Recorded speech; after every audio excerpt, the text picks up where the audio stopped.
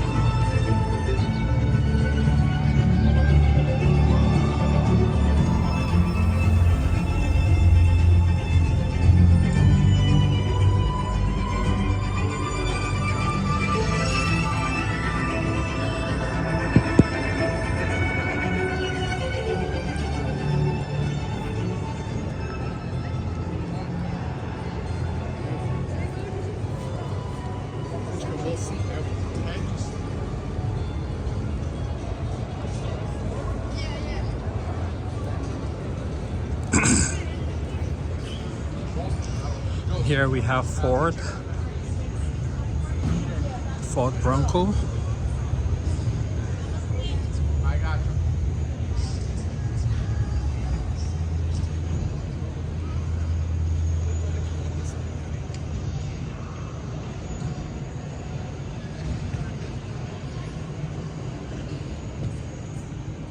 So just so you know, if you come in here, there is no early access. The doors actually opened at 9 o'clock. Unfortunately, I paid for early access just like 5 minutes before that. So, just so you know. There you have the button with the GOAT mode.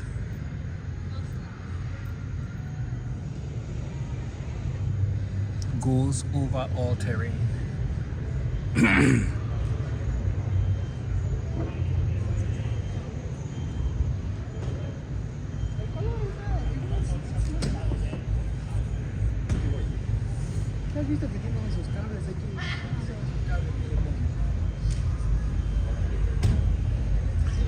This is the Bronco.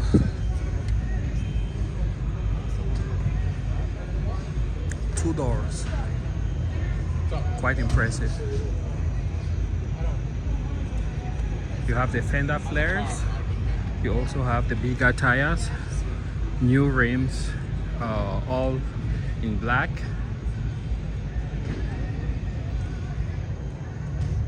Very nicely kitted out. Next to it we have the Timberline Ford Expedition, I think. Let's take a look inside. Humongous screen, infotainment system, USB charge port over there.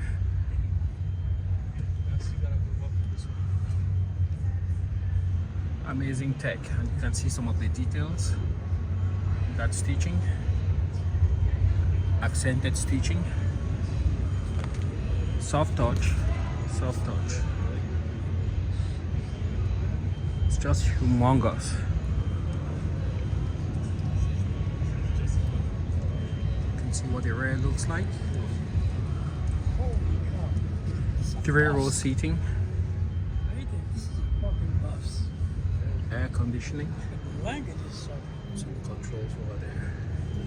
All right, let's continue around.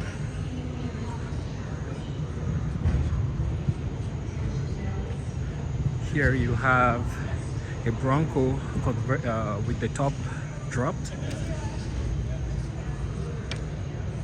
Good edition.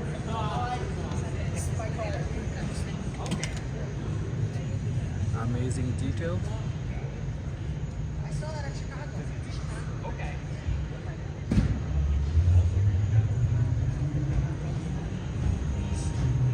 Very utilitarian.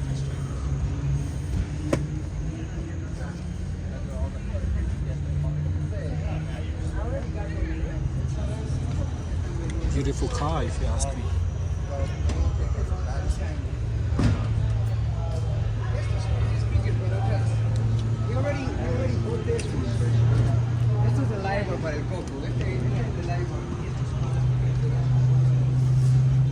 And here we have the Ford Explorer. Good old venerable Ford, a staple of the Ford Motor Company. And you can see it comes now with a new vertical screen. Let's take a look here.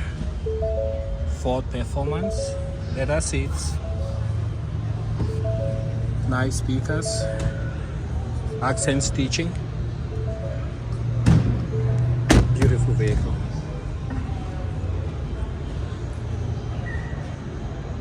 Explorer ST, quad exhaust, tow hitch, backup camera. Looks really sharp. So let's take a look inside.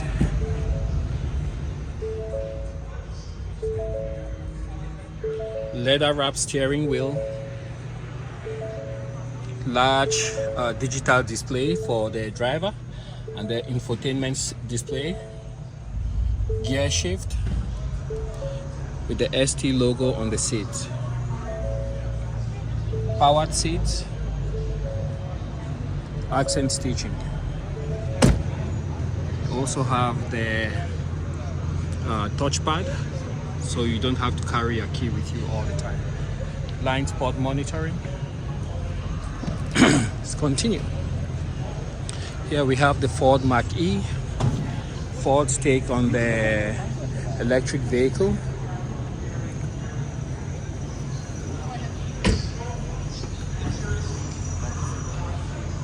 Mixed reviews, but I'm seeing more and more of these on the road.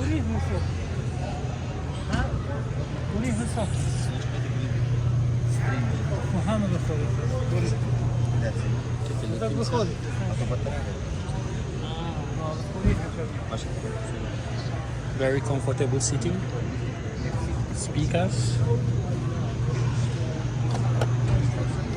That's how you open the door.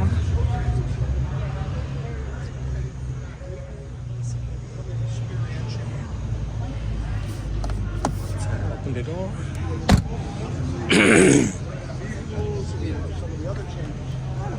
Mustang Mach-E, and here you have the new Ford Mustang. From what I understand, it's not an in-depth change, just minor iterative changes to the current Mustang. But I think there's a redesign coming up here very soon.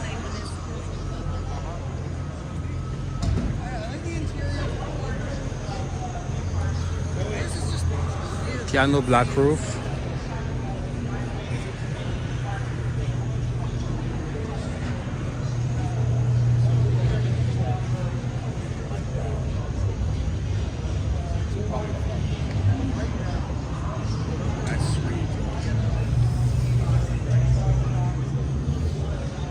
That's what it looks like in there.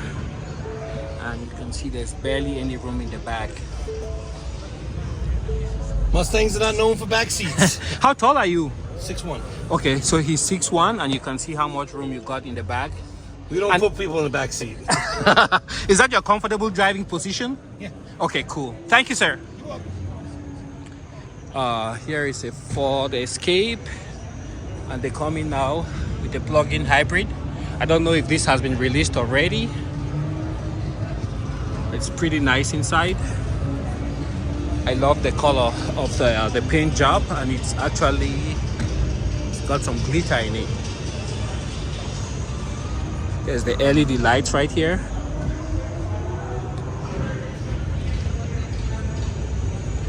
Ford LED.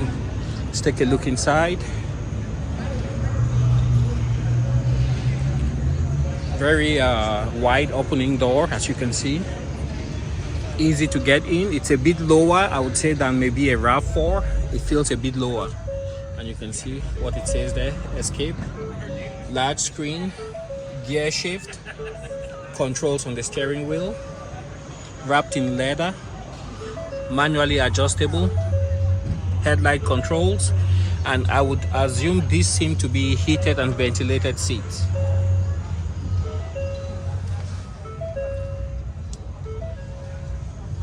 Large panoramic sunroof, and sitting in the back. Right, step out.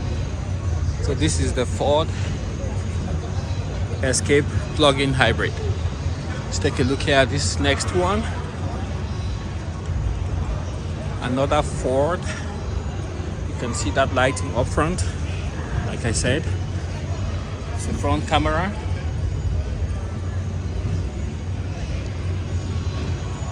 Let's take a look inside. This is the ST line. Wide opening door.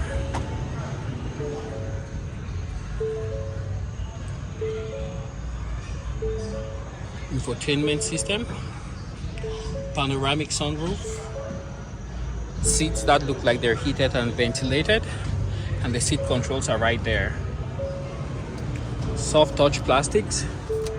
Soft touch plastics. Feels really premium. Let's take a look at the back.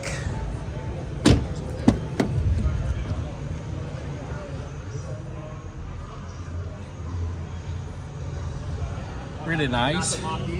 Got a speaker right there.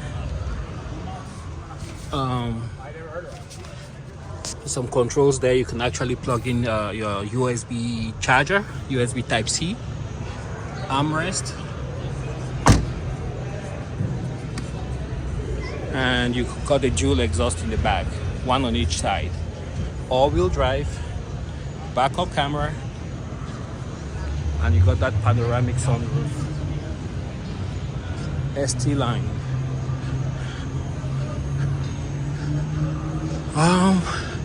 Yeah, this place is huge. That looks really interesting. Everything is going electric these days, guys. Oh, this is Ford Mustang. I don't know what year this is. Stick shift. Look at that screen. Wow. All new 7th generation Mustang.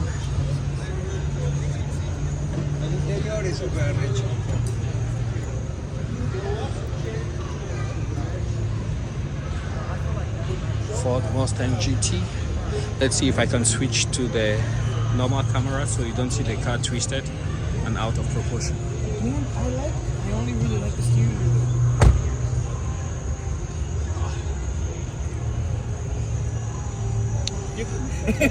He got so cute. Quad exhaust, performance. You have the antenna right here, and I think some satellite receiver over there. Coat hanger, stick shift, massive screen. Damn, yo.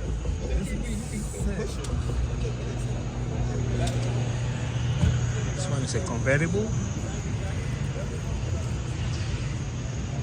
It's really premium. Let's open up the door.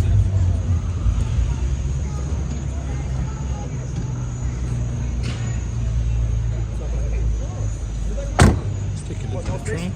Barely any space. Oh, I'm almost speaking that. Great.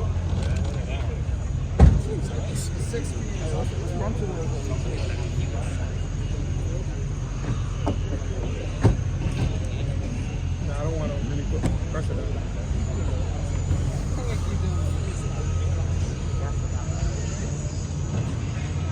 Yep, so it says 2023 Mustang. I don't know if it's available yet.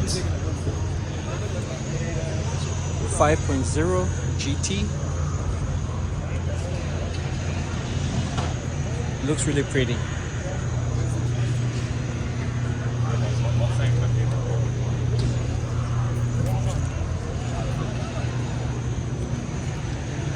All right. Next up is this Ford and Red Bull collaboration. This was on the TFL channel. They talked a little bit about it, where they're trying to develop some vehicles for Red Bull. Red Bull will do the racing, and then hopefully over the years, the tech will trickle down to Ford production vehicles. Let's take a look inside. This door is massive, but it feels really light. I don't know if it's aluminum. Super light.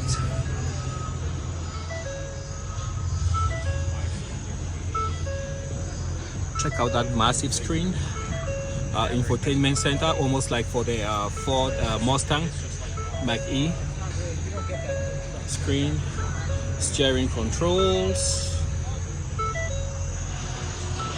platinum.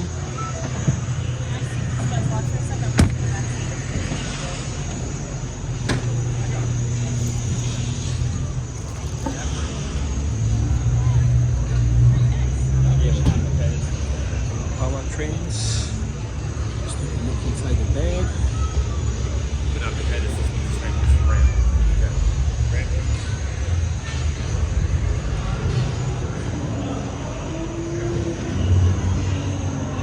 So this is an electric F-150. And here you have the front.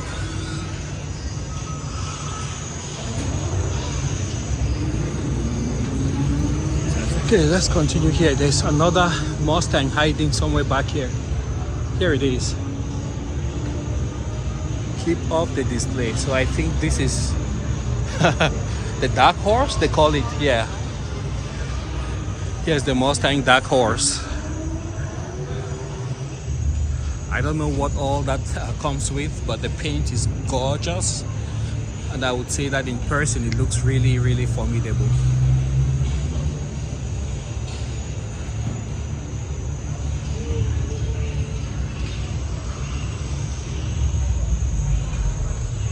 And you can kind of see the Dark Horse logo right there.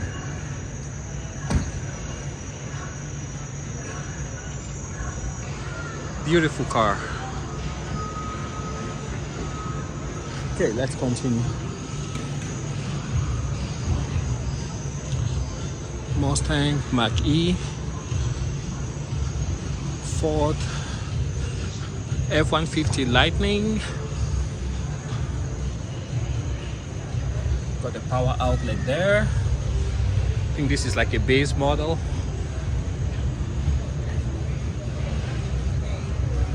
(2022) F-150.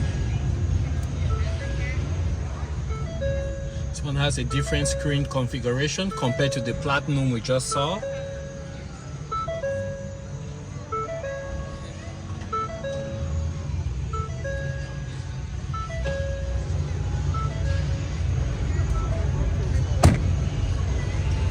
Charge. There's the front.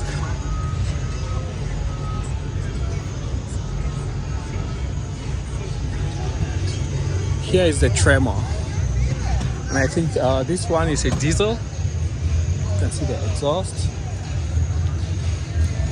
It's powered by a 6.7 liter power stroke F-250 Lariat.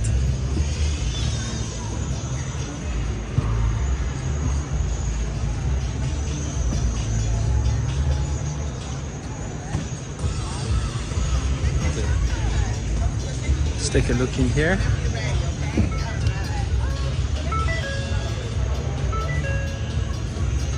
Soft touch material, soft touch.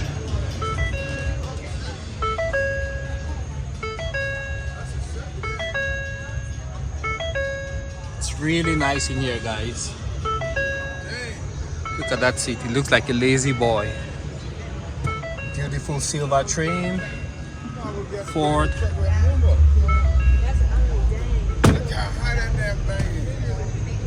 And this thing is just huge. Looks like it comes lifted from the factory. Have this gas and depth. Then you have a step there, which I believe you can fold up. Look inside. Different power options. There's a camera there behind the cab. Right there.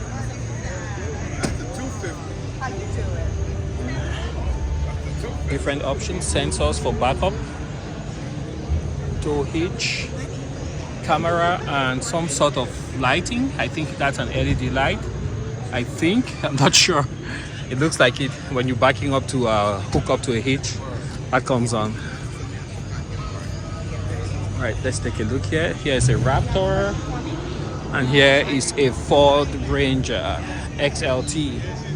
These are really great cars when you buy the diesel version, which for long has been available in other markets like Mexico, Australia, but recently reintroduced to the United States, and they're just a great competitor to the Tacoma, which doesn't offer a diesel version. So great vehicle. You can see here it's been set up for overlanding with a Yakima rooftop tent. Beautiful vehicle. Check this out. They just dropped the bed. You can actually work with that. Power outlet. Wow. Awesome.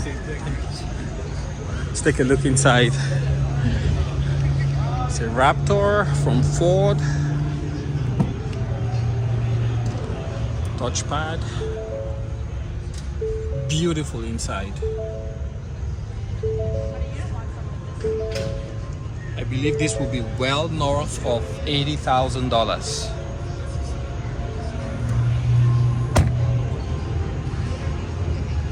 For the price. The camera. Okay, over here we have the Corvettes. What is going on over here? I think the Corvette E-Ray is missing.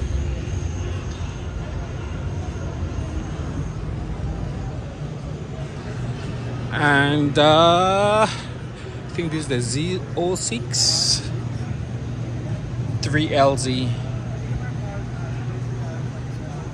168,000 MSRP. Let's look at some of the options.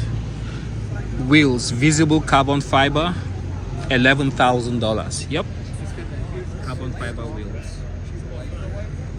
Okay, let's check another thing.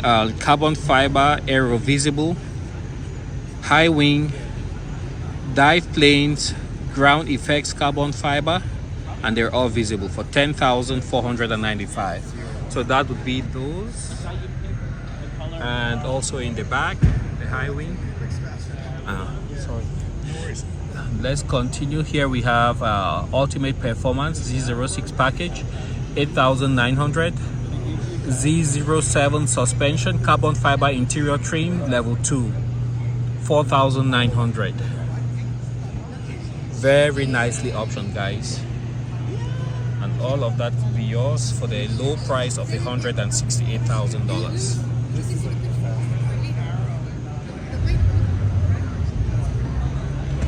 All right, let's take a look here.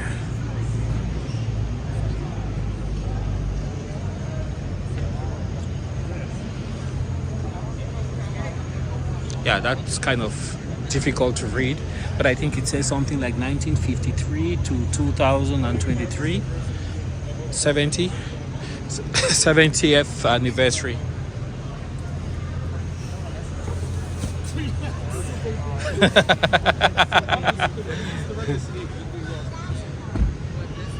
C8, and I think these are the engines for the Corvette.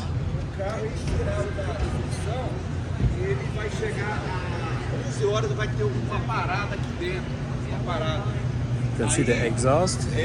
Depois da parada ele vai voltar ali um pouquinho. Se ele promover. Get out of the engine. Pretty complex. It's got a timing chain. Awesome. That's the Z06 5.5 liter V8. Variable valve and direct injection. You can see the throttle bodies. Crankshaft. Man, this thing is full of tech. Look at that crankshaft. The flywheel, sorry. I said crankshaft. Is that the starter? Man, that thing is buried. Huh. Wonder how difficult it is to replace some of these parts. But this gives you guys an idea, you know. Take a look right here. That's where the starter is located. Here you have the heads. And here you have the intake. So that's pretty straightforward. What else? Yeah, I think those are some of the main things. Oil level, oil fill. Take a closer look at the Z06.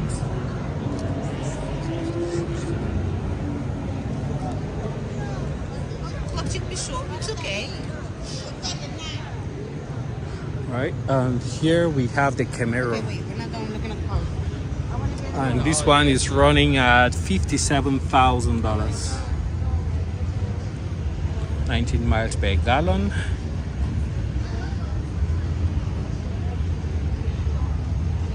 Yep, $57,000, guys. And this could be yours. SS.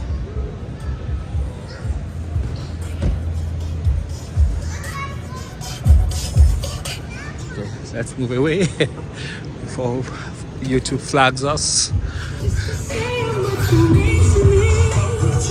And here, oops, too bad. Here we have a Duramax High Country from Chevy, and you can see the interior. It's very spacious here in the back, and you got heated seats and also USB outlets, sunroof.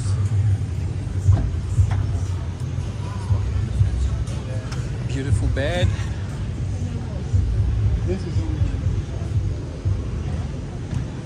And over here is the same Duramax, but this one is Z71. And I got to say, some of these newer diesels, they are very quiet. You would almost think that they are gas engines. Just look at the amount of room you have there in the back. They're very comfortable vehicles. And what is this? This looks like a gas engine, but the exhaust looks like a diesel exhaust. Let's take a closer look. Alternator. I don't see diesel injectors here, or maybe I'm mistaken. This certainly looks like a high pressure rail. Yep, it's the Duramax diesel engine. And this looks like the turbo. Catalytic converter.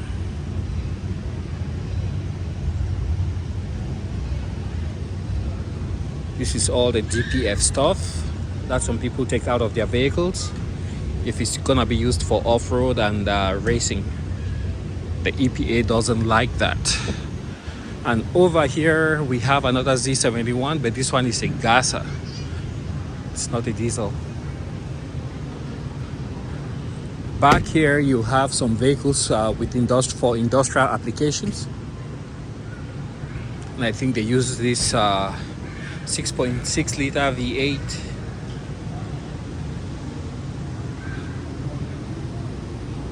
Massive engine.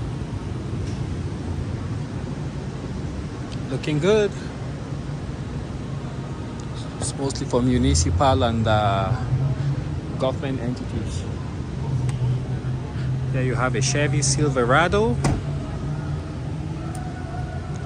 Let's take a look. Silverado too. It's a Silverado. Oh no, the Yeah. 2500. That's like that one.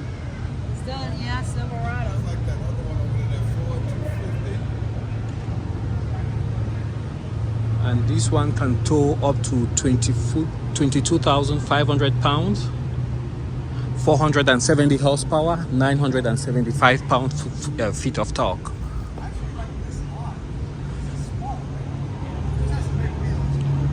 Over there we have a Trail Boss, Desert Boss. You can see the difference. Trail Boss, Desert Boss. Here's the new Silverado, heavy duty. See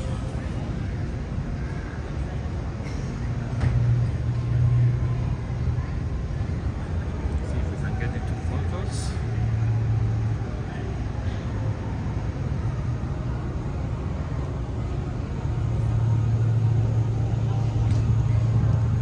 Alright guys, I will stop here for the first part and then we'll start the second part right away.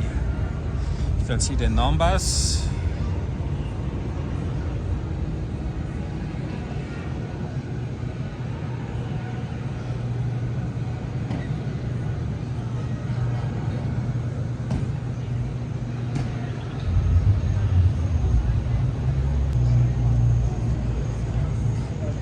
All right, the big thing this year are the electrics. So here we have the first ever all-electric Chevy Equinox. It looks like a regular Equinox. It's sleeker, the roof line is lower, and it just looks longer.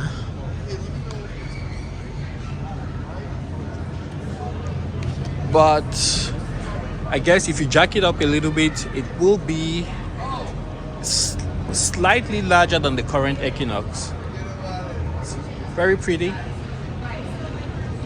That's what the interior looks like. Very basic, nothing luxury, nothing fancy in the back. And up front, you got those massive screens.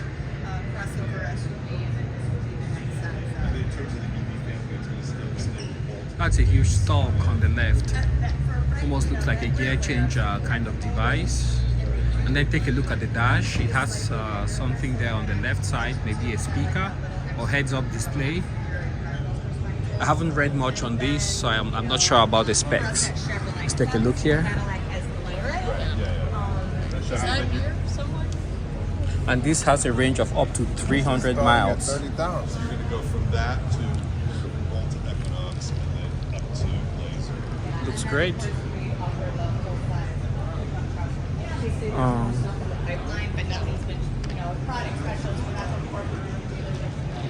Yeah, we have a charging station.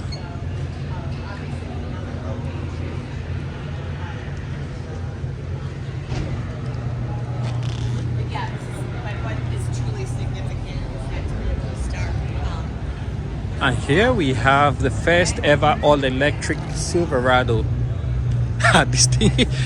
This thing is massive, guys. I don't know on what platform they build this. Even the wheels, what are these?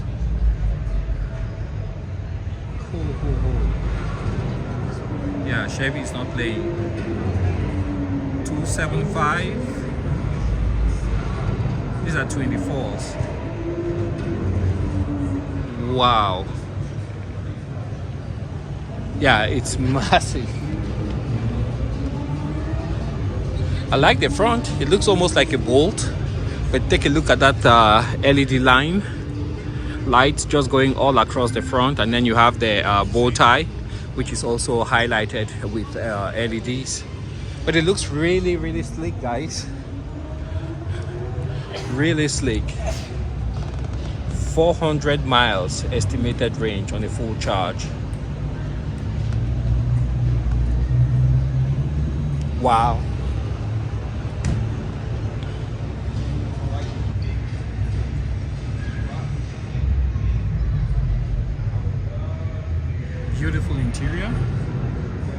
Oh, look at the rest. You can collapse, extending the bed all the way inside.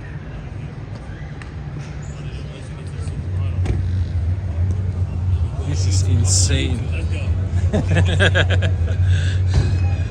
This is insane.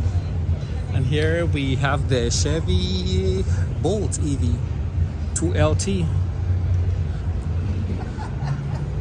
Let's take a look here at this one. We almost missed it. Hi, I have a quick question. Absolutely. Size-wise, this looks really big. I'm not trying to compare you guys, but how does this compare to like the Hummer EV? Is it bigger, smaller? Two different vehicles. Okay. So I'm not sure. So this is a pre-production one. Okay. for me. Are we talking about length? Yeah, it just looks like really big. Let me see what the Hummer EV length is. It looks really massive. It's probably the giant 26s we have on here as well. Okay, probably. 20 Hummer EV pickup, wheelbase. Do you guys have a timeline for the Equinox EV? Like for sale, when it might be available? So that comes out in the fall. Fall 2020. I'm sorry? Is it okay if I say? No, I can't Okay. be on film. Okay. Yeah, so fall 2023. Okay. Any idea about the price? Starts at 30. Starts at 30, okay. I see it has like a it might go up to 300 miles per charge. Correct. Okay. You've done your research. Oh, it's right there. All right. Anything here that you think is of particular interest that you might want to point me at so I go take a look at it? Yeah, so going back to the original question, our Silverado is longer than the Hummer EV. Yeah, that's what this thing looks the length massive. is going to be 233 inches long. Yeah, it looks really, really versus massive. The 216 inches the Okay. Hummer EV is. Okay. That answers my question. Would you like the brochure on both these vehicles for your content later? Yes, please. Okay. My name's Sean. What's yours? Abby? Abby. Nice Yes. to meet you. What's Nice your to meet you. email address? My email address would be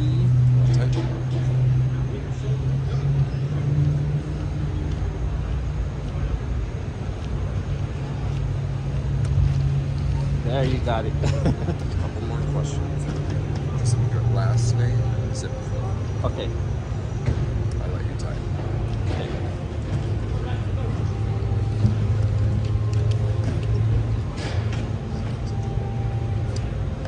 Is that your first name? Yes. And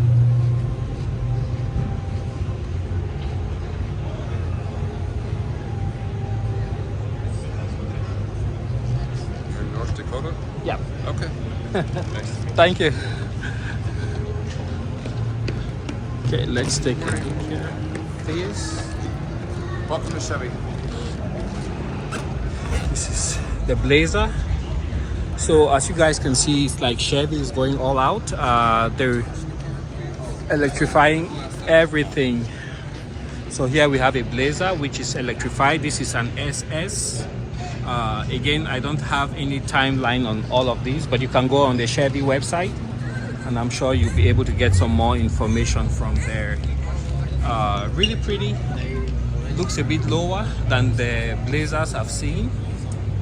And I think this is kind of a little bit souped up, so it should be maybe a bit faster. Let's continue over here.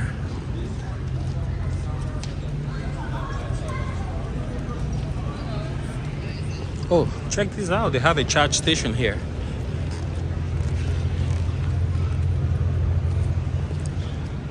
Okay, here's a Chevy Bolt, which has been staple from Chevy. This one's they sell, I think, about 30,000, right about 30,000. A little bit close to the Model 3, but they are limited by their range and some of the amenities that they have. So I've seen quite a few of them on the road. Nice little car.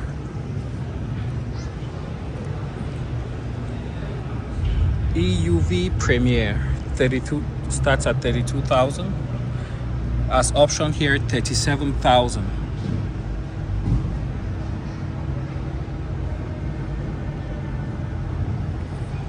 Take a look.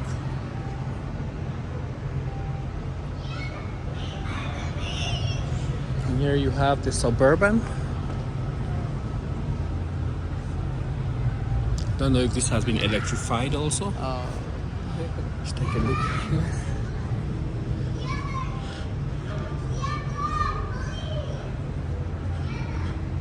And this is the 2023 Chevy Suburban.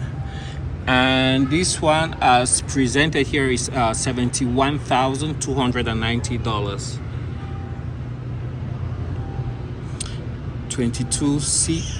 22 combined, 20 city, 26 highway. It's massive, guys. It's humongous. LED lighting underneath. Beautiful screen.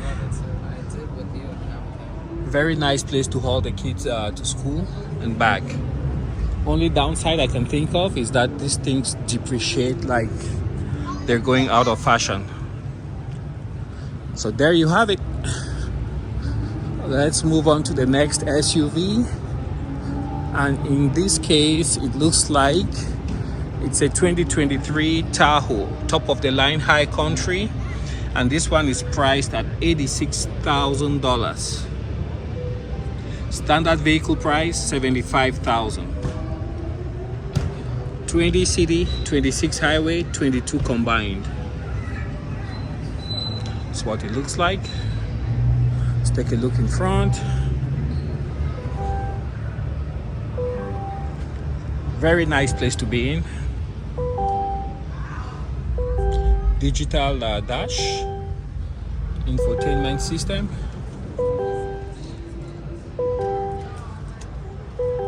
It's got a Bose sound system. Electronic parking. Got the high country accent. Let's step to the back.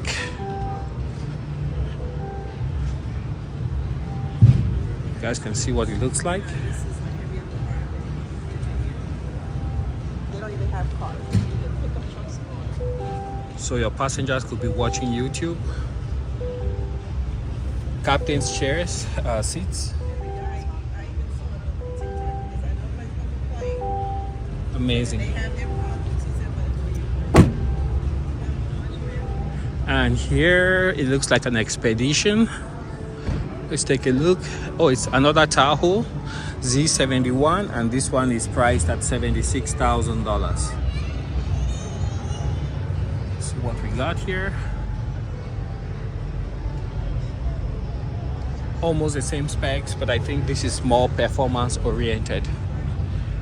Captain seats and no screens in the back. Take a look at the trunk. Third row seating.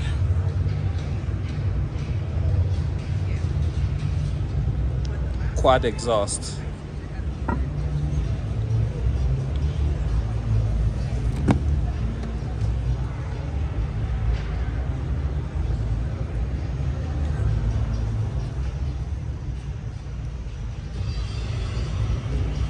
Alright, and over here we have what looks to be a Traverse. Lots of piano black, some stitching, gear selector. That looks like a charging pad.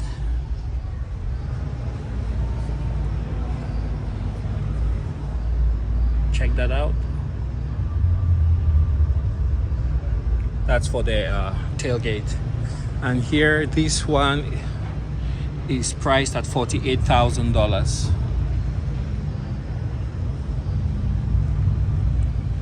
Captain seats in the back with a third row.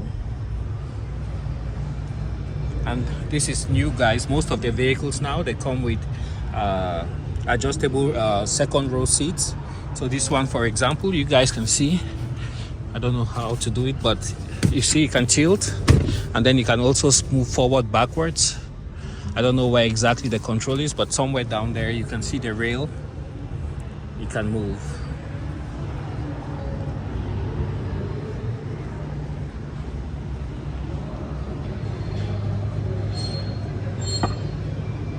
Right, let's continue. Here we have another Traverse, and this is the Premier Redline Edition. Take a look.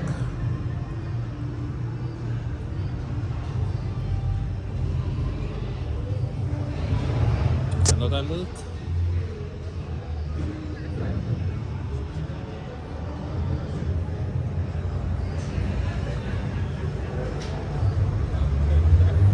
Just about the size of a Ford Explorer.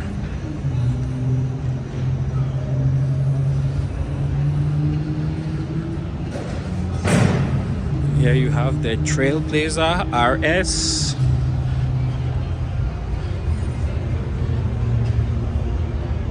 See product specialist for more information.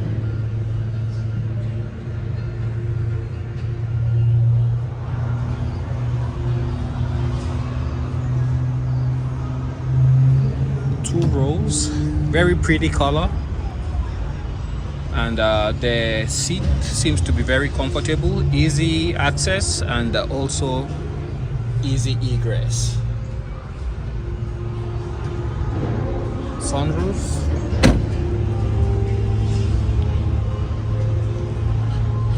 And this is a rare color here. I don't think I've seen many of these on the road. Trailblazer all-wheel drive active. Accented seats, white roof, got the sunroof, stitching on the headrests, same deal.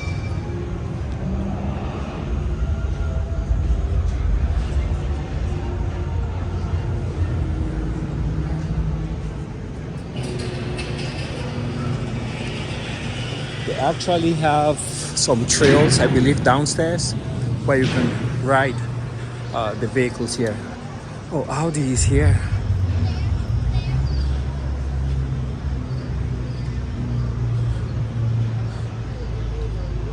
Audi display is sealed. You have the R8 here with the V10 engine.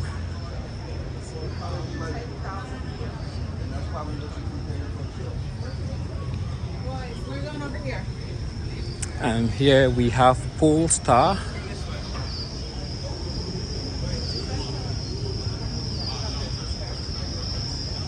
Huge brakes. I'm seeing more and more of these on the road. It's like the OEMs are catching up on Tesla so quickly. And this is the Polestar 2. As you guys can see right there. So 2023 New York International Auto Show.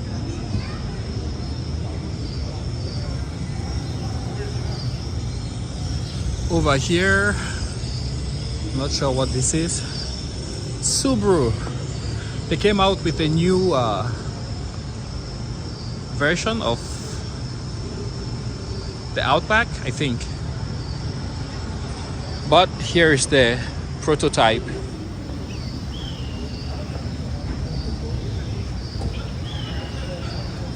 This is weird. You're literally in a jungle. So this is a prototype vehicle, so you can see the cladding, which Subaru is doing more and more of this. Cross-track, very popular in New England and also out in Washington State because of the all-wheel drive and reliability of Subaru engines.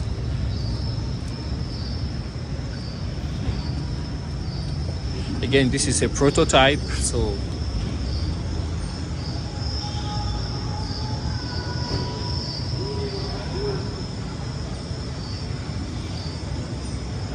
many details might change before the vehicle actually goes into production.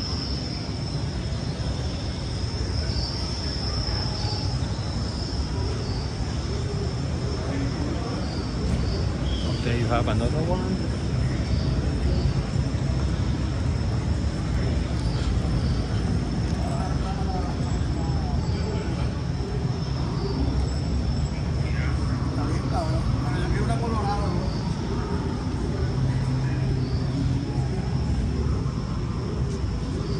Again, this is a prototype.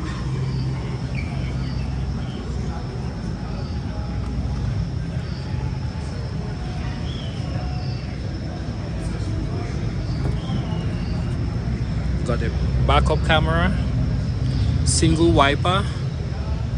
You got the new design, like the outgoing Hondas with the claw. I don't see any exhaust. Anyways, it's a prototype, so I will not go underneath, and maybe might just be a gaping hole for all I know. If you look over there, you can see USB and USB Type-C. You got manual gauges, massive screen, leather wrapped steering wheel, electronic parking. You got heated seats, both front seats. Kind of like this design. It's compact, and knowing that it's all-wheel drive, reliable, that's good. Okay, let's leave the tropical forest.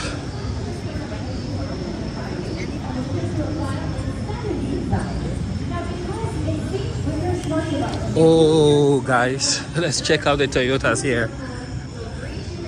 This is amazing. This is amazing. I think this is an actual old FJ49, and there are some parts in the world where this is actually still a thing.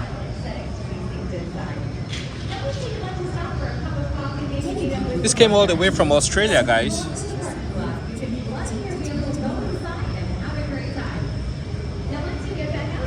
It's a beautiful wrap. LED lights.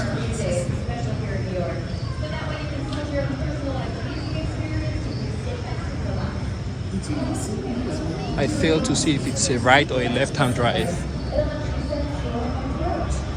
It's a right-hand drive. Amazing build. And these ones, you can get them from Malta. And I think there's another company in Virginia that outfits these for the US military. This one is a right-hand drive. I think you can also buy this brand new in Dubai and probably Australia. Correct me if I'm wrong.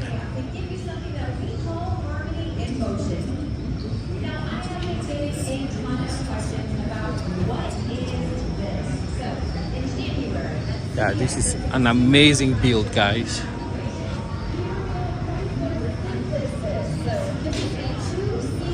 I wish they offered this in the United States. But here you have a Tundra. It seems to be sitting quite low.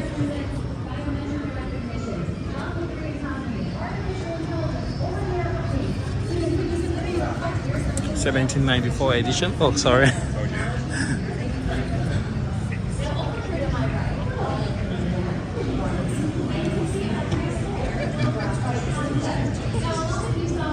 Built here, lives here. New Tundra. I believe these are assembled Tennessee, Texas.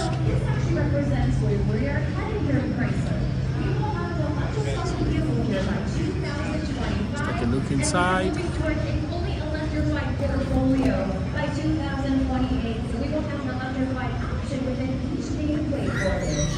Amazing.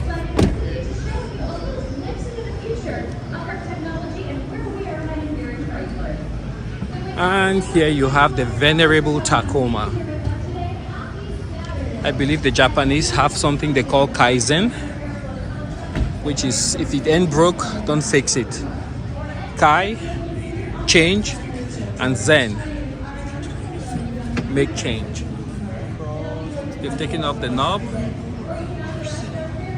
I believe those knobs get people with sticky fingers, you know, they get those knobs. But yeah, here's the Toyota Tacoma, best selling mid-size pickup. It doesn't give very good mileage. And the one thing I've always had with the Tacomas, you see what happens here? You see the floor? It's almost like you're sitting on the ground. I find that very disconcerting if you have to sit here for very long hours, drive very long distances. But very reliable engine, very reliable drivetrain. It's proven itself, holds its value. Most of the time you wouldn't wake up in the morning, try to start the car, and then you have some kind of random gremlin stop you from moving. So yeah, this is the TRD Pro. Same deal here. You can see for an adult sitting back here for any extensive length of time, it's gonna be uncomfortable. So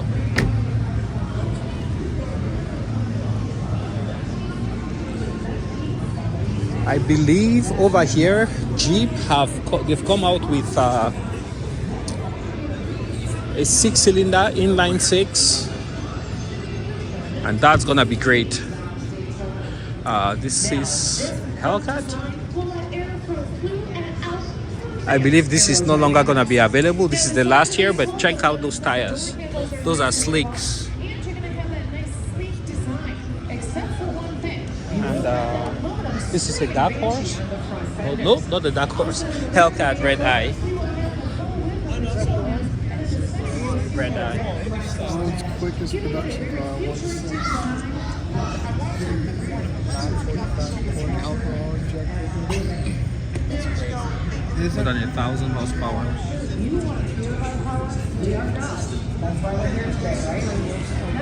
Definitely a hit here. Everybody loves it. LED tail lights, racing slicks, wide body kit. All-wheel drive and an electric powertrain. Now, we also have a passion-friendly multi-speed transmission, electro-mechanical shifting, giving you distinctive shift points. Also, if that's not enough, let's give you some more horsepower. And We'll give you additional horsepower when you feel for speed. We expect with street tires, 0 to 60 is going to be in the low 2. If you drive the car, fill it with the 85, drive it at 1,025 horsepower, full throttle, the fuel tank will last 7 minutes before it runs dry. And the price on this thing, it's unfortunate about destination charges. They call it the SRT Demon 170. 170 is apparently the proof of ethanol if you were to drink it, which I think you're not supposed to do. They priced it at $96,666 to get that 96,666. Unfortunately, destination charge means it's really 103,361. We heard some stories about dealers trying to get like $250,000 over a sticker. Dodge is trying to take action, or Chrysler's trying to take action against dealers to keep them from kind of gouging like that. But I think what the dealers are doing is they're having employees buy the car, so then they sell them used for $250,000 over a sticker. So we expected limited production. They haven't really given us a number, but yeah, it's a hell of a way for the Challenger to go out. We've got, if you pick up the next issue of Motor Trend, I think, we've got a lot more about this car. I wrote a history of the Challenger. It was really interesting how the original Challenger in 1970 came out just as the muscle car era was ending. Never sold the way Chrysler thought it would. I think they lost money on the program. It wasn't until modern times that the Challenger finally fulfilled its potential that they wanted way back in the 60s. Challengers aside, the car behind us, I'm kind of ashamed to say, is kind of the thing that I'm most excited about here at the show. This is the Dodge Hornet. It's their new SUV. It's their first new SUV since the Journey. It's their first new car since the Dart. They haven't had a new model in like 10 years. So this is actually based on another car we're going to see in a few minutes here from the Alfa Romeo Tonale. Now, we also have But what's cool about it is it's going to be very quick. Base model is going to have 268 horsepower, standard all-wheel drive, 6.5 seconds to 60 miles an hour, and that's for about $31,500. And they're doing a plug-in hybrid model, which will get the RT label. And that's going to be 288 horsepower, about 6.1 seconds to 60. And they also did this really cool one, this GLH model here. This is a bunch of That's impressive. that's dealer incentives. Lowered suspension, louder I exhaust. actually heard it's a little bit cold out there. I think it's nicer here this week. And a couple trees fell down. I saw that. New Dodge Yeah, could Hornet. you imagine the tree falling on that? I know it's crazy about the Masters right now. Yeah, but a lot of fun happening over there too. Tiger's gonna make it, I think, right? I think he's gonna hope to make that cut. I hope so. Now also guys, to finish it out, we do have this beautiful panoramic sunroof. That's gorgeous. Well, ladies and gentlemen, this is the Dodge Daytona SRT concept. That is the key word here, concept. Right now, Dodge has no plans on producing the Dodge Daytona concept, but that's okay. We're a very innovative company, as you all know. You never know when you might see something like this in your driveway. Well, on behalf of the entire Dodge brand, we want to thank you for stopping by today. My name is Karen. If you have any further questions, I'm one of the product specialists on hand. We also have other knowledgeable product specialists on hand as well. Also, we have something exciting here at the New York Auto Show. We are getting everybody registered to win that $100,000 towards a vehicle of your choice. We have a super kiosk over here. You can get registered. Oh my gosh, he's so funny. He's jumping. He's skipping over there to get into the drawing. That's right, sir. It's $100,000 towards a vehicle of your choice on behalf of Stellantis. The hardest part is, what beautiful vehicle will you take home with you? I don't know. We have so many choices, folks. We have everything from Alfa, Romeo, Chrysler, Dodge, Fiat, Wagoneer. Oh my gosh, and Chrysler. Absolutely. Enjoy the rest of the afternoon here at the New York International Auto Show. What car is this? Is this the new Dodge? This is a concept. Okay. Yes. It looks gorgeous though. It's huge. Okay, thank you. Oh, so it's like we don't. Okay. So we don't know. That was another question. So we don't. Is it longer than the Challenger or the Charger? We don't.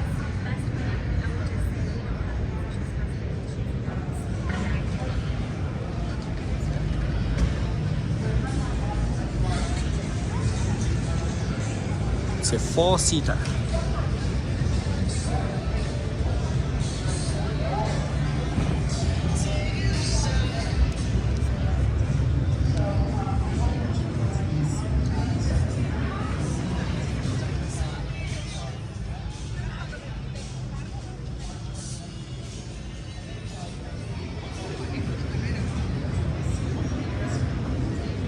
Good morning, friends and families. I want to welcome you all here at the Wagoneer Vehicle Display.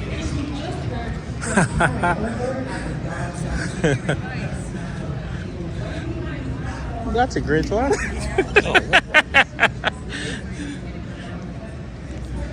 Doesn't this resemble one of those Bentley vehicles with the doors removed?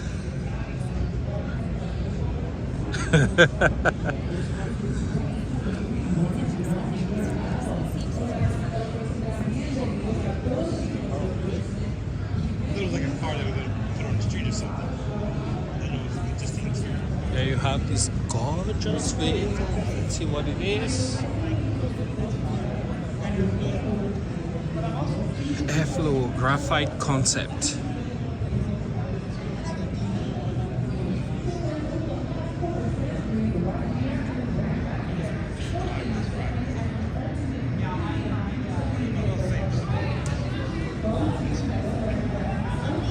Here we have the Chrysler hybrid.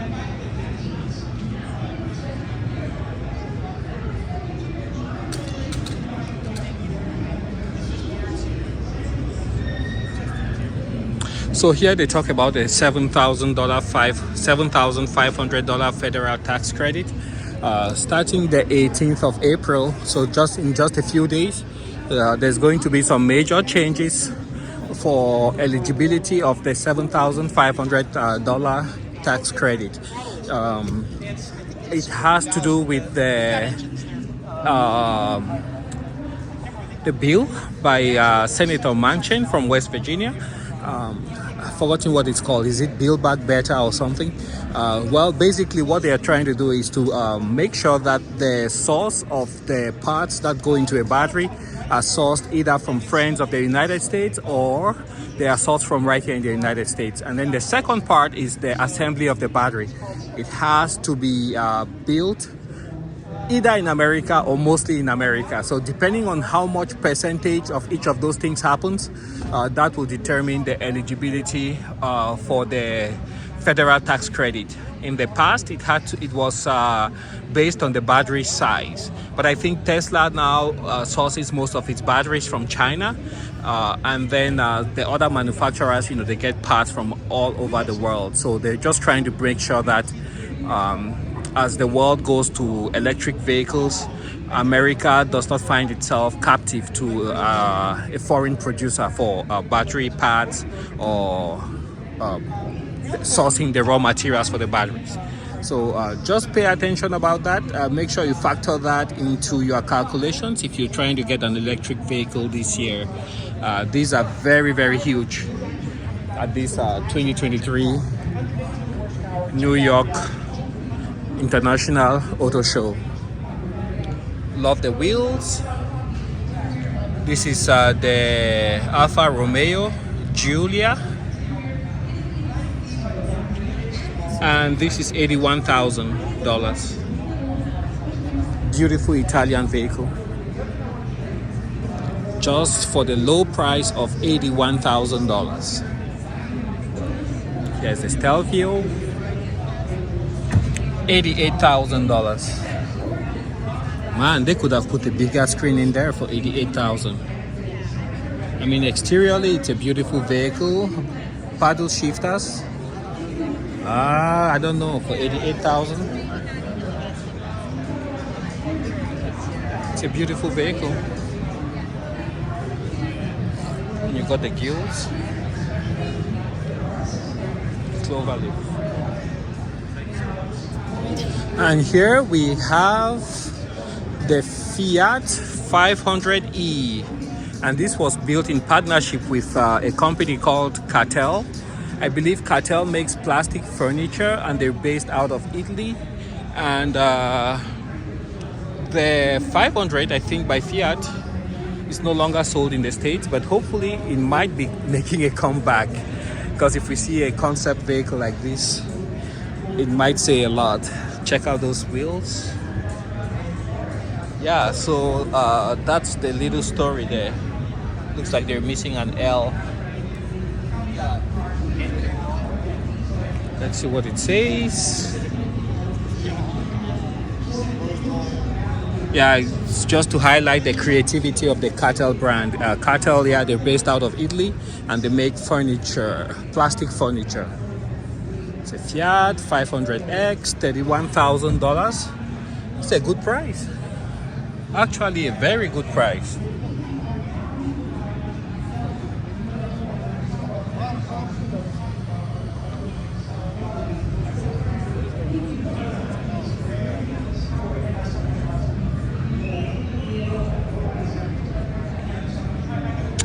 All right. Certain journalists referred to the front of it as, I can't use the exact phrase, it had a word that starts with V, but basically he said that it looked like lady bits that had taken weight. And that got him fired from the San Francisco paper. Let's go around the corner here to those SUVs. And here is Kia. So Kia and Hyundai, they are corporate cousins. So what you see in Kia, you will see almost the same thing in Hyundai, but with a different theme. So, just slight differences, but the underpinnings, the bones, the structure, the infrastructure would be basically the same. So this is the 2023 Forte GT.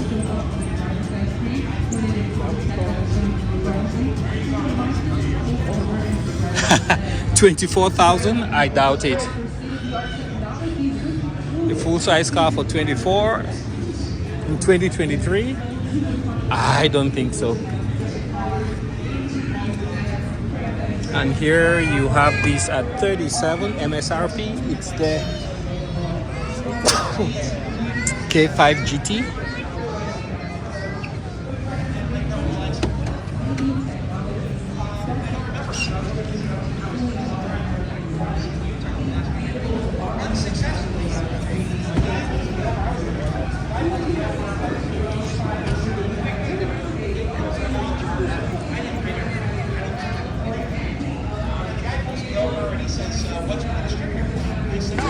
Watch your step. You have the quad exhausts.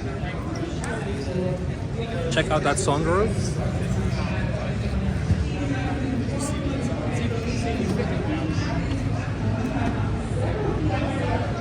This is the Stinger. Doc DeMuro had one of these. Let's see what the price is. It's now 57,000, brand new. GT2 all-wheel drive V6. And here you have another Kia 2024 Seltos SX.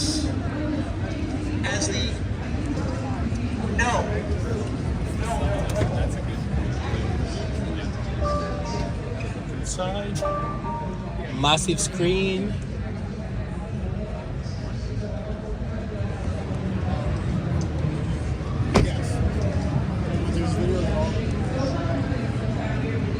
Okay, let's make our way over here.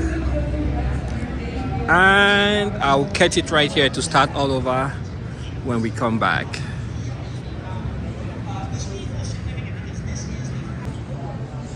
All right, we're back here at the Kia stand, and here we have the 2023 Kia Telluride SX Prestige X Pro V6 all-wheel drive. And this comes at $55,480. It's got a heads-up display, as you guys can see. Let's make our way around. Looks pretty nice. You got that massive screen.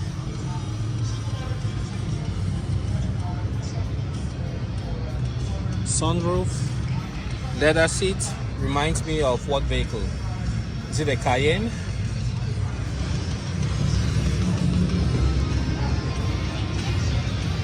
Captain sits in the back. You also have a privacy screen. Pocket, a coat pocket there. You got a charger seat, very convenient location. Sunroof in front, sunroof in the back. Third row with very easy access.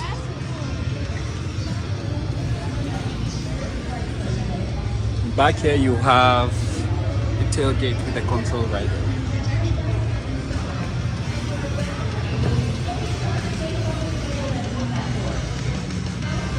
All right, let's continue, guys.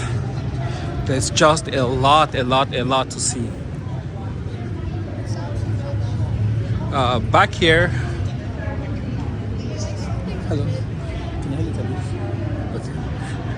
Okay. We have.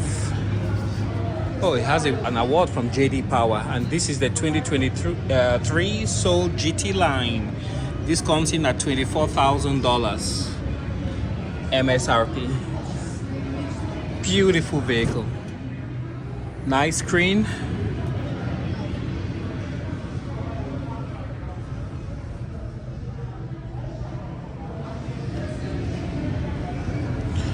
I hear Kia is supplying owners of the Kia Soul with steering locks, manual steering locks like the ones who they used to make in the 80s to prevent the vehicles from being stolen.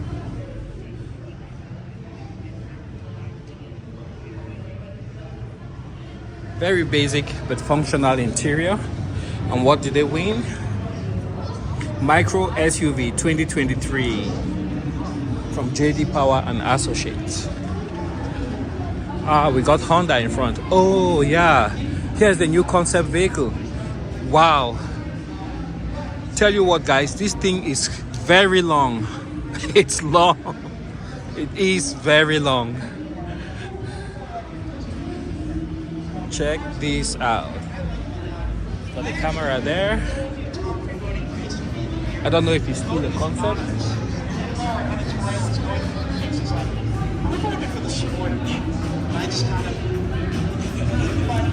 I was on there. I wasn't supposed to be on the platform. But this is the all-new 2024 EV9 Land all-wheel drive. And the MSRP not available. But it's got a dual motor, 5,000 pounds towing capacity, 7.8 inch ground clearance, and it's got a 99.8 kilowatt hour battery.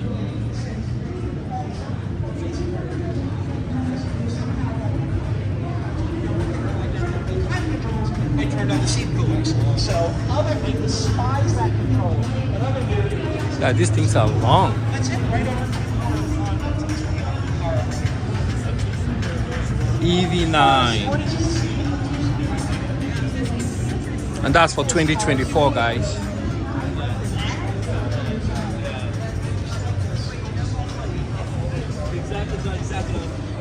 (2023) Sorento plug-in hybrid electric vehicle. So I think the plug-in hybrid is the way to go, and I think that's what Toyota is doing. Plain hybrids, the battery size is just too little, so when you get stuck in traffic, you know, the vehicle struggles, you know, it doesn't stay off for too long if you have your AC or your heat running. So with a larger capacity battery and maybe with a smaller engine, you reap the benefits of both worlds. So this is the Kia Sorento plug-in hybrid. And it looks like that is based off of this, but it's just so much, it looks so much longer to the eye. I don't know, maybe it's me. And here we are at Honda. This seems to be the new Civic, which came out, was it a year, 2 years ago? You can tell from the new grille that they have. A very good staple from Honda. New screen design. You got the honeycomb air vents that you control using this little stick.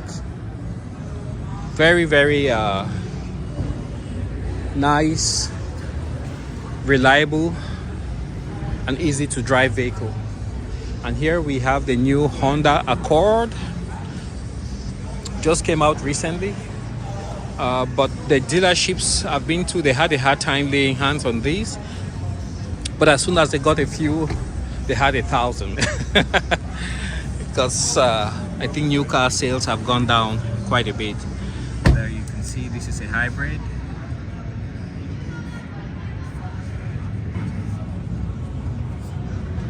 It has the same design elements, almost like the Civic. You got a charging pad right there. Let's move over to the side. Yeah, so it's a hybrid touring. Let's take a look inside. You can see the door. It looks very much like the 9th generation Accord. Got 2-position memory for the seats.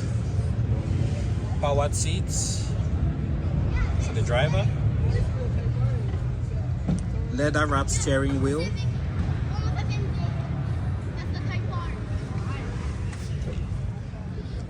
Rear view mirror. Still got that piano finish there. 2 cup holder, Qi charging. There you have the screen. It's got some paddle shifters. You can see negative, positive. And then you have the start button, which is kind of hidden back there. You actually have a physical volume control.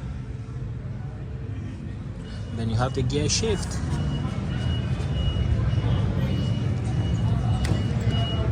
Nothing too crazy, nothing too complicated. You have rear heated seats, heated rear seats.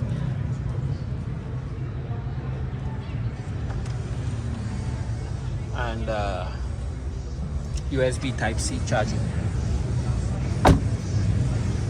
can see the slope of that roof line, and if it's parked next to the Civic, you can actually see the size. They probably look kind of really close, almost very similar, but somebody who is not paying close attention might easily confuse the Civic for the Accord, but the Accord is way much larger. MSRP hybrid touring 37,890. So basically 38,985, 39,000 before taxes with destination charge for the hybrid. And let's see what it gives for gas mileage. It does 46 city, 41 highway, and 44 mixed. So the way this works is it has a different hybrid system from the Toyota Prius, and this one is geared more for like 60-65. That's the optimal. But if you take it on the highway, you have your AC running, you will notice that the battery charge will slowly drop, and if you're going like on a very big long climb, you will notice the power from the vehicle will actually drop to the point where it starts slowing down. I had that happen to me one time on a very long mountain pass when I was going to California on my Honda Civic hybrid, Honda Accord hybrid. And the Honda Civic MSRP $26,000 as presented, and it does 30 miles per gallon city, 37 highway, 33 combined, 158 horsepower. And here we have the new Honda Pilot. Let's take a look at this one here, since nobody is here.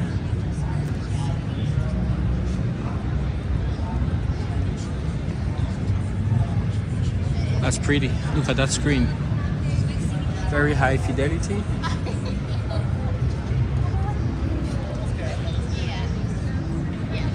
This is a Trail Sport.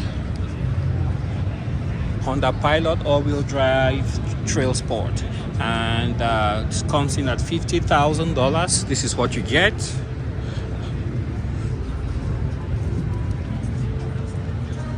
Completely digital display. If you haven't tried shopping for a car within the past, I would say 5-6 years, you will be amazed by the amount of tech that has moved into vehicles. Basically, these cars are slowly being transformed into computers that happen to have wheels. It's got a tow hitch. And let's take a look here, see how much this one is going for. Hello. So what's the MSRP on this one? Because that one there is 50,000. Correct. This one's around 54. It's the Elite. What's the difference? Is it just like a few trim pieces? Trim level. Some features will be different. Yes. Okay. Inside and out. Okay. Yes. Thank you. Wait, the Pilot, there's no hybrid, is there? Not yet. Not yet. Okay. Just the CRV. CRV hybrid and the Accord. And the Accord. Yes. Then Civic is coming soon, right? It will next year. Next year. Yes. Thank you, ma'am. You're welcome. Okay, let's take a look here at this one. So this is the Elite. It's got the memory seat function.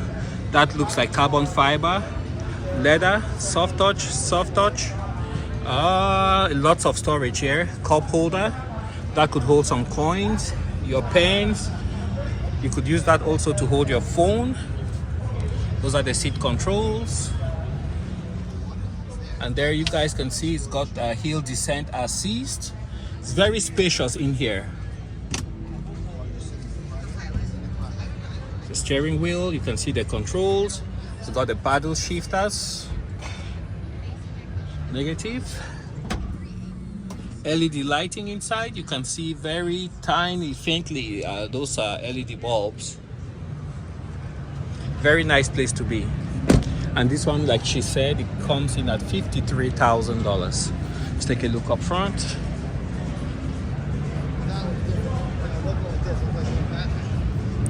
You can see it's got a camera there. All right, let's take a look at this one. This is the HR-V from Honda.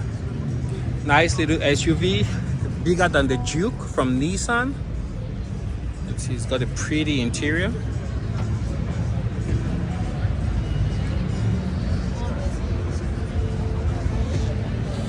And this one is MSRP is $31,150.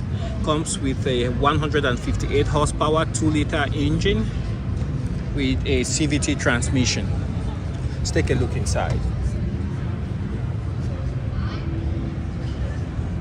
Very soft touch, no memory function. Seat controls.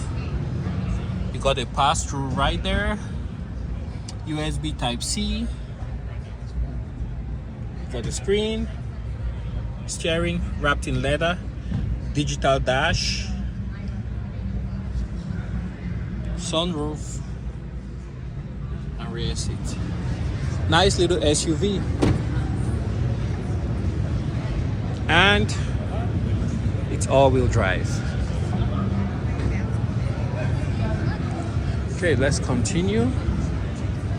Same deal here, but I think this might be a trail sport.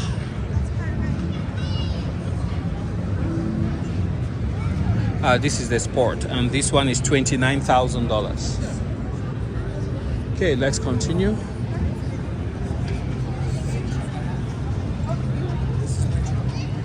How do you think I know how to use this? Here we have the Honda Passport. You can see the dual exhausts. The interior here. Take a look. And this one goes for $48,000.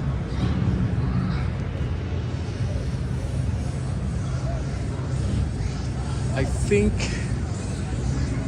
those are the main vehicles here. Back here you have the Honda Odyssey, which is a family hauler.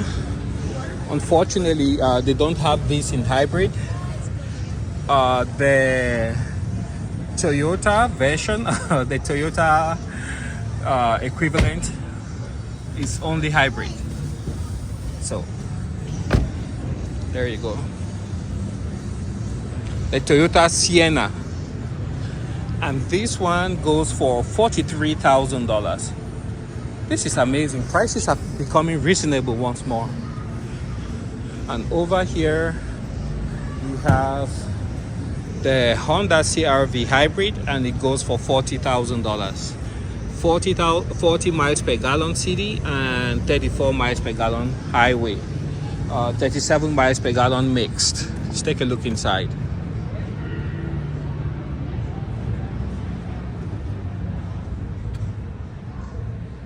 Beautiful interior.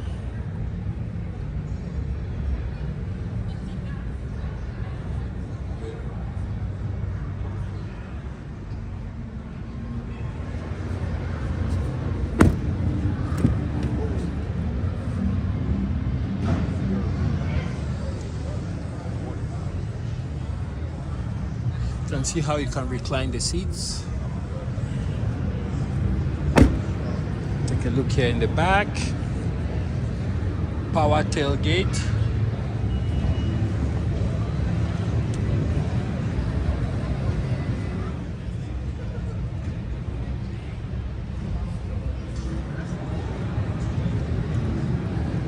All right. I've taken a ride. Yeah, barely scratched the surface. And I'm not sure where exactly you go to sign up for the test drives, but they're giving test drives in some of these vehicles out here.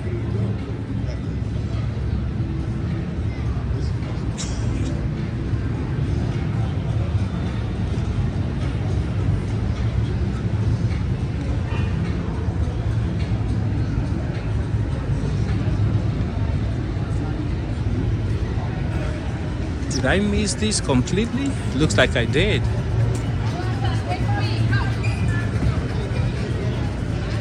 The 2023 Nero, $41,000 plug-in.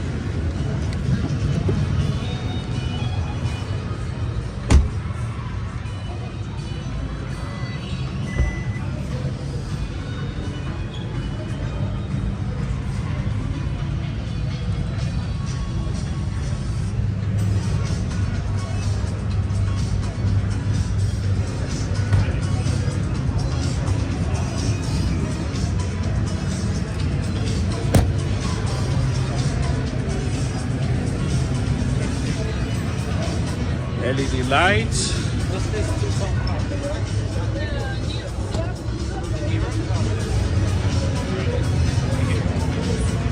Power tailgates.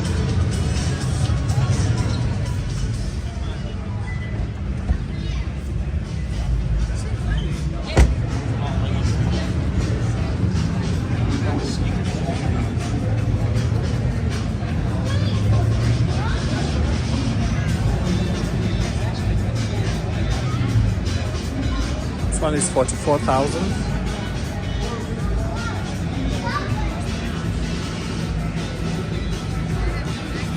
$253 miles range. This is pure electric.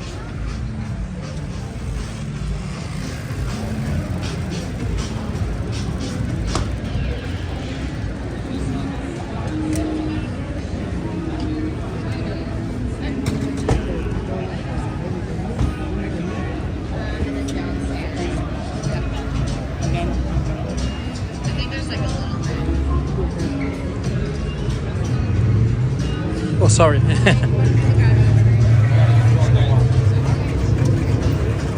It's shaking.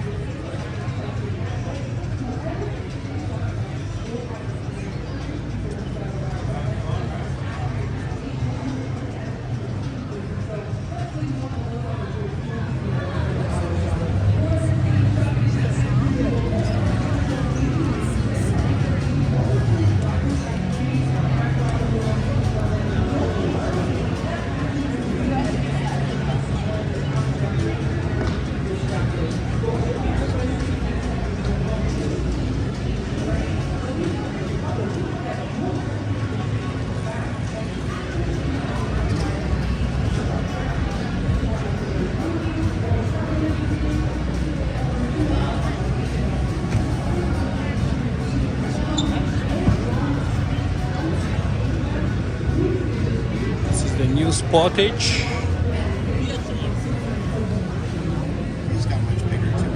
MSRP 26,000. Now we did 39,000.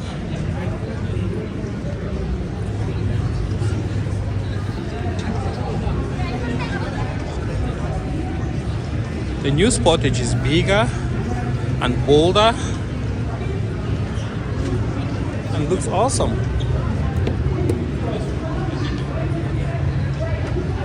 Let's take a look. Side.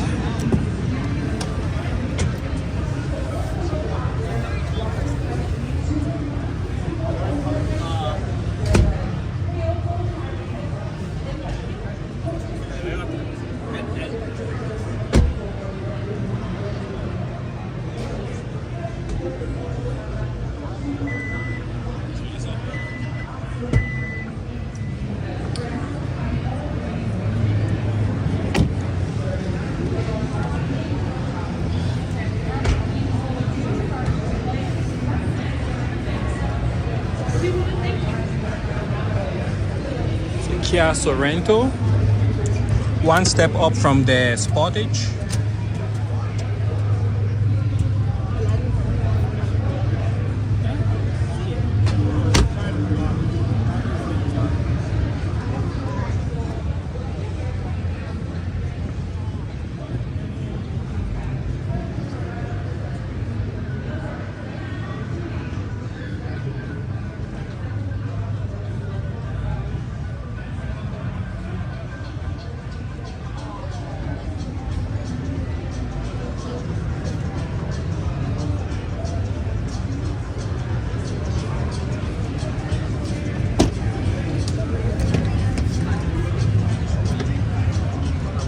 Cup holder,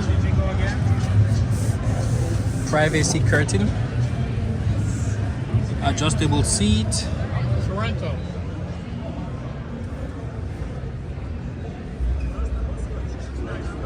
AC plug right there, Same quality.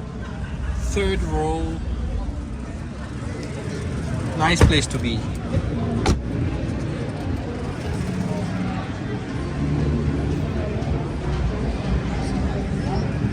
It's a little piece of plastic, but yeah, you just have to make sure it's a bottle that's not. And let's check out their van right here.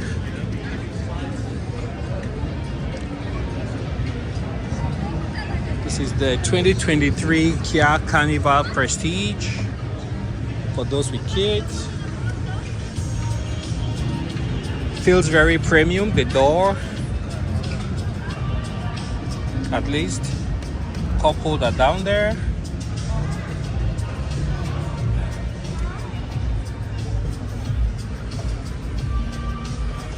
Large screen. We're allowed to get in. Steering controls, and it's got a sunroof.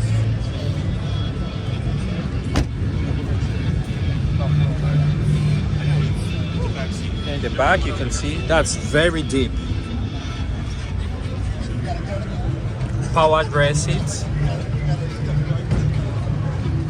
and the tailgate is also powered.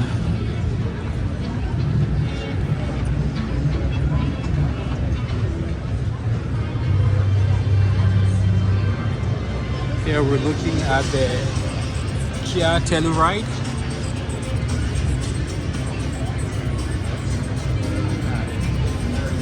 It's the Prestige, MSRP 54,000. Let's take a look inside.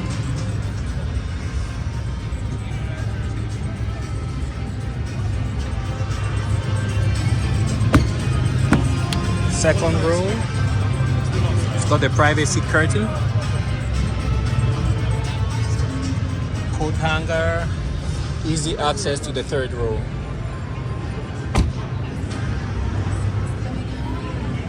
And here we have Stellantis with the Jeep product, and I believe they're coming up with a 6-cylinder for this inline 6. Check this out, guys. It's lighted here. There's a light there, LED. It looks amazing. Wow. Yeah, this is really luxurious in here. I like it. I love it. Check that out. Let's jump out before YouTube gets us. Is that failing already? Look at that.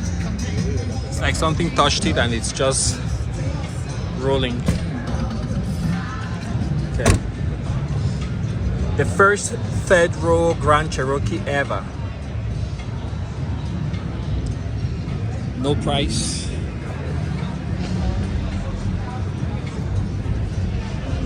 It's an L.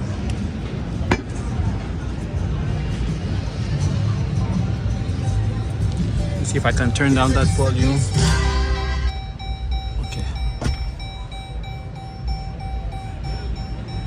Garage door opener, LED lighting inside. You also have the accent lighting you can see on the door. Piano black finish on there. It might be a screen, it's a screen on the passenger side. And yeah, this screen is adequate. It's just it fits the cabin perfectly. It's not one of those monstrosities that defines the vehicle. And then in there you have lots of connectivity, as you guys can see. It looks like my lens it's a bit fuzzy, it's not sharp. Change the lens, see if that helps. But that is this what I'm seeing here, it's very clear to my naked eye. On the camera it's showing kind of blurred, so I don't know why. The cup holder, you have accent lighting there. Very nice feel to the steering wheel. It's not too tiny. It's a big steering wheel with controls, tons of controls. Accent lighting, more controls, powered steering adjustment with about, I don't know, 1, 2, 3, 4, 5 degrees of freedom. You got a button there, you got a paddle shifter, memory seats. Don't know if that's a massaging function, but it's an additional function. That feels really good. Wood, soft touch, soft touch. Awesome vehicle. Grand Cherokee. Okay, and here we have another one. Unfortunately, Stellantis doesn't have anything on the pricing. Let's take a look into this one. Same deal. And here you got one with a charge port. So I think this is a hybrid. Let's take a look. This is not as long as the other ones. And there you can see the passenger side screen.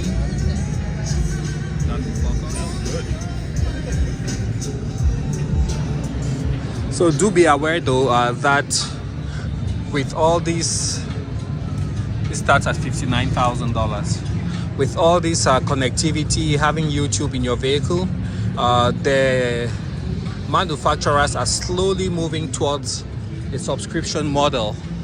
So after you buy your vehicle, to get the full functionality, you might have to be paying a subscription to get your vehicle kept up to date. Same thing happens with the new Jeep Wrangler. It comes with about 62 trails preloaded in the vehicle. If you want additional trails, then you have to get a subscription, and then I think it loads it up with about 3,000 trails. United States, Canada, I'm not sure, but about 3,000 trails. Let's take a look here. This is the 2023 Jeep Grand Cherokee 4xe, and you can see that's what it looks like in the back, and up front that's what it looks like.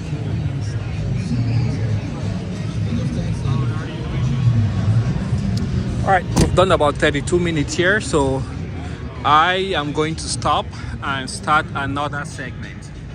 We have Hyundai right in front of us. Catch you guys when we come back. All right, we're back. Still here at Stellantis, and this is a Trailhawk. Still plugging in. I'm not sure. Let's go. Let's continue.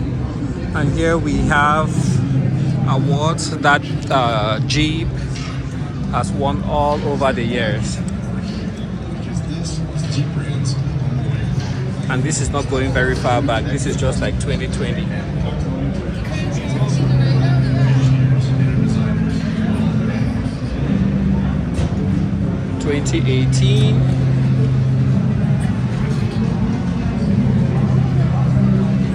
Quite an impressive trove of trophies. And this is from compact SUV. I believe this is the cheapest vehicle that, no, not this one. This is not the cheapest one they make. The Compass should be the cheapest one. This is the Renegade. And this is a Trailhawk, so it's not the cheapest by no stretch of the imagination. So here we have the Jeep 2.0 liter Jeep Wrangler.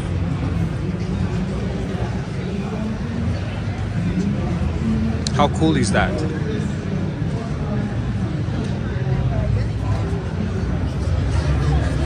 Looks really cool. 4xe. It's a 2024 Jeep Wrangler Altitude 4xe. 375 horsepower, 470 pound-foot of torque.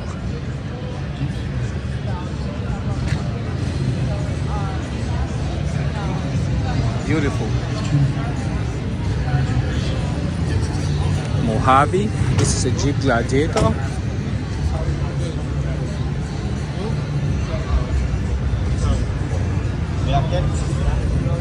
Let's take a look inside. Not much storage in the door, just this net.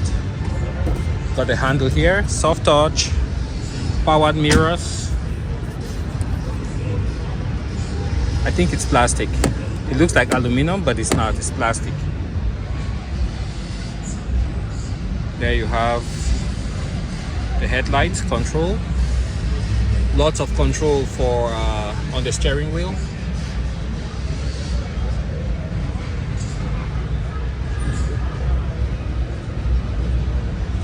Got the seat, cup holder, e-brake, shifter, transfer case control, 2 high, 4 high, auto, part-time 4-wheel drive, neutral and low. There you have the locker for your axles, and there you have the screen. Nicely done, Stellantis. And here in the back you have the controls for the windows and USB ports. You got the bed.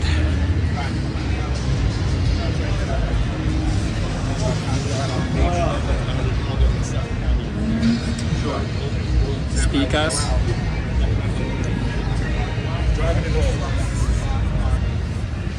If you had the time to take a road trip, I mean, I can take you out plenty of places. But it's a push start. Another Gladiator.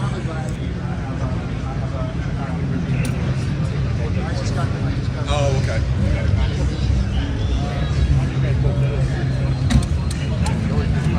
It's a Rubicon.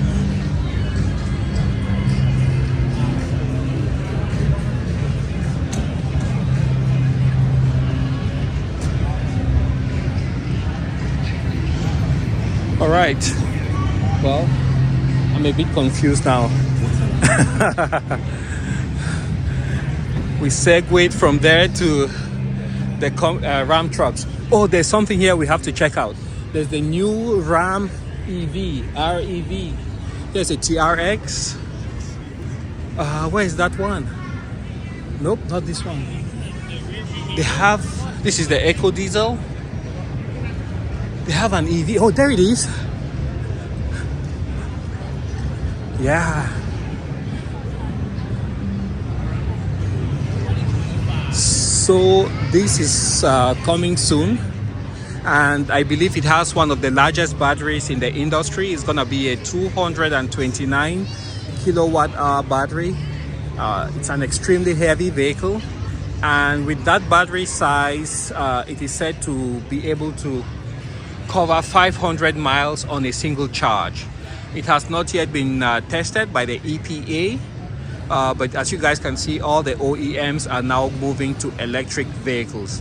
I still think that there's a room for hybrids, but with the larger battery capacity. That is the route that Toyota has taken with the Tundra and also with the Sequoia. Tundra? I'm not sure, but the Sequoia, it's a hybrid. So yeah, this thing is massive. It's heavy. You can see how low it's sitting. When you close the doors, the steps, you know, they fold up. It's also got very big tires. Check that out, how many lug nuts it has. It has 2, 4, 6, 8 lug nuts. Take a look at the interior.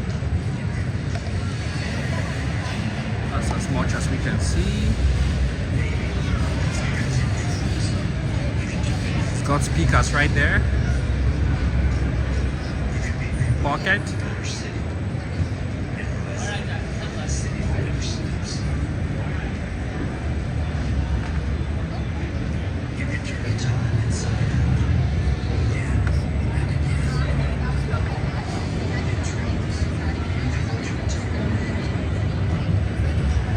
Tungsten. It's got a camera there.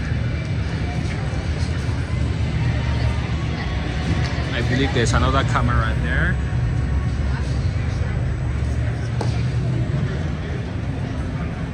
Four by four.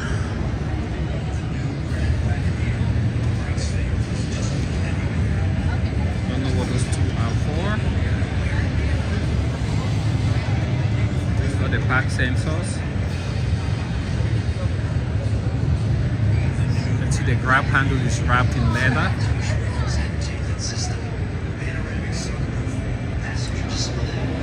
So yeah, 229 kilowatt hours. That's a huge, and it's just a massive battery. So that tops out any Tesla that has ever been made, and we just have to see this being go into production, and then that way we can get some real world test numbers. But on paper it looks it's fabulous.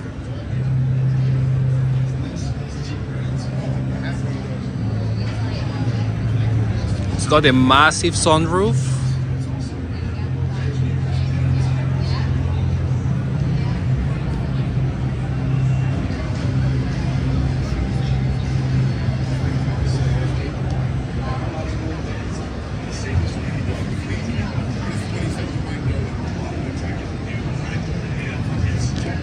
You can see right there on the hood, there is this REV Ram electric vehicle. He called it the Dodge Rev. So I think that's how Stellantis wants you to call it. Dodge, sorry, yeah, the Ram Rev. Not what? 14,000 pounds total. 2,000 pounds. So let's wait for it to go around. There you have some sensors. That's the radar. And then you also have a camera. These lights look gorgeous. Greatest rides would have a field day describing these headlights, maybe 30 minutes a piece, and maybe an hour on that Ram logo up front. And there you have the port for charging up front. Massive brakes to stop all that weight going down the road.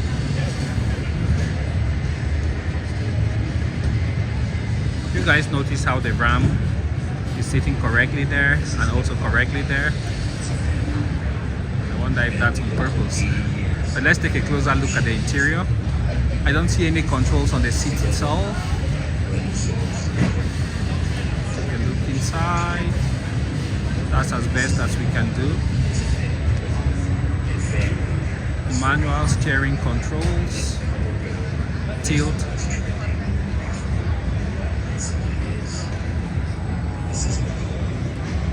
All right, okay, enough of that.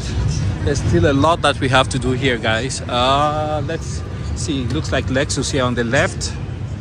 Let's rush there real quick. Yes, it is. This is Lexus. Because you got the long legs too, so you know what I'm saying? This is a very beautiful color. This is the RX 500H. It does 0 to 60 in 5.9 seconds. 366 horsepower, 2.4 liter engine. Let's take a look inside. Oh, check this out, guys. Watch this. It doesn't move. That's amazing.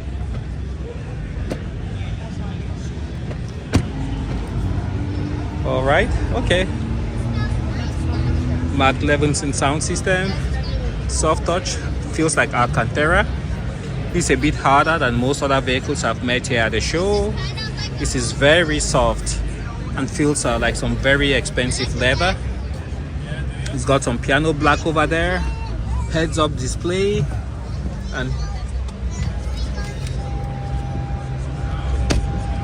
and here you have the seat controls, RX Sport, aluminum. Of the luxury crossover segment has been redesigned from the inside out.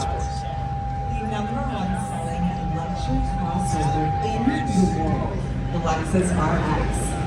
Good morning, New York. Welcome to the Auto Show. My name is Caitlin. I'm a product specialist here at Lexus, and it is my distinct pleasure to introduce you to the newest generation of our Lexus RX in the front corner of our display in the show-stopping new exclusive pink color called Copper Crest. Please let us know what you think about it. We hope that it makes it around more of the lineup. The RX will come with 3 powertrains available for the 2023 model year.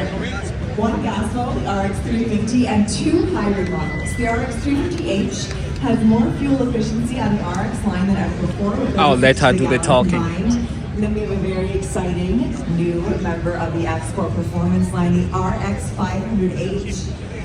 We now have 4 levels of F. We launched the F-Sport performance line with the IS 500, several of the F-Sport's handling.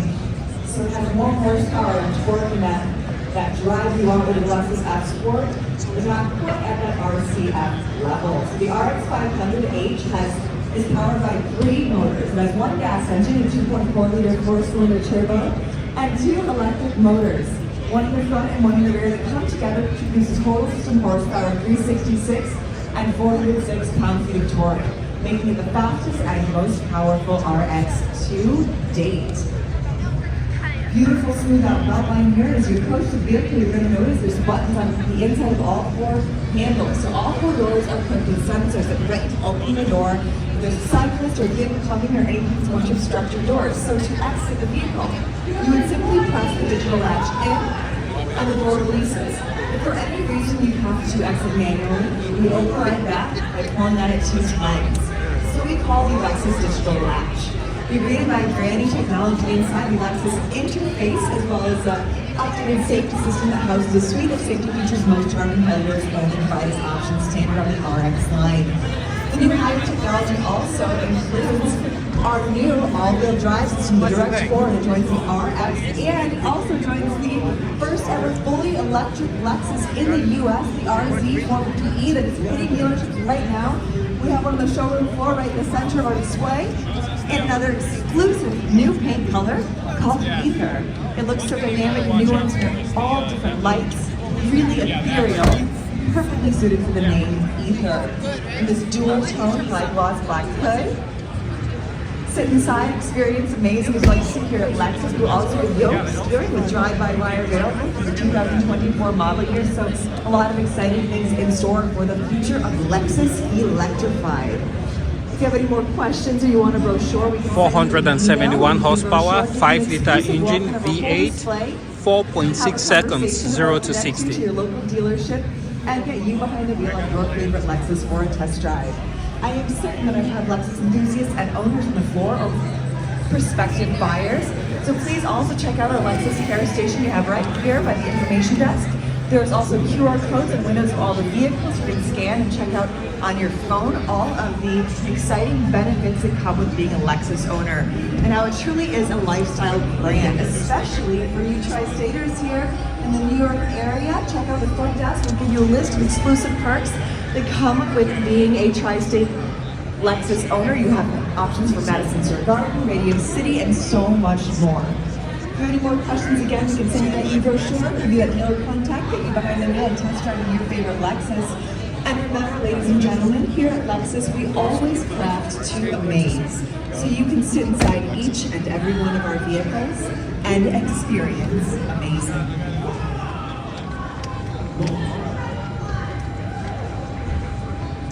Is it because it looks so nice?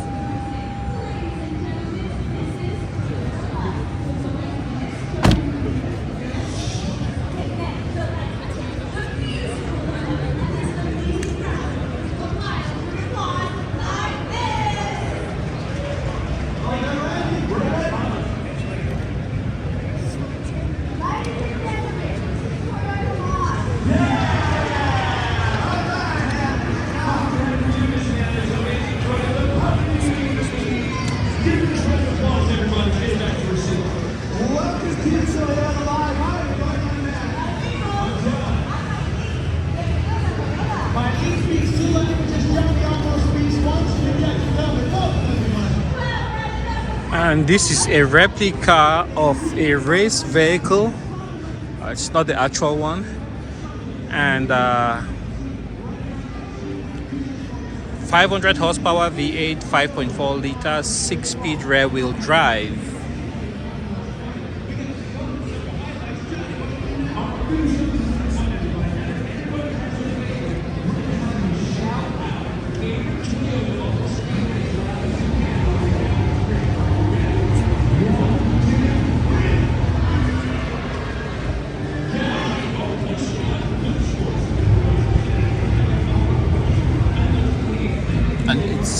It set a record at Petit Le Mans, Michelin Raceway, Road Atlanta, 2.54 miles, 12 turns. It's got racing slicks.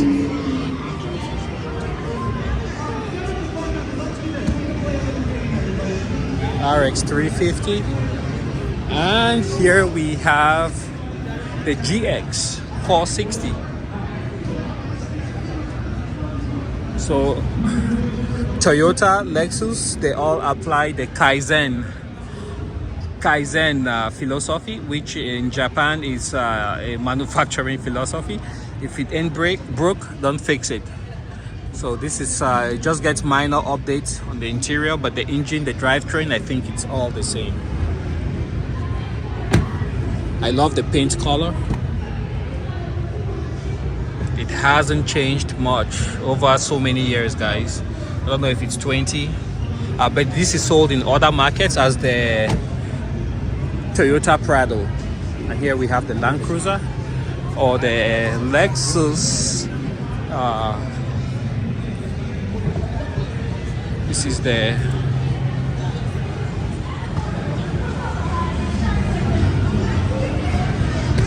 flagship. This is the LX 600, MSRP 90,000, 409 horsepower, 3.4 liter only, V6 twin turbo, 0 to 60, 6.9 seconds. But the mileage there is excellent, 17, 22, 19. That's really excellent. So you guys can see it's a very popular vehicle here. It's got a heads-up display.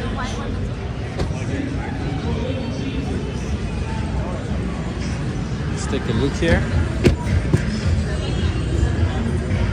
It's got a screen.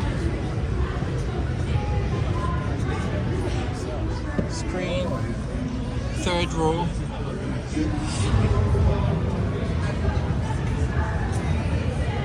It's got a privacy screen. Running boards. Fixed in place. One less thing to break. Toyota, they know how to make stuff. Speaker right there, speaker right there. They don't do the moving running boards because that's just asking for trouble. Power, second and third row, as you guys can see. Those rear screens are huge.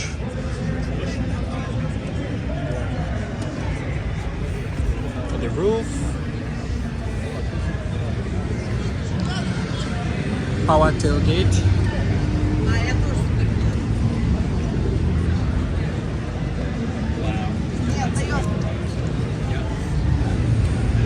Wow. LED lights. I think the spindle grille here, it doesn't feel that horrible. It's kind of subdued. It doesn't have the piano black like you find here on the side. So it almost blends with the color. You don't see that huge in-your-face spindle anymore like it was just a few years back. So this is a much better implementation of that design. I think there's supposed to be a new Highlander, so we will head out and try to look for that. Let me take a look here at the interior. See if it jumps out, then I can go in. There.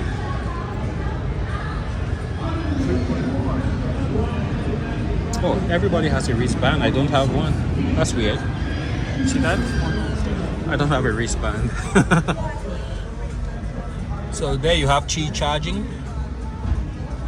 Some texture, I think is full wood. textured full wood, cup holders, another storage down there, one screen, two screens. It's just amazing. Start stop, very large button. You can easily access that with your gloves on. There's a physical volume button. I think they pulled it out. Rear view mirror, large, well, not so large sunroof, and then all digital display with the temperature and the oil pressure being physical gauges. On the right also the amp meter and also the fuel gauge are physical. The rest is all digital. You got paddle shifters, light windshield washer controls, light controls, steering controls, and the seat, storage, Lexus, lighted Lexus.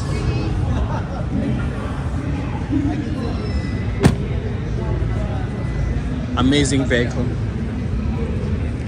Okay, let's see here. Oh, that's Toyota over there. Let's head over there and look at the Grand Highlander. There's another one here. This is the RX 350. We saw that.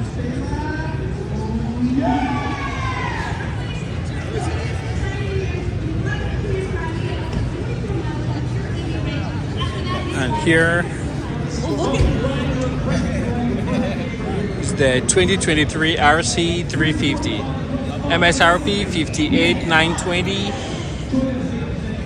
As shown, 311 horsepower, 3.5 liter engine, V6, 0 to 60, 5.8 seconds. It's a two-door Sport. Let's take a look inside.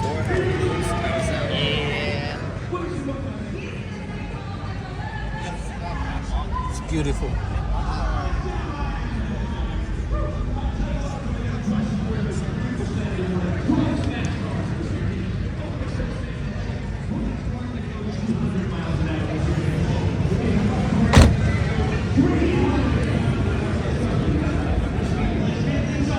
And it's all-wheel drive.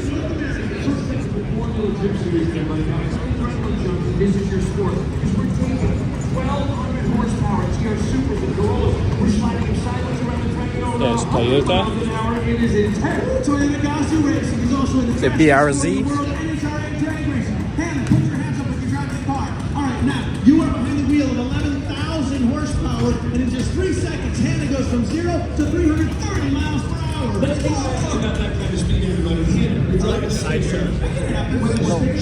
Very popular. This is the GR86. Very popular. And here we have the Supra. Stick shift.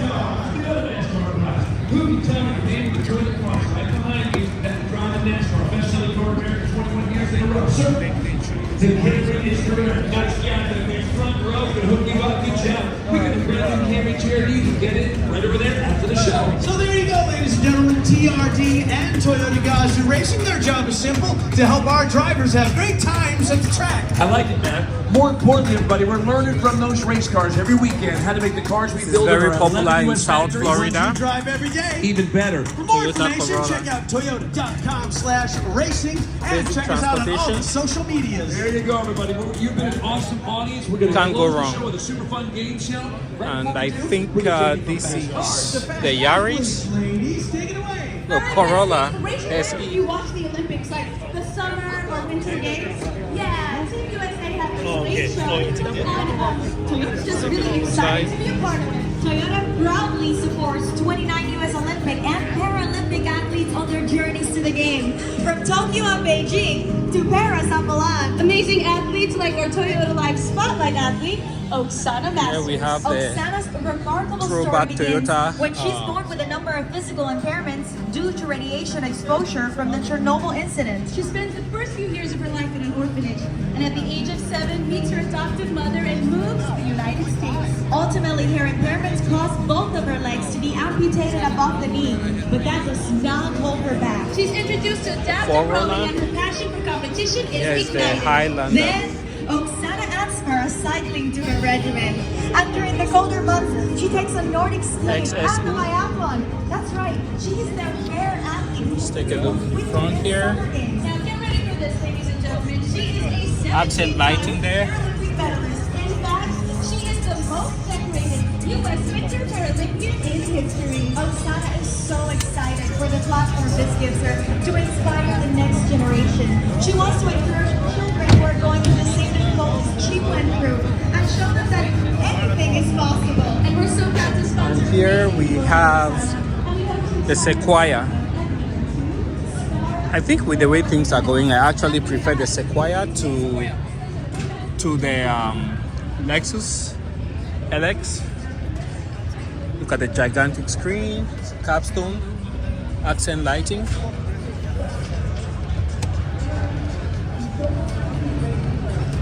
Soft touch, seat controls. It really looks impressive. Take a look here in the back. Oh, sorry. Let's take a look here. It says Sequoia, and you can see the blue accent to tell you that it's hybrid.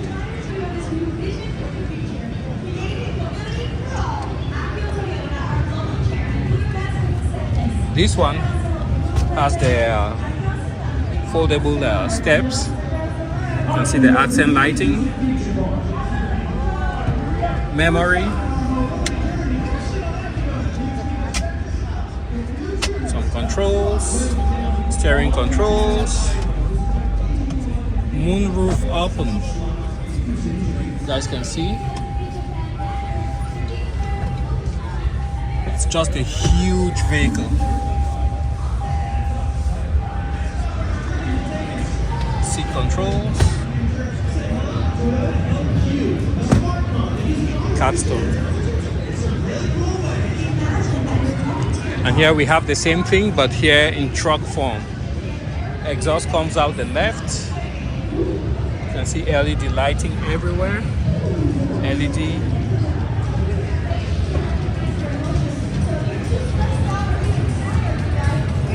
So it's basically the Sequoia, but as a truck. You can see that blue accent to tell you that it's a hybrid.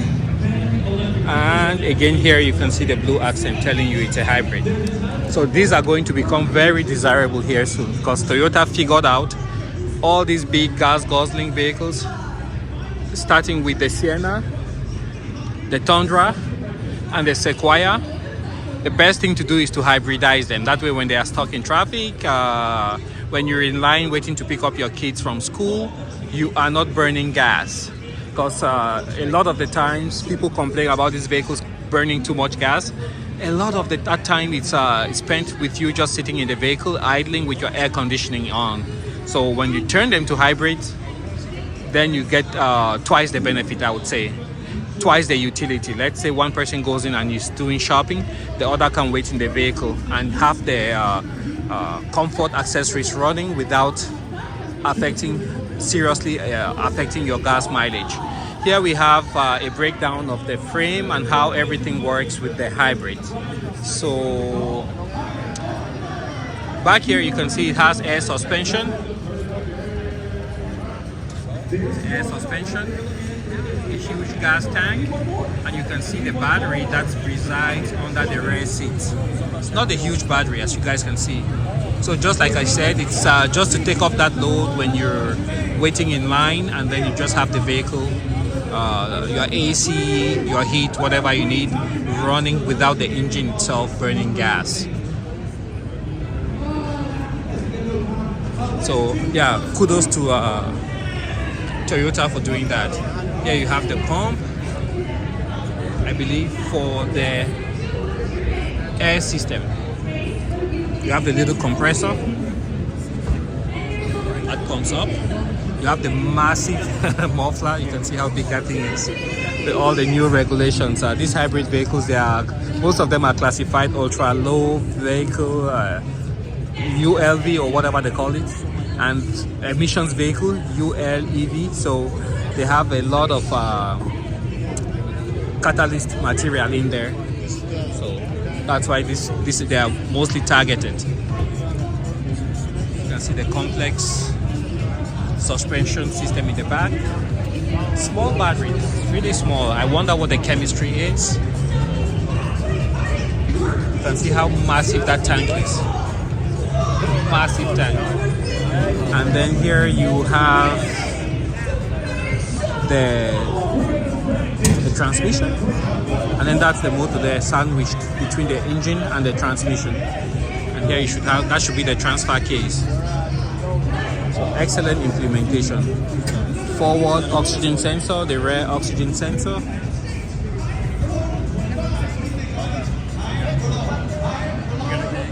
I like how they protect the hybrid system. It's all the way apart from the, not close to the exhaust. And here you have the inverter, I believe. That takes the power from the battery and transforms it to DC power, which can be used by that motor. There you have the engine, radiator.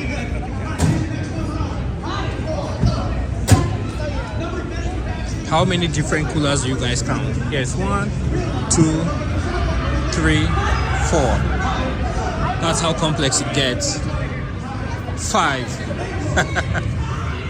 Whoa. Look at some of the components. There you have the compressor for the AC. What else can we see? Seems to be a pretty straightforward system. Wonder what Sandy Morrow thinks about this, but I think I like it.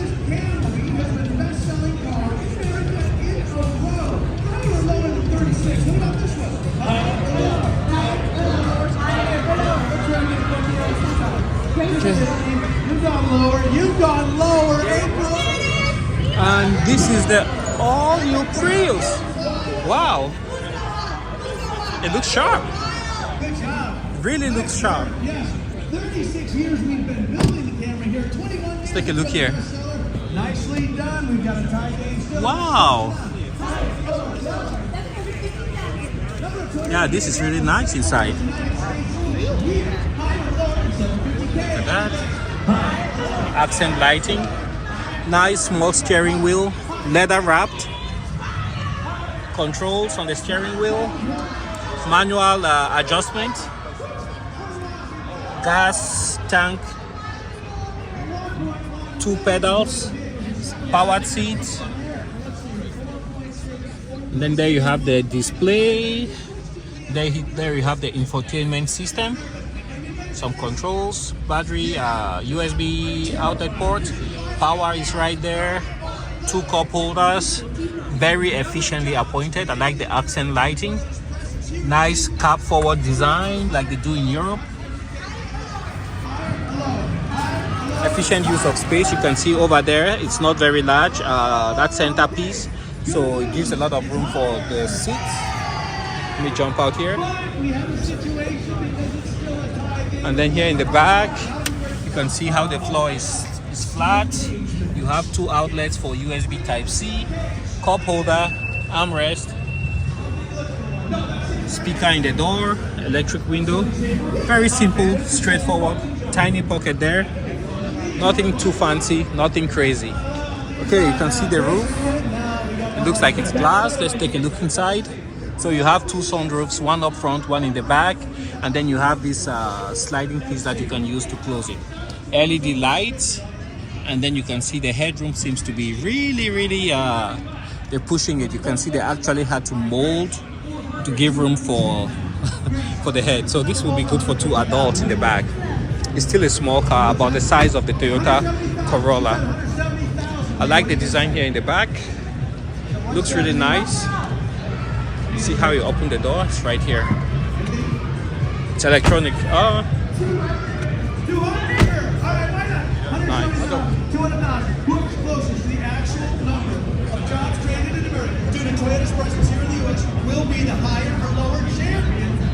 backup mirror, the camera. And this is an XLE, so it's top of the line. For the trunk, you can see how much room we have. That floor is really high, see? It's not deep at all. It's not deep at all. So cargo space is really compromised here. But I wonder what they have underneath. Okay. Sorry, I don't know if I was supposed to do that. This is not powered. So you just have to put your hand right here. And then you can close it. And ladies and gentlemen, before you run away, is anybody interested in winning a brand new Toyota? Johnny, tell us how. After the show, everybody, play our Toyota Passport Challenge. All you do, take your smartphone, come right over here, scan the QR code there. Okay, let's continue. And I think this is a Corolla. We'll do this show again at the top of the hour. Thank you for stopping by. I'm Matt. Let's take a look in the back. Corolla hybrid. Almost the same dimensions as the Prius. Let's take a look here at the trunk, if we can. And it has more trunk room. But the Prius just has a better overall design though, compared to the Corolla, I would say. Let's take a look here. It seems to have a longer door.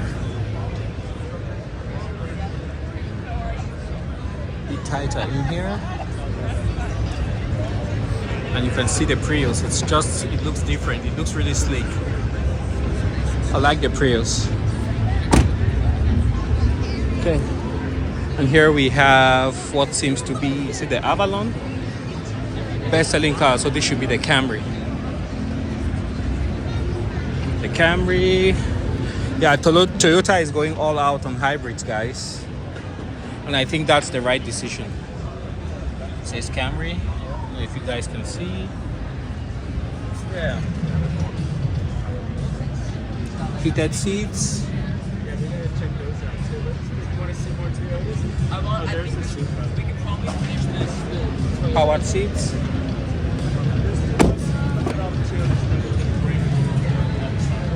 We'll go that way.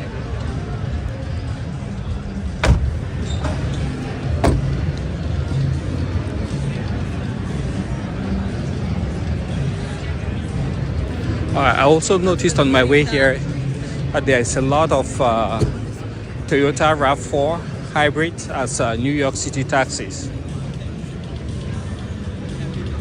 43,000 for the RAV4 HV XSE hybrid. It's supposed to be that new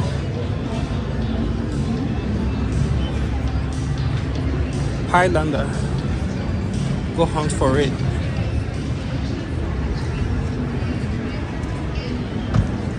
And this is the Highlander hybrid, bronze edition, 47,000, but the prices start at 40,000. And here you have the Sienna. They all come as hybrid now.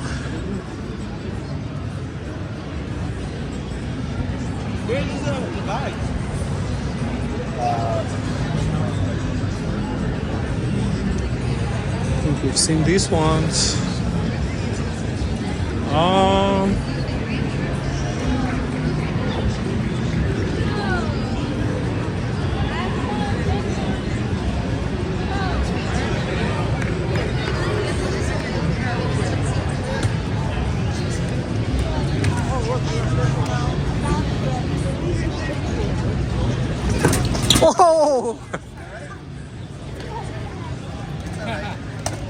It's Tony Hawk here.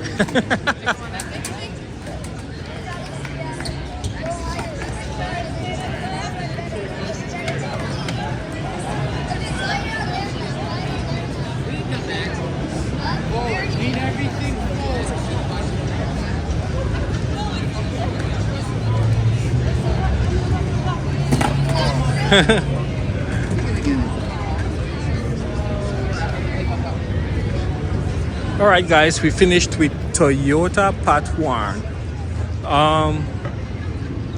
I think we're just about 25% done here. So let me turn this off and then head downstairs, and I'll catch you guys here shortly. Alright guys, we're back here at the 2023 New York International Auto Show, and we're heading downstairs.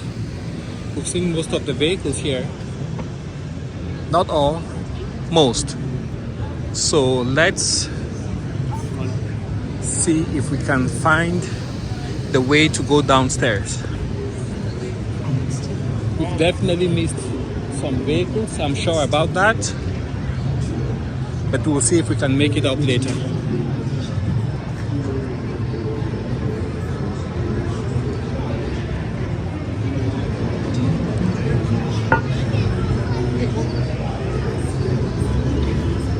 Have TRD accessories.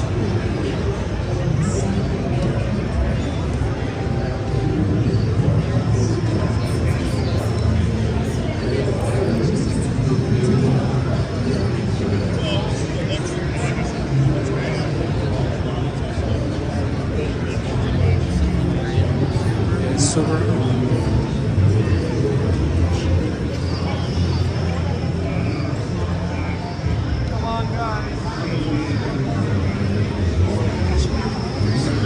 Basic non-frill, no frills interior.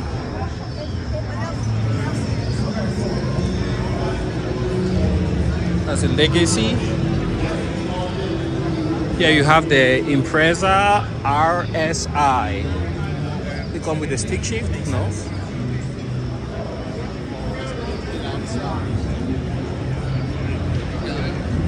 Still a prototype.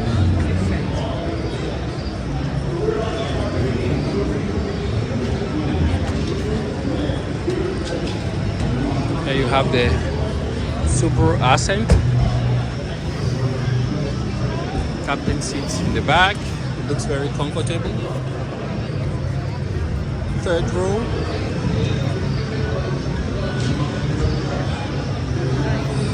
Let's take a look inside. Seat controls.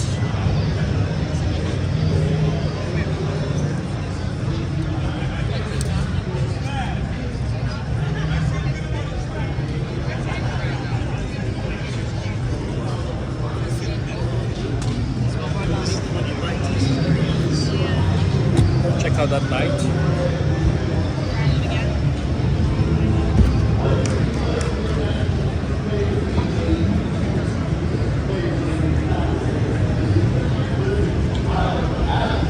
And here is a Forester.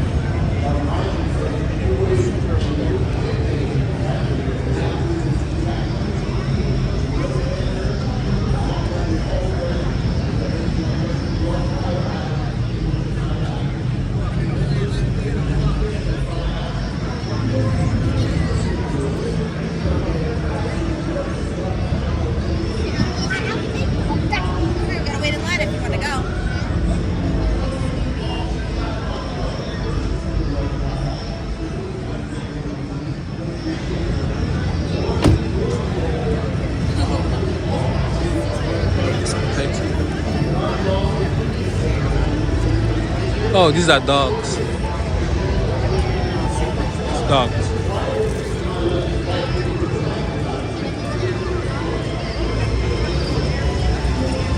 This is the new Outback. Another staple from Subaru.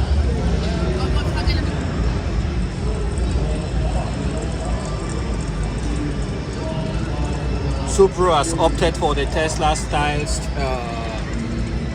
display.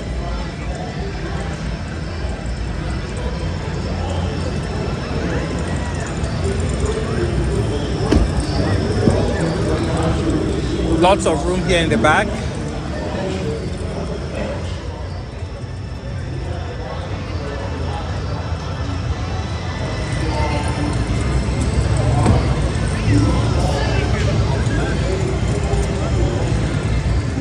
It's Outback Touring.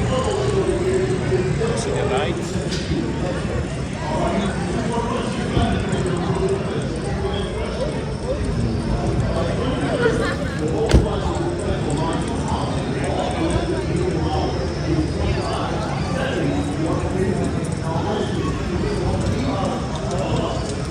the Forester.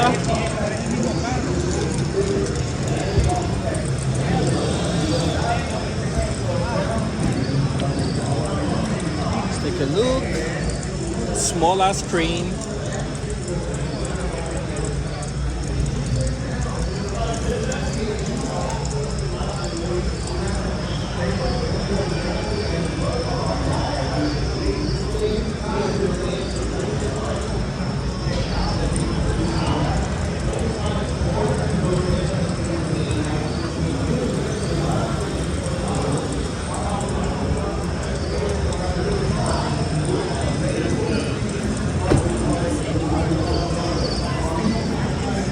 And here you have an EV.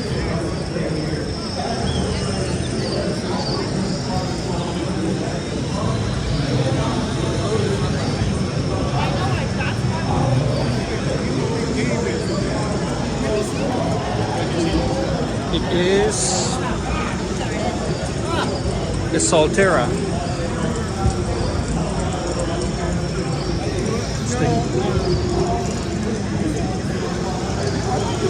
See, everything got that black.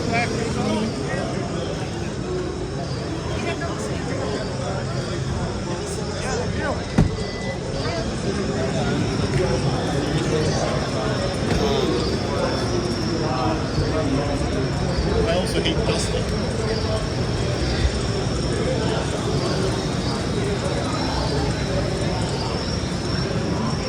And this should be the BRZ, is it? The twin of the Toyota. Is it 86?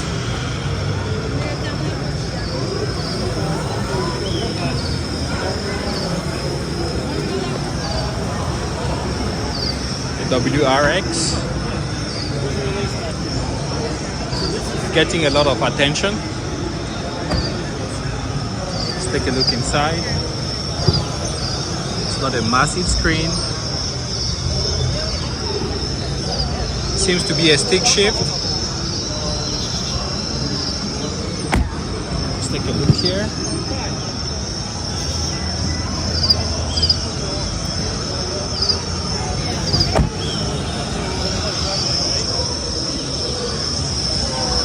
Take a look at the engine.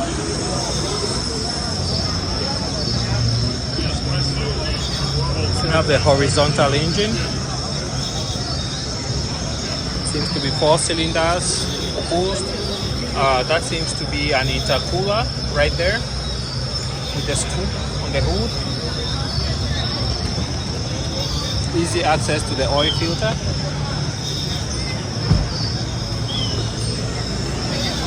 Amazing engine.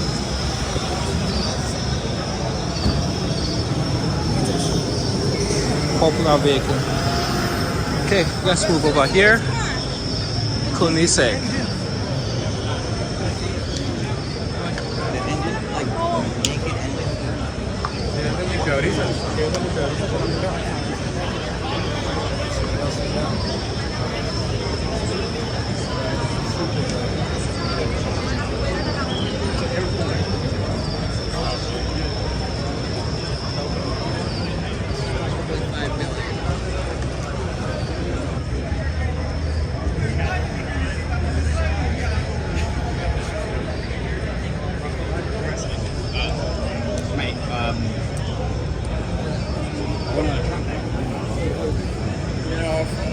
But then we have the Rolls Royce. No, I was in a car with the owner of the Jaguar Land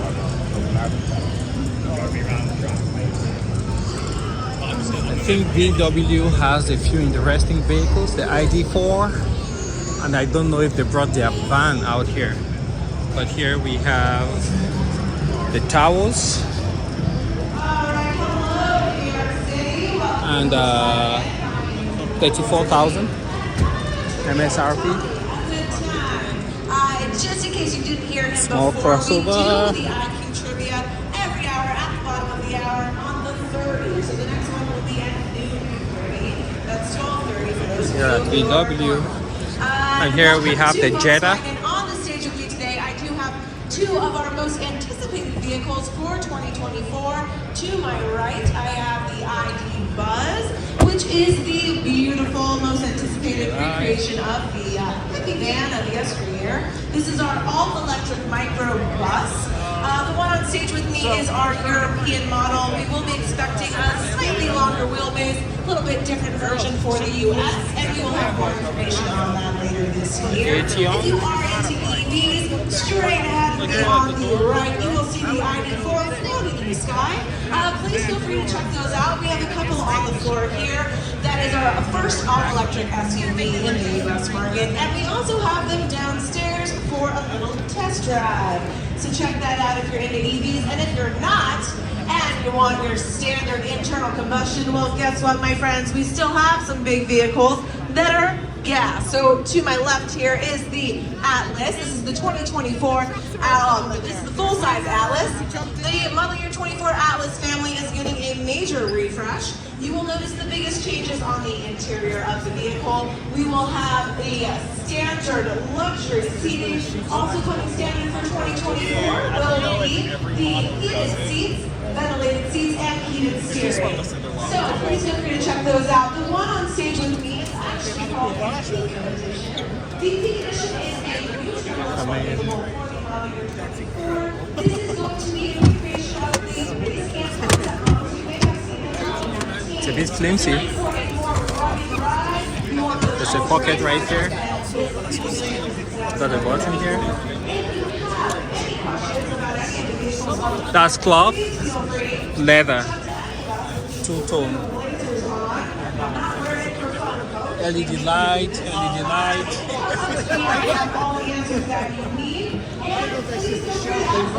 $500 auto show bonus. $500 cash, it's free, baby. So come and we'll help you out with that.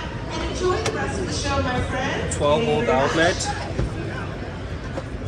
I don't know if that's for some kind of seating back here, but you can see there's some storage there. It's like a bed. This is a bed. Not for an umbrella. You can see. Bus on the highway ones for sale. It's got the handle there. Power tailgate, light. Step back so you guys can see the proportions.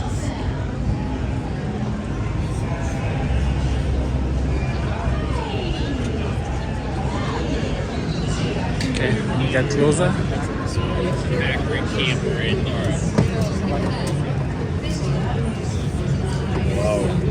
I don't know if it's powered. Just put it back in. Oh, it's not open. It's partially open.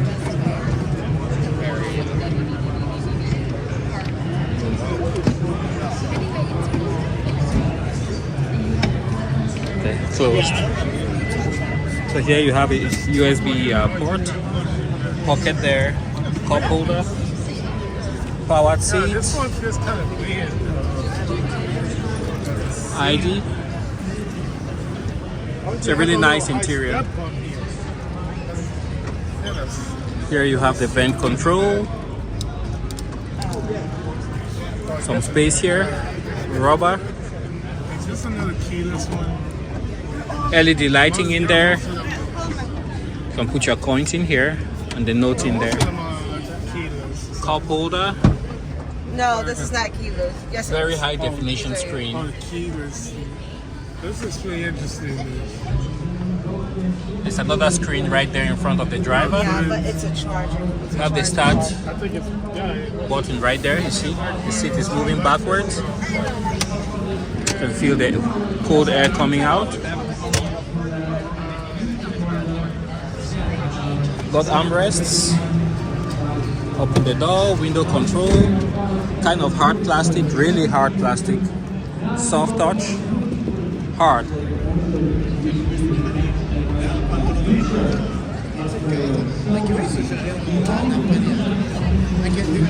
This has been out for a while now.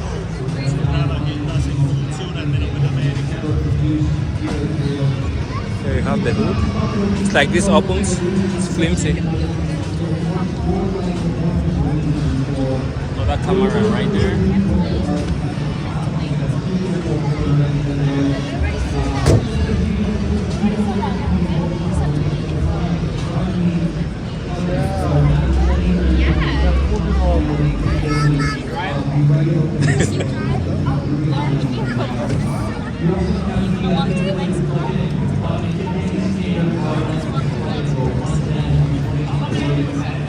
Okay, yeah, there's a lot of people who want to take a look, so we'll just move on to the next. And this is the Atlas to the left, and this is the ID4. Everyone can use a little help now and then. The Volkswagen Tiguan with standard front assist. It seems to have the same architecture like the Boss, starting at $38,000. All-wheel drive. It's not we're trying to make joy jars. They distributed to kids and all sentimental and really they're a way to bring a little bit of joy into your day. To be able to pass out these joy jars and to Power tailgate. all these kids' faces and their parents' faces. And check this out. So the handle doesn't move. It's also lighted. And we're going to surprise her today. We're going to give her a joy jar, and inside the joy jar will be tickets for her and her family to the game on Saturday. Volkswagen and the national team. Up to 350 kilowatts. Electrify America. If it works. So that's the ID bus. It's just stealing the show.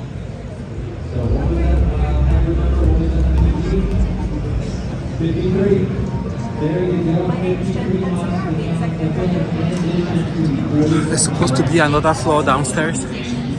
This is the new Highlander. Yeah, I was looking for this. I think it should be out next year. The Grand Highlander 2024.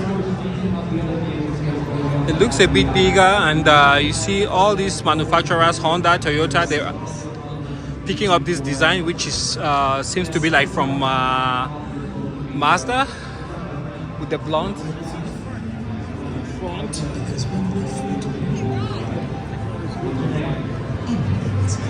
It just looks like a Highlander, but with the proportions of a VW Atlas.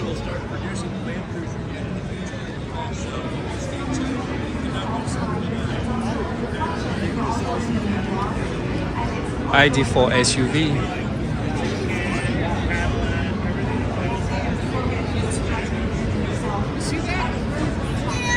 This is the magic, guys, up front. It looks mighty complicated to me, but I guess it works.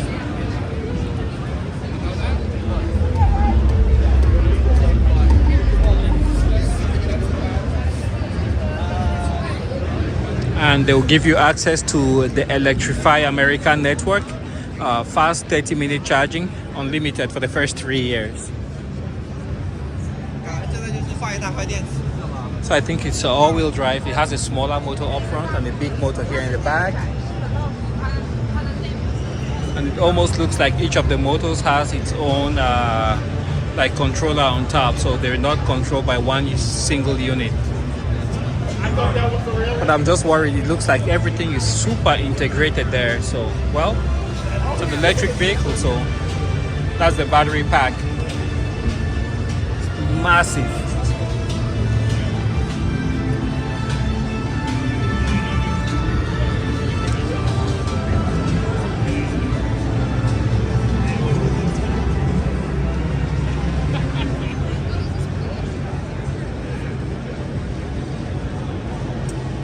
So you can talk to you actually could go in and everything that's on there, you can actually go in and ask a question and we'll talk back.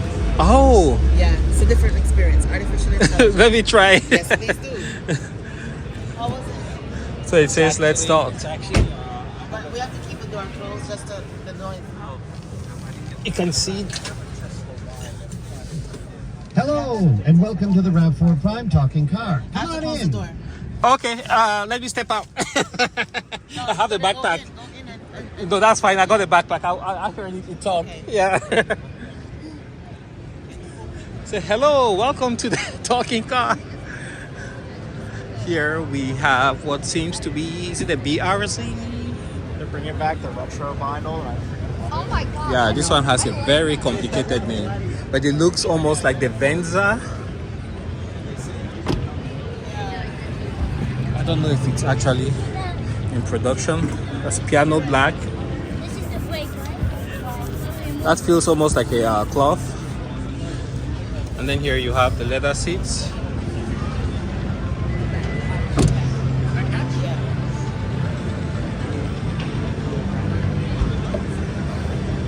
So it's the BZ4X. So you guys can see right here. And I believe it should be a hybrid. Heated seats in the back.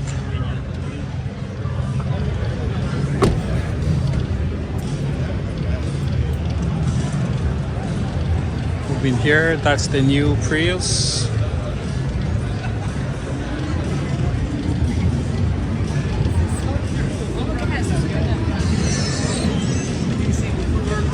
I kind of overheard him say that the Land Cruiser might be coming back. He didn't say it officially.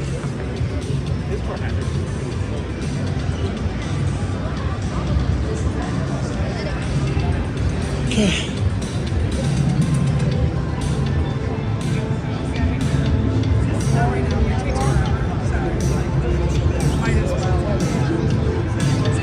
Camry.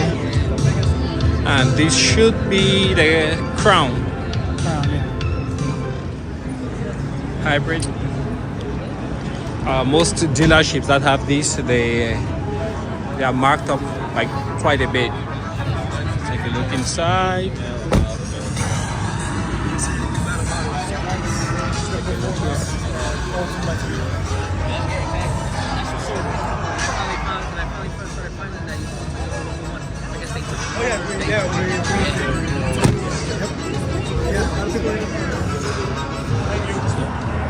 Let's go explore other stuff.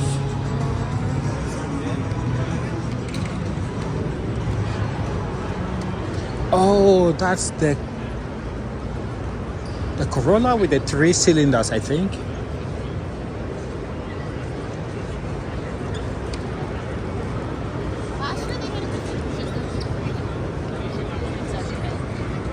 It puts out a lot of horsepower.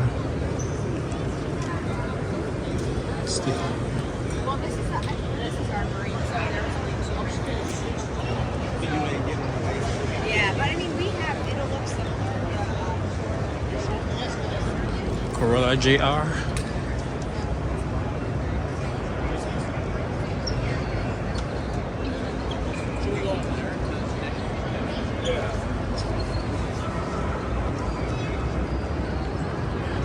Downstairs there's supposed to be, oh, that's the exit, and I believe if you exit you can't come back in, which sucks.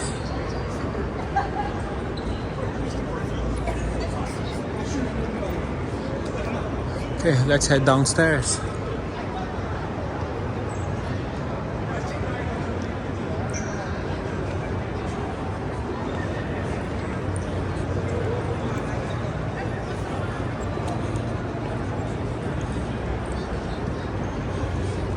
And down here, I think they're offering rides. I haven't seen Land Rover and BMW.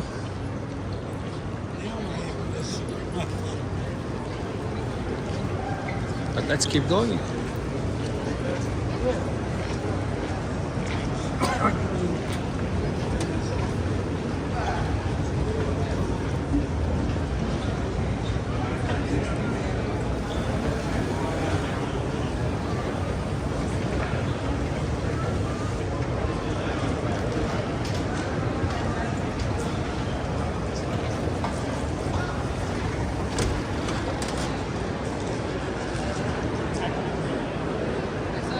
Where do I start? Where do I start? The concept is racing. This BMW. Yes, it's a nice one. It's a nice build. I like it. And here it's a Mustang.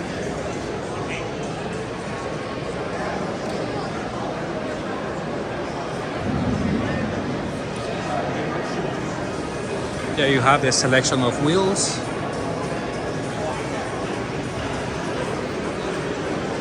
Oh, they have some JDM vehicles here.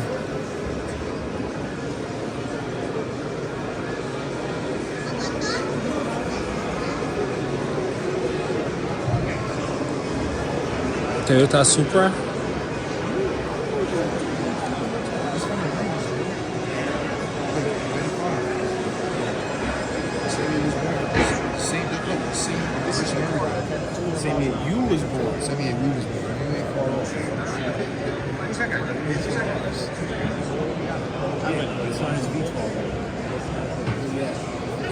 Built by Smoke Ligata.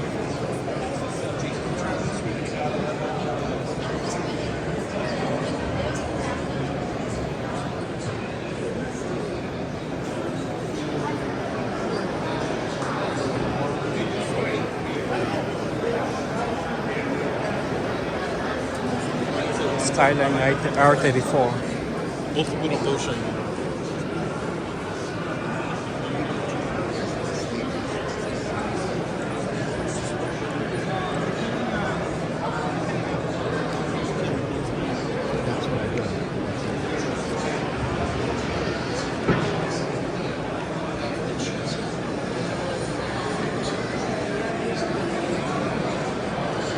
That used to be the leader in off-road lighting.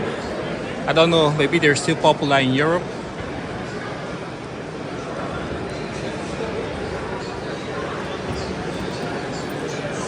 Ferrari. Corvette. And NSX from Acura. Here we have the 1957 Maserati 300S.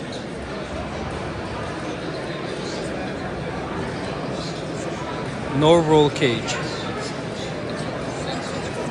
Or maybe just a little one behind the driver's head.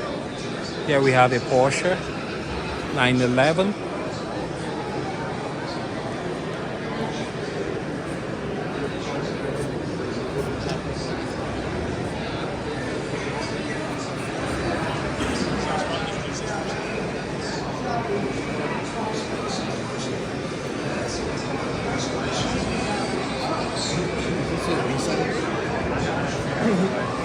See all the wheels on the right? Right hand drive. It is a Nissan. Is it Nissan? I think so. Yeah, it looks like it. Yeah, I didn't know. Yeah. It looks like Jean-Claude Van Damme. But I think he's younger.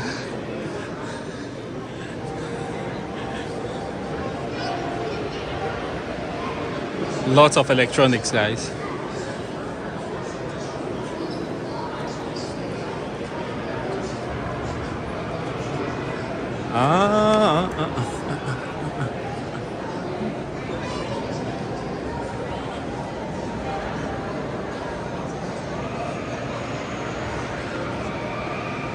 Nice Civic. Well done, sir. Well done. Here we have an Impreza 1997. This is the generation that got this car, made it really famous.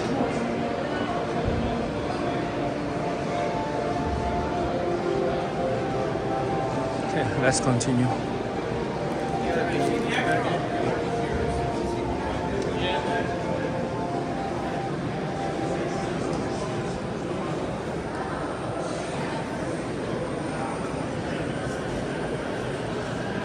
Here we have the Lexus built by Race.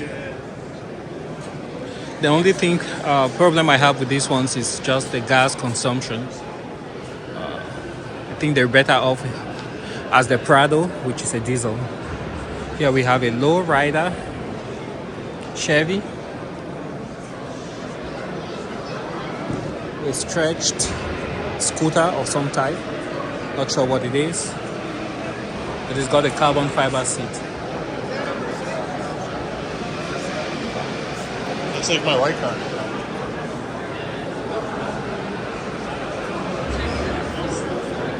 I'm not very sure. That's a Mazda. That could be a Mazda too. or it could be the new. I don't know what it is. It almost looks like the new Supra. Not sure. GTR. This is an R34, I think. Oh, look at this car. I want to go look at the Jeep. That's a Datsun. We used to have those in Africa. Even this one. This is like a Toyota, I think. Yeah, we used to have this, but with 4 doors. Wow. Yeah, this is definitely a Datsun. And in Africa, when they would have accidents, you see the grill just hanging and then the headlights all over the place. And they were delivered in Africa, believe it or not, with these mirrors. Also, the Toyota pickup truck, I think it was called a Stoot, S-T-O-U-T. They also came with these mirrors. Then later versions had the mirrors on the door. AE86, nice underrated vehicle. Very nice, rare to see these days. And there you have another nice Trueno. Nice, very reliable cars. There's 11, right-hand drive. Continue. This looks like an Acura. Not sure. GT. What vehicle is this? Is this a Peugeot? It's a right-hand drive. I'm not sure. Texas vintage imports. Lexus. Is that Lexus?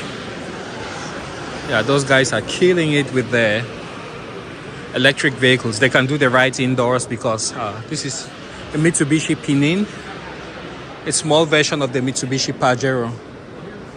Oh, look at this airbrush. Biggie Small, Statue of Liberty. I don't know the other two guys. Maybe that's Fat Joe, I'm not sure. I really wish they made this right-hand drive. So here you can see that's a BMW, VW,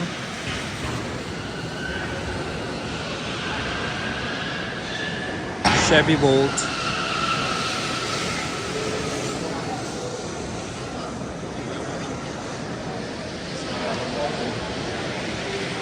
Chevy Bolt.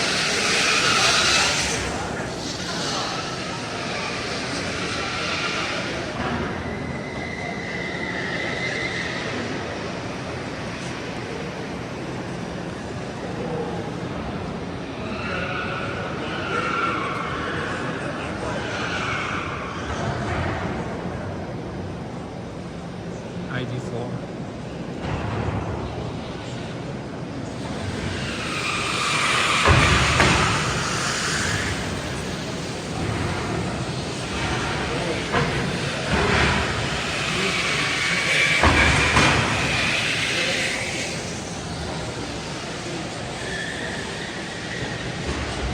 Wow, look at fast acceleration. It's a Nissan. Beautiful color.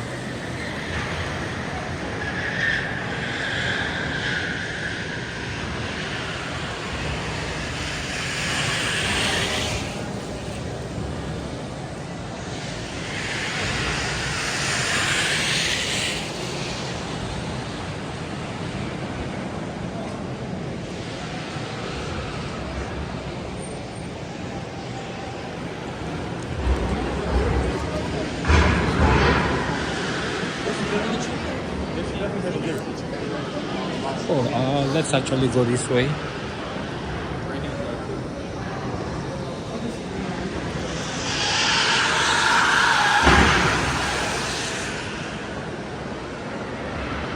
Extreme 4-wheel drive.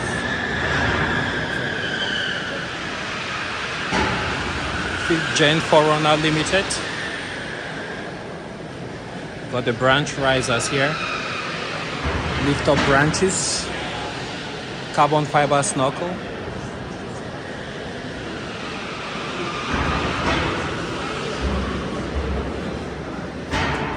Somebody built a Pajero Montero.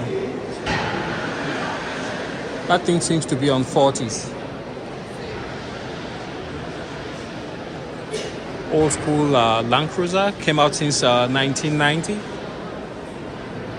High in demand. It's a 40th anniversary. I think this was like maybe 96, 95. 4Runner.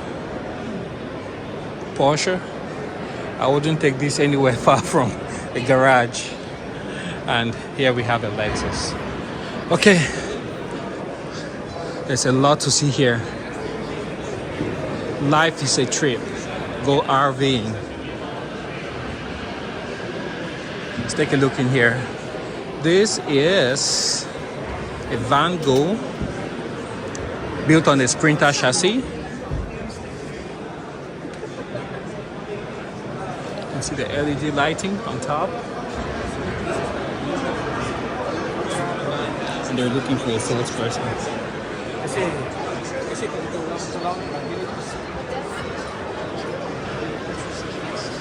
Nice inside.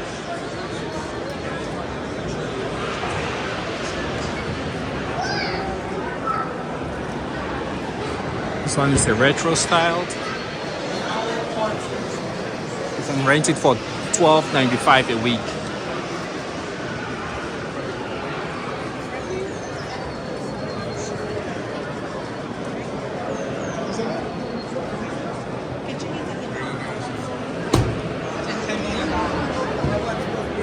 Yeah, you can.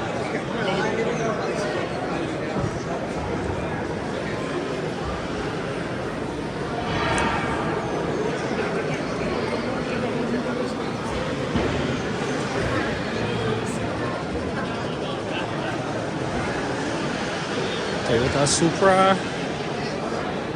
Supra.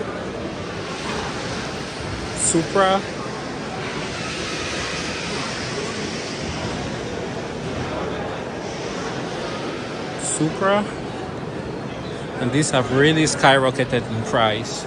It looks like a Mazda.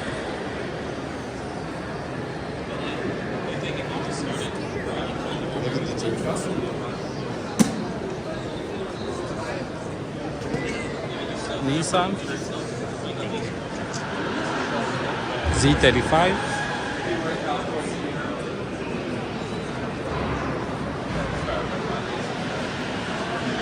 Cadillac STI. That'd be cool.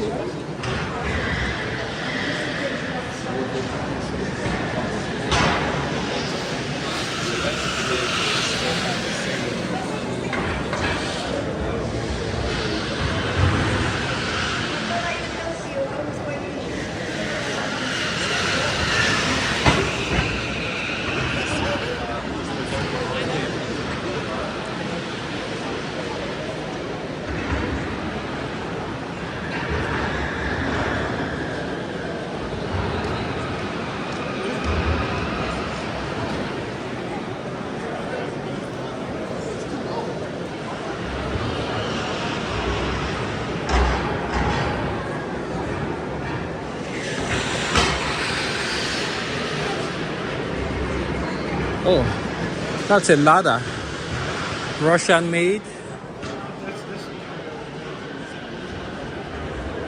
Yeah, it's a communist Russian car, and I think they just put it back into production. The same company made what's called a Niva. So this is like a really, really early one, and these were quite cheap. And right here we have a Mercedes-Benz W124. I believe they first came out in like 1986, 87.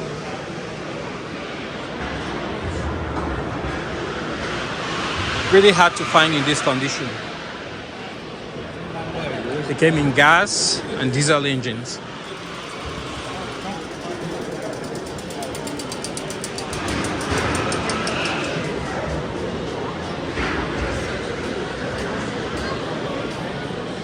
We have a Lamborghini Urus.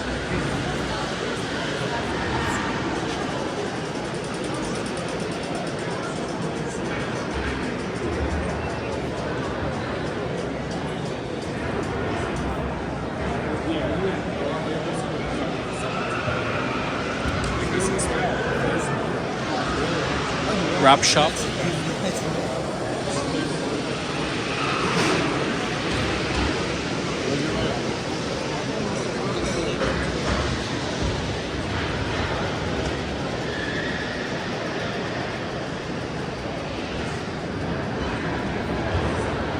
Have a Rolls Royce.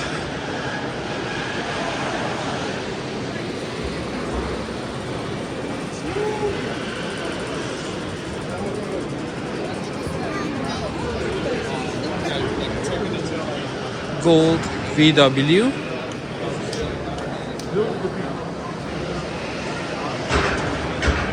I understand they tried to steal this at some point and they did not succeed, but there was some damage, probably here. Nice wrap though. Oh, there's a long line to get into those cars. You see it right there. That's a long line.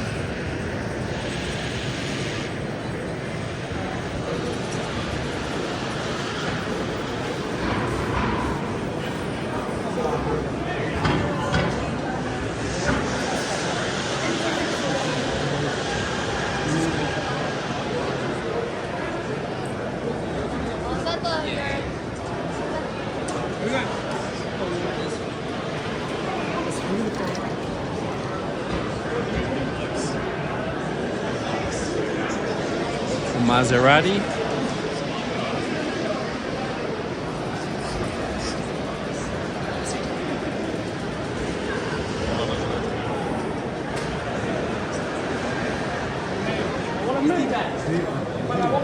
The Porsche. Mazda. RX-8. Wrapped. Wow. Just so many vehicles, guys. And here we have, is it a Lancia? A Lancia.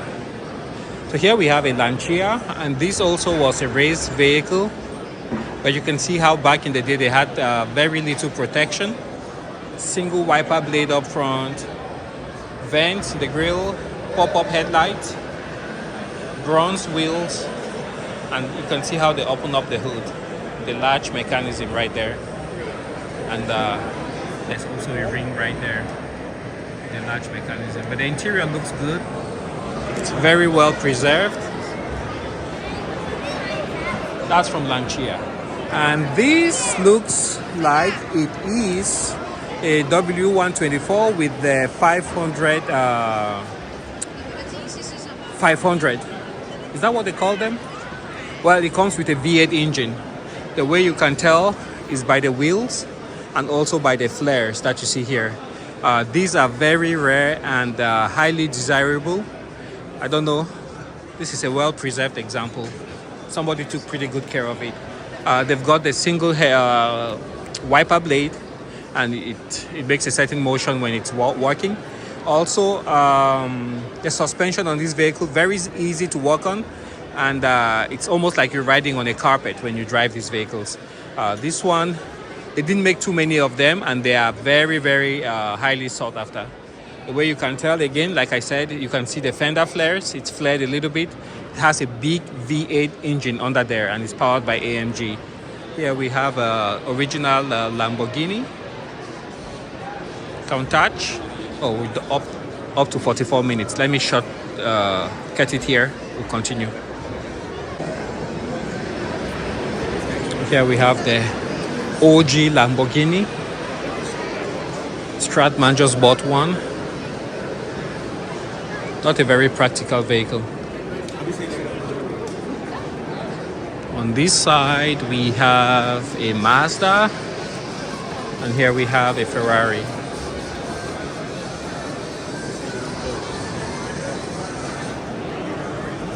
Here we have a Toyota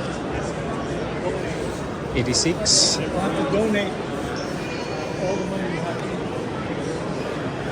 Fire Department, New York. Awesome, guys. Let's check if there's any badging behind this Mercedes. Nope, It's been taken out, and you have a backup camera installed. Here we have a Toyota white body. Nicely done. Saratoga Automobile Museum.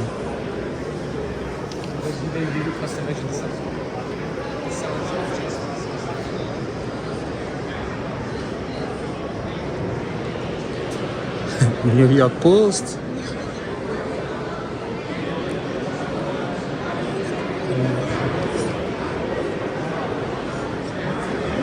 Lamborghini.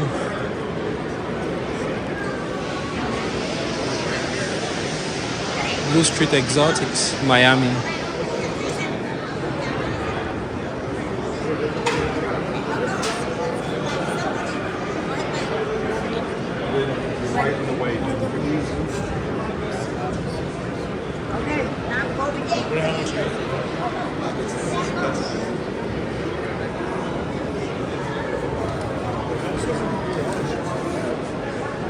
We've been down this way. Let's go around. When next you are in Miami, check for those guys. Apparently they rent out the vehicles. It's a GTR.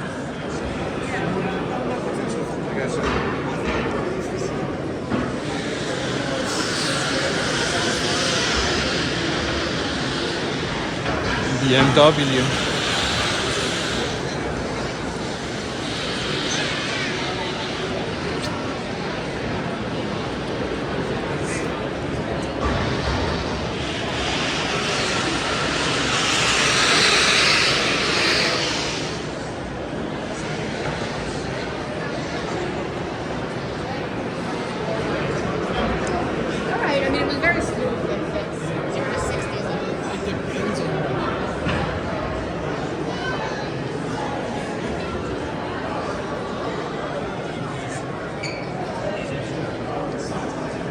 Test track.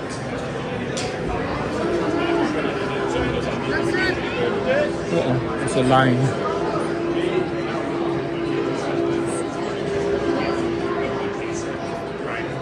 Let's check out what's here.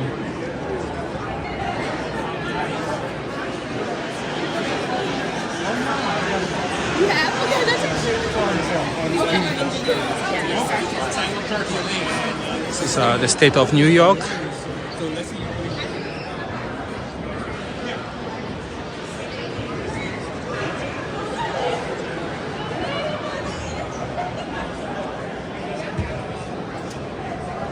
State of New York.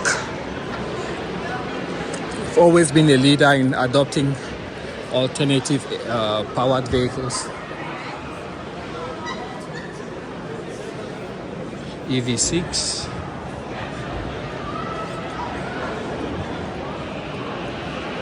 Volt EV.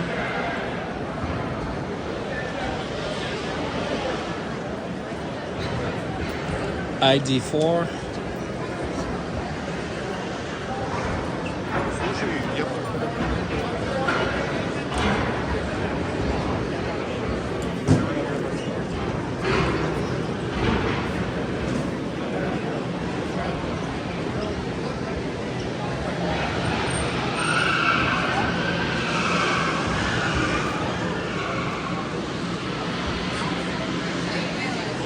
Good.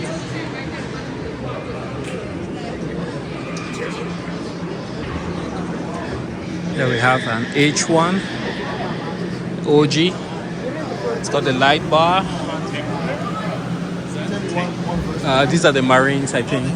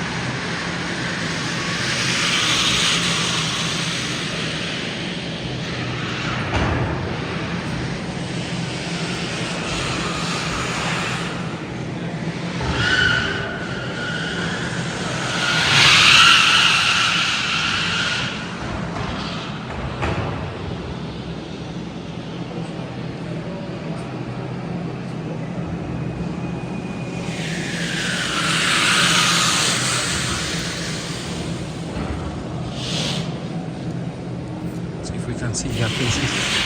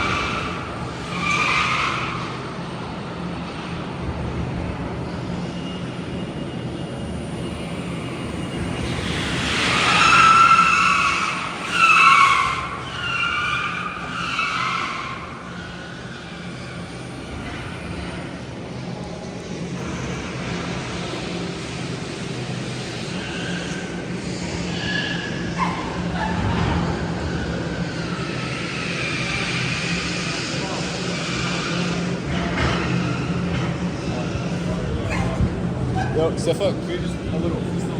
That's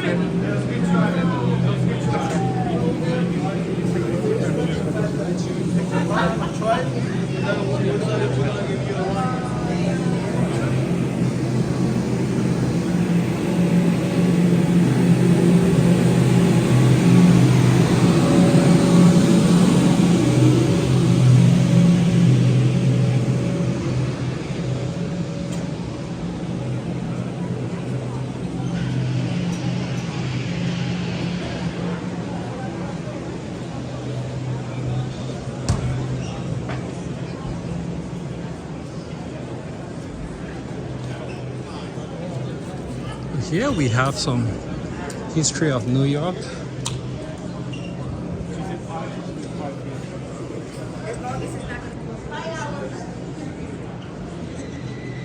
Wow.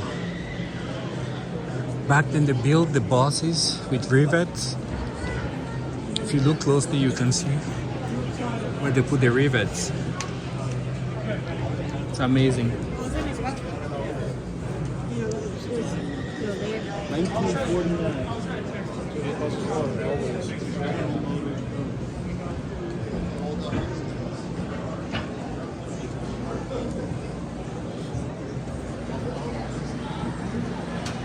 And this is the modern bus.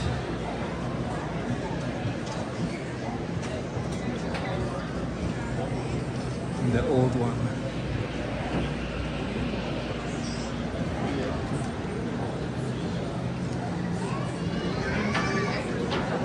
Here you have a school bus. It's electric powered. It's like do the strongest. An F450. There you have a street sweeper.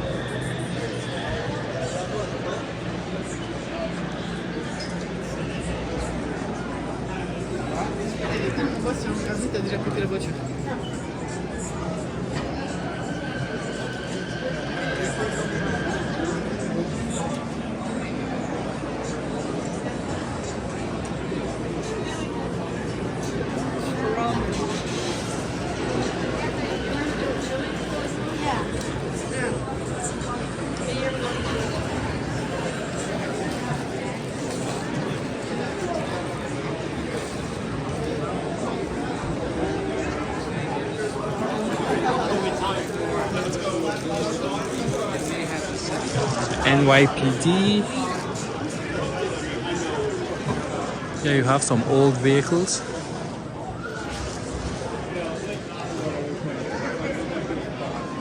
Ford Lightning. Department of Sanitation.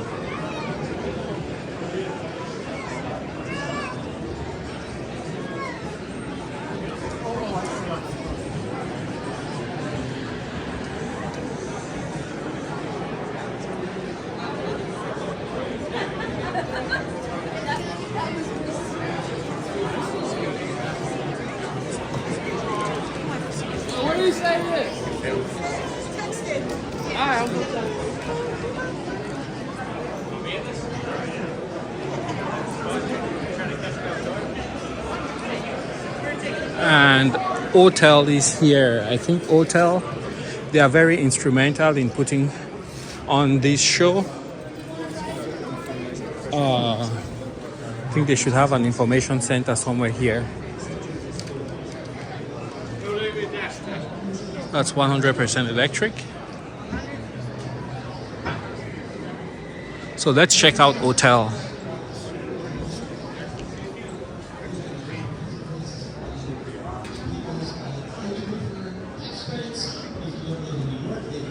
Maxi Charger by Hotel.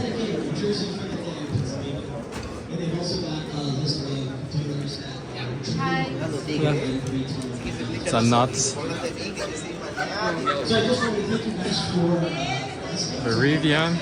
Be sure to check out all the EVs upstairs and downstairs. Get in one, ride in one. If you've never, taken a ride in an EV, feel that acceleration and get excited about them because these are vehicles that aren't new. They're not anything crazy. They're not scary. They're just vehicles, and they're here to excite you just as much as any other vehicle would be. So thank you very much, and I'm happy to take some questions later if you would like to. But thank you very much.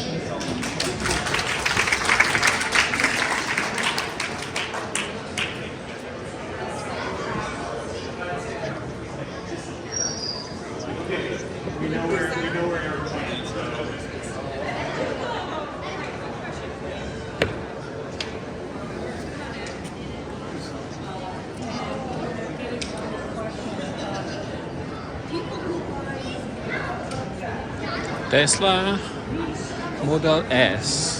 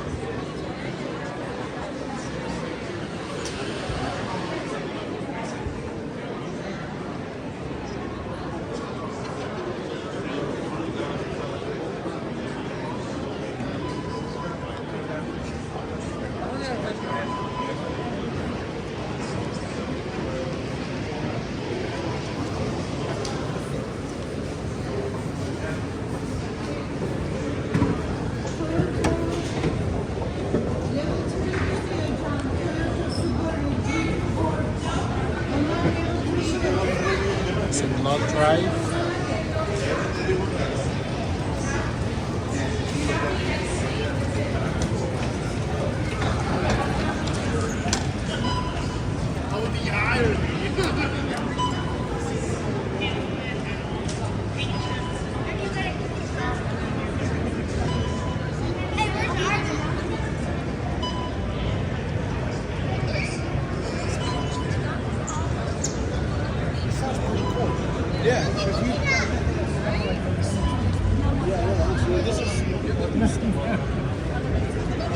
The late Sean Connery. That's pretty cool, though. Yeah, they also showed the TV. Yeah. On cars, see the guns. You don't mess with guns.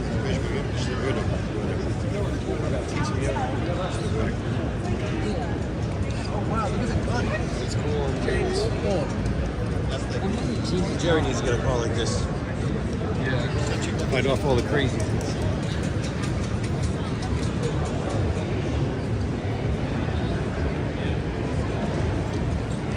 I guess the show continues out here.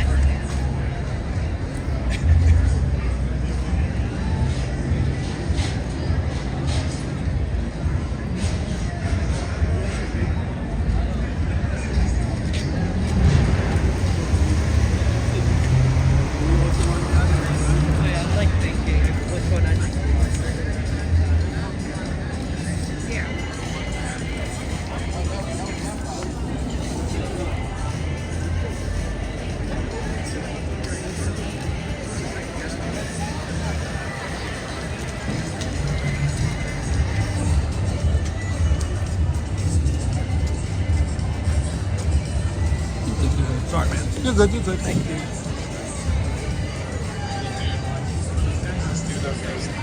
These cars right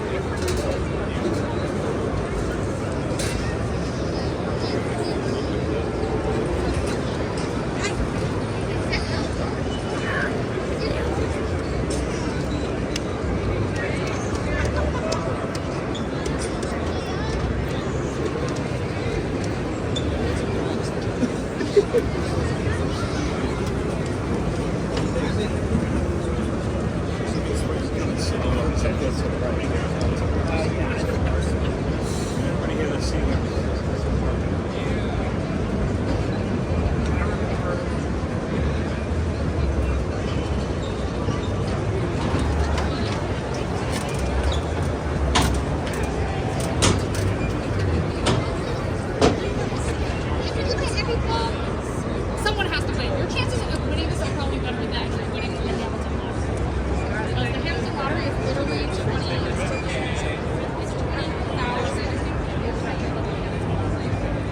You're the JVC, friend. Someone has to win JVC. Yeah, this is actually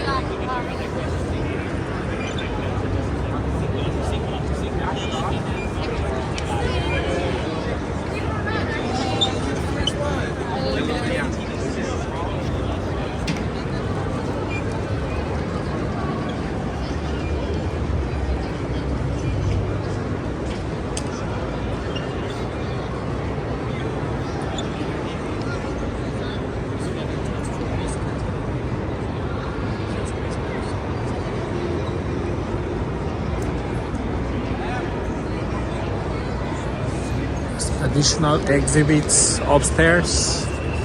Let's make our way there.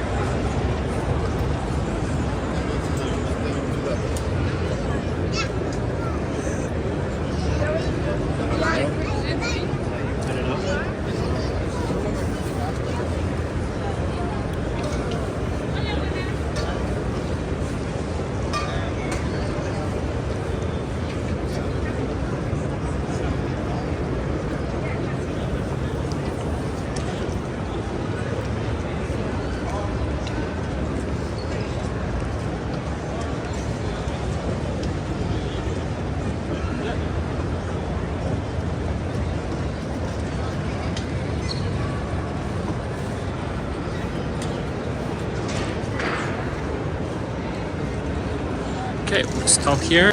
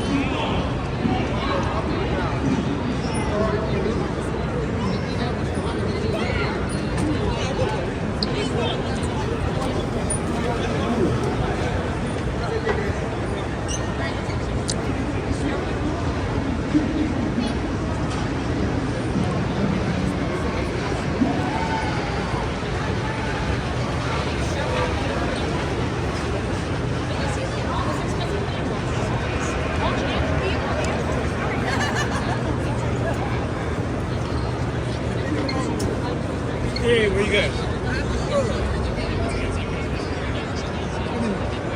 Kind of cool with like what are they first? No, Grand Flag is east.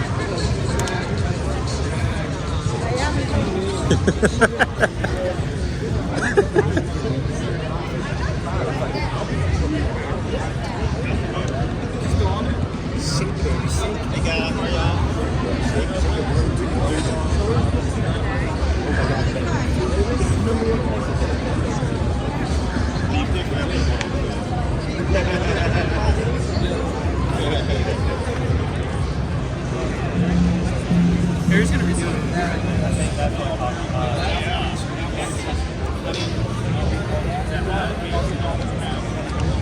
You're buying it or you selling it? We're making it. Oh, okay. What kind of engine do you plan to put on here? What's It's electric. is it fast? No battery yet. No battery yet.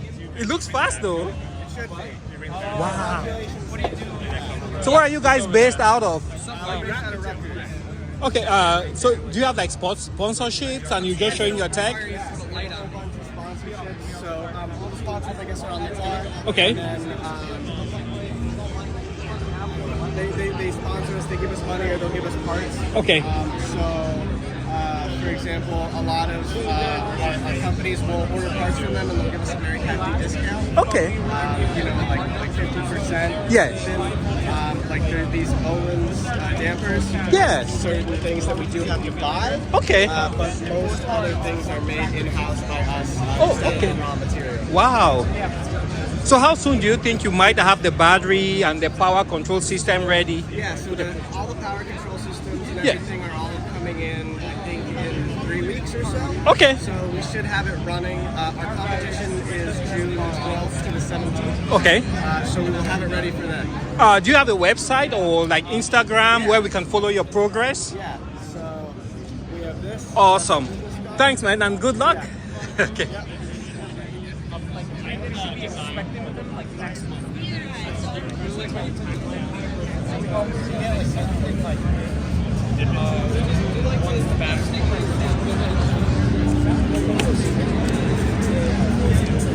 Really nice kids. Good company. What do you guys do?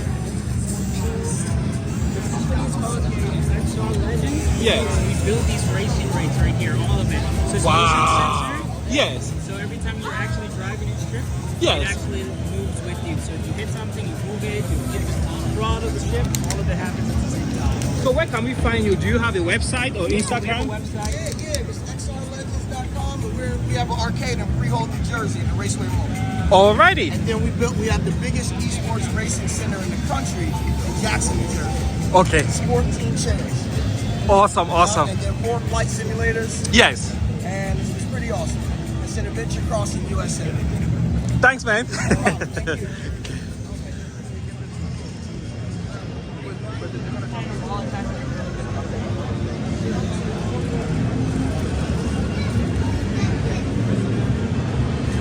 Oh, this is cool swag. Look at they have like the Honda right there. They have Porsche. Pretty cool.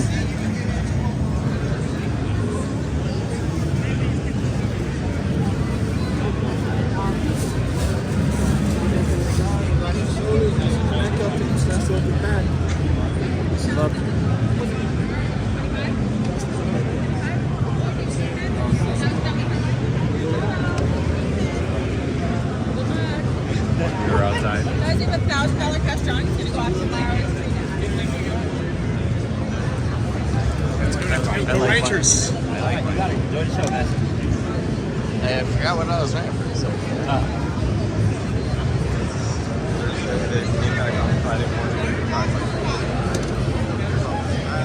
Get some swag for your garage. It's really cool.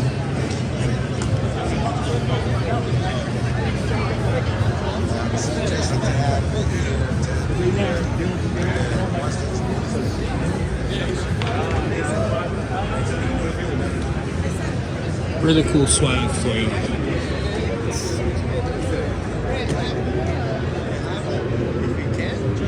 for your garage.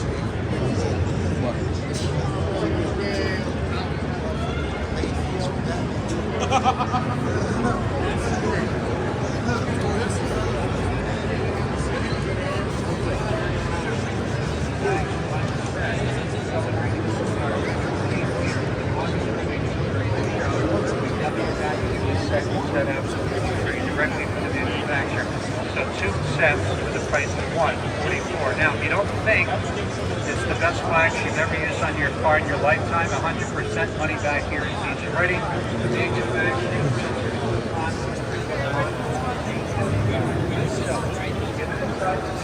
Where do you live? We do solar, but not here. Where'd you get them? You don't remember.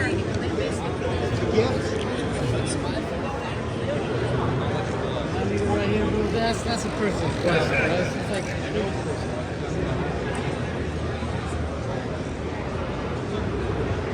$50 each. It's promotional sale, 20.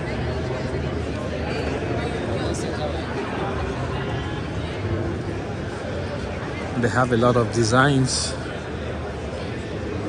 and they're polarized. Hello, sir.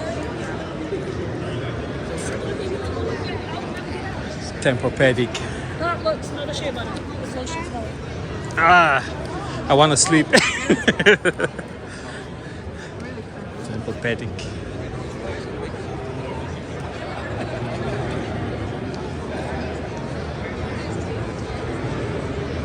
Oh, that's the ferry.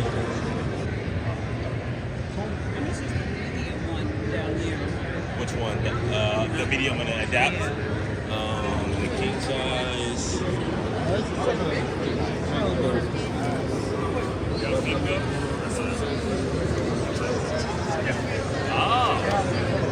While you're in lunch.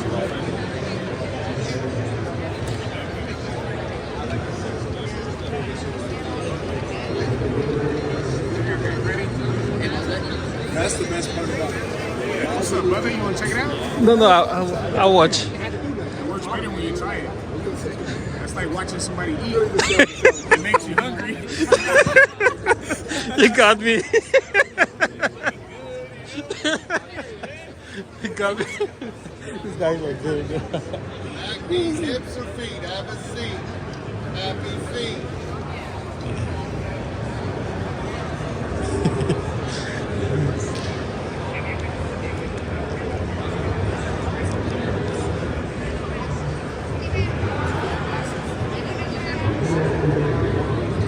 Wow.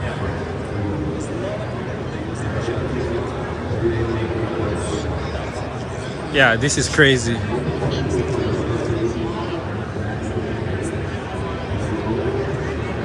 So what do you guys do? Oh, sorry. Go ahead. We're an AI company. Yes. We're an AI company, and we're currently advertising digital humans to help serve multiple types of different types of businesses. So where are you based out of? Yeah. Oh, New York? Yeah. Do you have a website where people can link up with you? Yeah. Okay. What's it called? Just graphen.ai. Graphen.ai, that's the website. Yeah. So for example, somebody is home, they can actually see somebody and think like a nurse and actually talk, and the person will move, or is that what it works like? Yeah. Yeah, so there's different types of applications, right? So this thing that we've got here is a kiosk. Okay. You can place orders to a digital human and the idea is basically that you just emulate an actual cashier rather than like a touchscreen kiosk. Oh, okay. Yeah, You actually see somebody like, okay. Yeah, real human, and then there's a hotel concierge there, and then there's different applications. There's That's a nurse, amazing. There's a digital human nurse, who can always be beside you, and you can say like things like, oh, I have a fever, or this is hurting, or please go and call the doctor, and then it'll ping the doctor in back, and says, the sky's the limit. You can think of any number of applications. That's awesome. All right, thanks for showing me. And the company is called Graphen.ai. Advanced robotics. Look at that. It's a digital assistant. Oh, see? Here you can place your order. This is actually already being tested and deployed at one of the real stores here in at Wall Street. And I like it that because the size, you see, is almost like Exactly. a normal human, so I can actually talk face to face. And if you want to, you can try to order from her. Just try to have a conversation with her. We're restarting the computer. I accidentally turned off the power, so. Ah, okay. So you normally interact with your normal language, speak to Yes, it? just like the way Wow. you speak to a real cashier. Yes. And the idea is because these days we're losing so many human labors. It's like people cannot hire their cashiers or like customer support. So we build these digital humans in a way they can speak to you in a human-like way, but they can help business to save a lot of money, but also help customers. When you go to a shop, you don't want to wait for 20 minutes to order a tea. So they're a lot more efficient. They're to be very smart. Yeah. It makes a huge difference just having like what seems to be like a human. Absolutely. The interaction You have is that interaction. yes. The way we design them, it's actually they can kind of make eye contact with you. They're moving a human-like way, so it's those subtle things, so that if you're interested, you can get there for sure. So we're supporting all the different industries. Yes. And it's also coming in 3 different models. This is that one over there. We call it a kiosk. Okay. And this is our show. So this is the show. Okay. And then we also have a smaller version for Yes. cars. So you can use it for the car for your. For the car, we have 2 parts. One is to help you to kind of diagnostic for your car, see if your car has any maintenance problem. Yes. But it can also be your personal assistant. So. Awesome. Yeah. Okay, thank you very much and good luck. Thanks. So it's called Graphen.ai. It's amazing.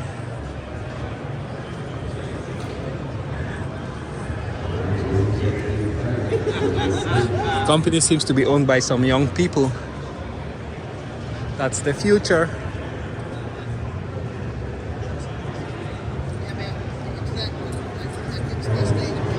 The Saints come in those.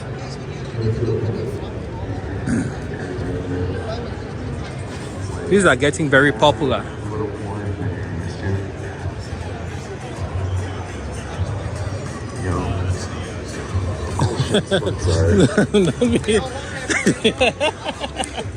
I'm not strong.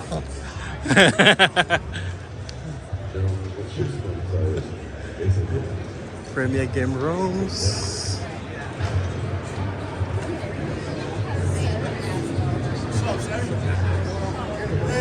What is that? Are you recording? Is that the iPhone 13 or what? Yeah, something like that. What do you guys have? It's a protective case, but if your battery gets low, it'll charge your phone back up for you too. Oh. Extra 200% battery on the go. Let me show you that one. The battery.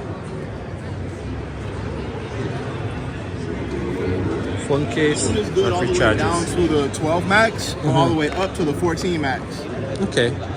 And how much are these? They're $250 online. If you want to take one here, it's $120. Okay, that's a reasonable price. Yeah, you get actually a warranty and an upgrade. So every time you switch your phone, we will switch your case as well. Okay. Want to try it on the phone? No, I was just curious. Thanks for showing me though. Yeah. Okay, sir. So, rechargeable case. This one charged the phone. Oh, you know. Show you. Like to shine your ring? Alcoholic soda, it slides off like a Scotch guard on steroids. And it works as a deodorizer. I'm not saying your shoe stink, but if you odors in your shoe, it comes right out. Go ahead and compare side by side. Tell me if you see a difference. Bam. I tell you what, bro. There's a difference. Right? I tell you what, man. If you buy it, I'll take $15 off for you. Instead of buying it for $80, I'm gonna give it to you.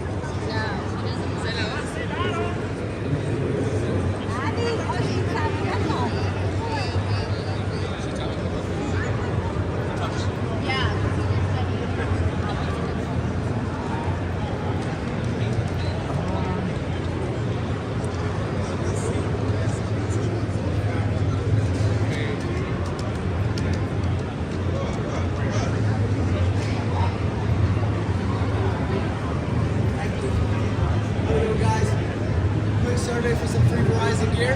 We got some tire gauges and some bags. Free tire gauges, free bags from Chrysler. So I got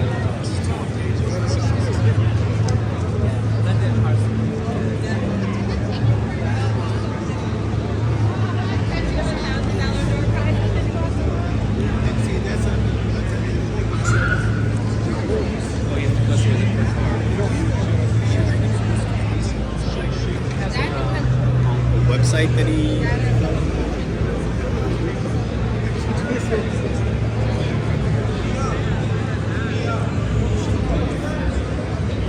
Wow, it's a big drone.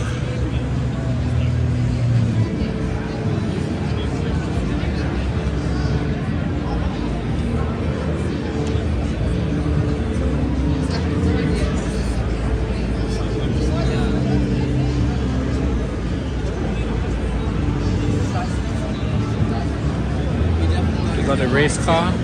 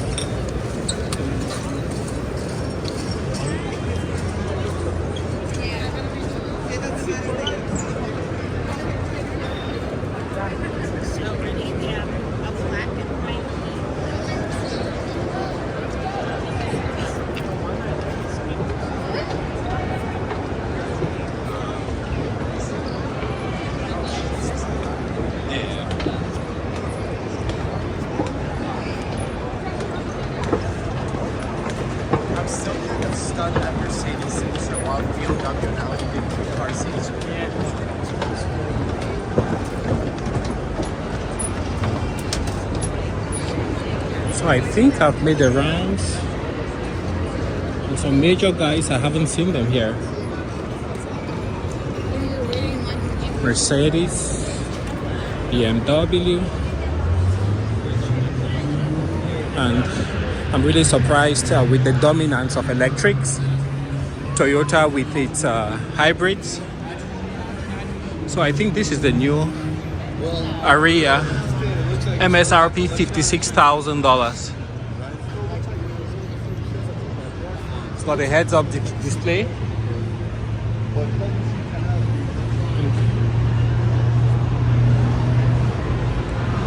Here's one here.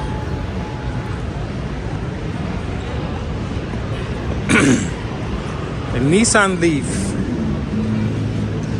You know, guys, many times I wonder what would have happened if Carlos Ghosn hadn't had the problems he had in Japan. He came out with the walkable electric car, the Nissan Leaf, long before Tesla even got to putting out their the first S-Class. Even the first Tesla Roadster was still in prototype when the Nissan Leaf was already in production. I think that if Carlos Ghosn had stayed out, if he had continued, you know, good things would have happened. But I think, you know, too big to fail. He had just too much on his plate. He had too much power, and they had to take him out. Sadly, the whole industry suffered, but he was a pioneer with the Nissan Leaf. This car was a trailblazer, and it really got the electric movement going. So now they brought it up to 212 miles. Let's see the range. And now it's going for $38,000. With that, you know, most people will go with the Tesla model, like Tesla 3, instead of buying the Nissan Leaf with just 200 miles. The Tesla has better tech. I believe it's also better made. V-Spec. It is the last generation to wear the Skyline badge, and for most of us, we wouldn't be able to import this car legally here in the US. Yeah, it's sort of a forbidden fruit. It absolutely is. Like today's GTRs, it's an outlaw. A powerful twin turbocharged engine, multifunction instrumentation that was ahead of its time, and available limited production special editions. Chad, I love that color. Who else likes the color? You guys digging this midnight purple too? I'm telling you. Ooh, buddy. We only built 282 R34 V-Specs in this color. It is an absolute museum piece, so I'm super jazzed that we have it here. Oh, I totally agree. And I also think that the 2024 version parked below it may also one day belong in a museum, or at least an ultimate garage. Let's continue with our review of a look at the Nissan Leaf. So it's improved. Now it has a camera up front. Back in the day, the problem with this was the range, and also charging it was really slow. But Carlos Ghosn was a pioneer in that he saw the future as electric, not just as a hybrid, but pure electric. And that's what he went head, shoulders, knees and toes. He went all in with this vehicle. All what was left was doing incremental improvements in the range, but they took him out. I really wonder what his vision was. If anybody gets a chance to interview him, I wonder his take on the electric vehicle market, and if it's going in the direction in which he would have predicted. That's always one thing I have on my mind each time I see an interview of Carlos Ghosn.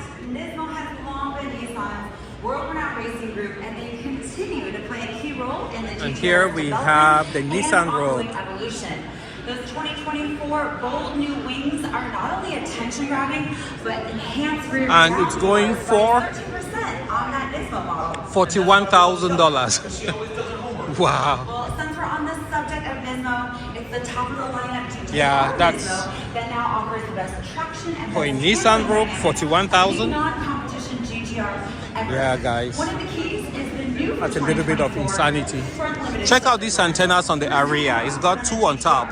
By maximizing front tire potential, it helps make the Nismo respond precisely and instantaneously to the driver's input. I feel like the GTR Nismo's 600 horsepower twin turbo V6 and amazing Tesla ETS all-wheel drive system also help with that. True, but it's also the GTR's unmatched combination of its technical prowess and race-inspired soul that come together like no other performance machine in the world. No spare tire. You can check out the key specs for the GTR Premium and GTR Nismo models on this screen behind us. I don't know if we did the left or here. We didn't do the Armada. Let's take a look. Sadly, it doesn't hold its value. The Sequoia, the Armada, but the Lexus LX holds its value. So very expensive, but it doesn't hold its value. So I don't know if it's a wise decision to buy it. And the other thing with Nissan, they don't change the exterior shape. So the first generation of the Armada, they left it the same for almost 10 to 15 years. Exactly the same, even though they changed the interior. So it was sad. Here it is. It's a nice car, no doubt about that. Let's look at MSRP $73,000.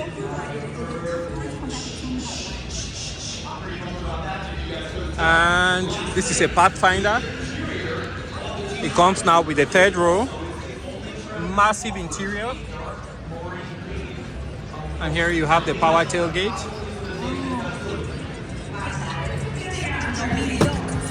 Really large and spacious inside with USB charge plugs there. Soft touch.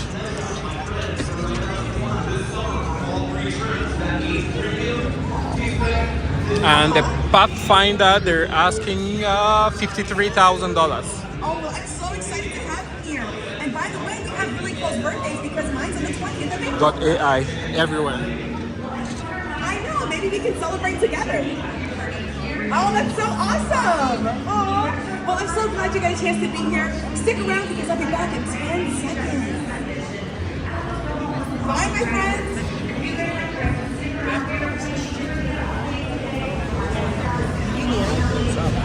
Yeah, this is almost like the Nissan Leaf. There's no front. I don't know what it is. I don't know. Seriously. Yeah, it's completely gone. It's electric and there will be empty space, but everything is over here. Yeah. Somebody has to tell it what it is. Exactly. Maybe this way you put the oil, engine oil. Yeah, Nissan, what's up with that?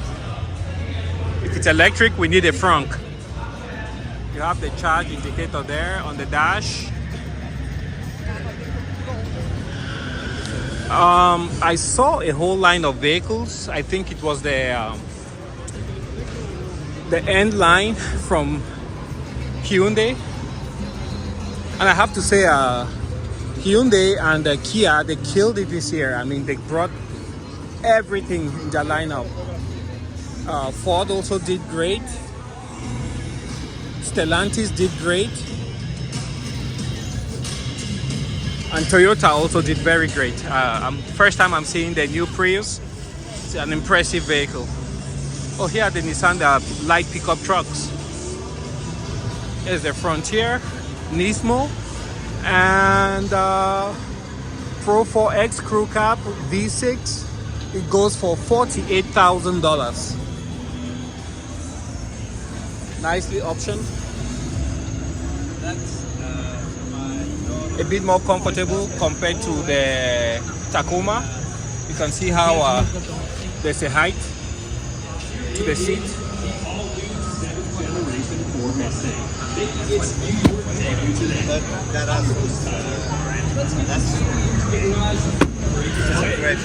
There you have the bed. Hi, friends. 2 heads of every one. I'm also your host, Jennifer. Hey, what's up, Jennifer? Let's get these folks to go forward now. Here we have the Pathfinder. I believe we saw this already. This is the Rock Creek edition. Very nice inside. Comfortable.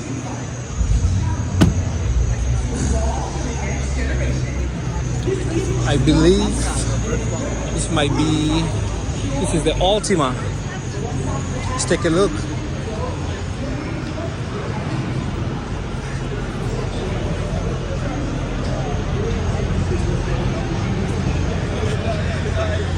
Yeah, it's changed a lot.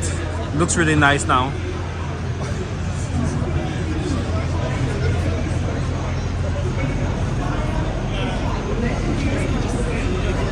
It's got a turbo engine.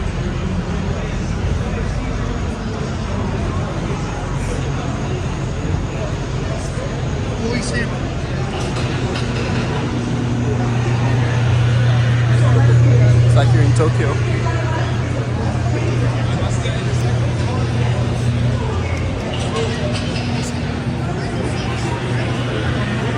(2023) Nissan Sentra. Still has the CVT transmission. I hope they've improved on that. 32 miles per gallon mixed, 28 city, 37 highway, $25,000. Very reasonable price. That's a good price. And here you have the GTR. It's the latest one.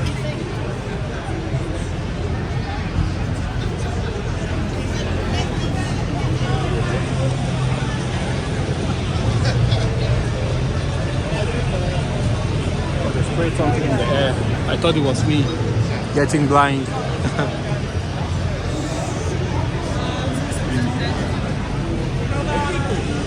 All right, ladies and gentlemen, if you smelt it, I dealt it. I'm talking about Pearl Street Trivia. I don't know what your mind is. The smoke means there's a show about to start in about 60 seconds. There's going to be a QR code popping up right behind me. Get those smartphones out and ready if you're going to play along. You're going to scan 71. Yeah, the Nissan Versa has come a long way. This is a Nissan Versa SR and it goes for $22,000 only. Give room for everybody else checking out the Z. This is a bargain. We're going to scan that. You're scanning this room, not the sign. The sign up there will probably log out. Log out over there. This one left. Scan that over. Name, email, Rolls Royce, Bentley,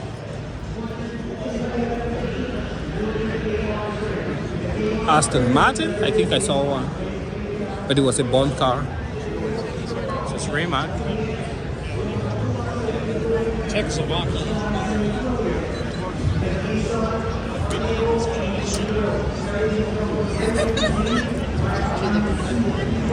dude, it's literally V8 engine.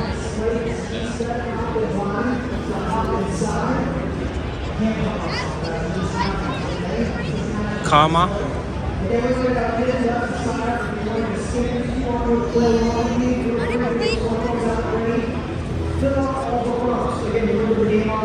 Keep on that screen right there in order to play it.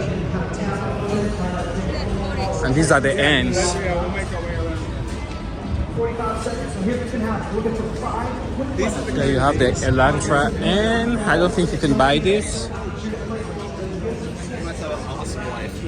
Oh, sorry. And there you have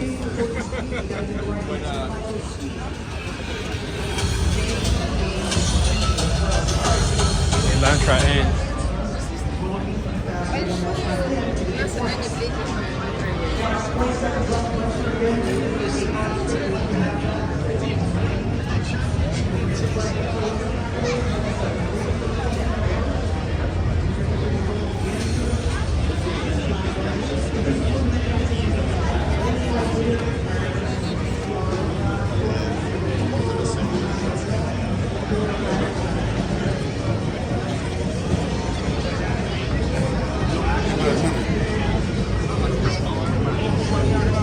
That's another color that they just released with the.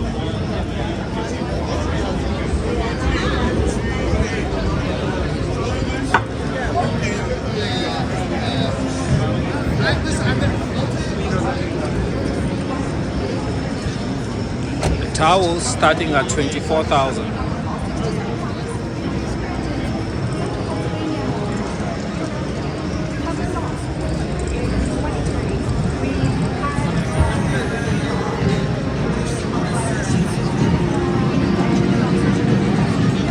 Here's the Jetta starting at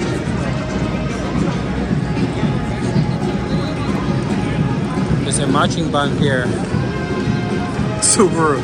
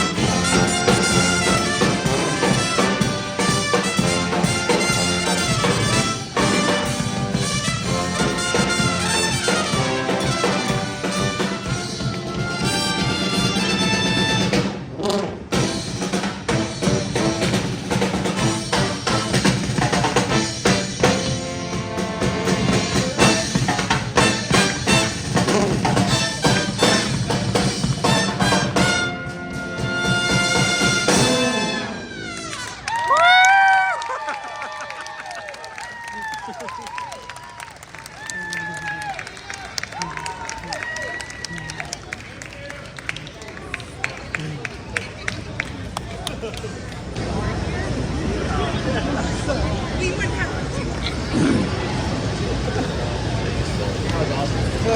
Thank you all for being so awesome.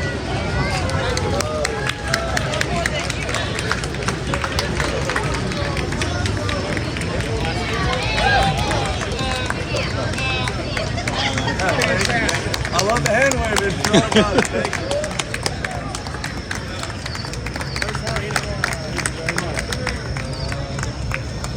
Oh, you guys are great. Thank you so much. Appreciate it.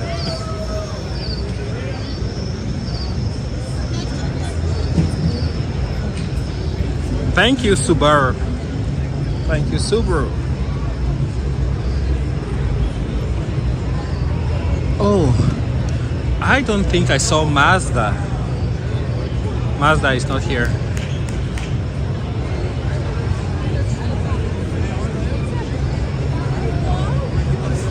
And my flight departs soon, so I'll have to leave here shortly. It's been awesome. Amazing vehicles. The new Prius. Get used to seeing this on the streets.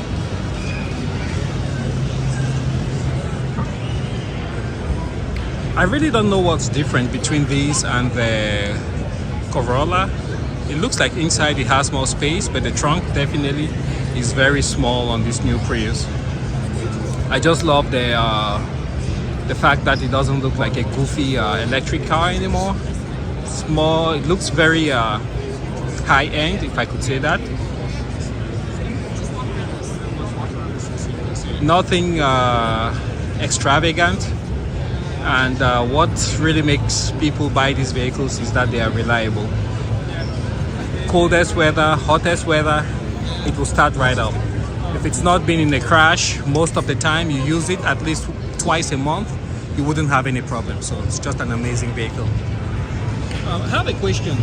For the base Prius, about how much would it cost for the base model? I'm not sure. Let me. Would the price be here? Because I saw the one that you guys had over there, it's like fully loaded, you know. Yeah. Let me get the base for you. Okay, please. We have some information here.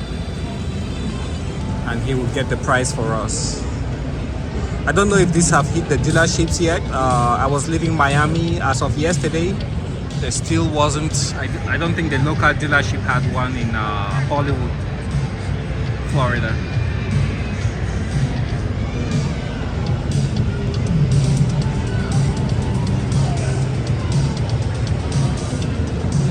Yeah, Toyota came all out this year.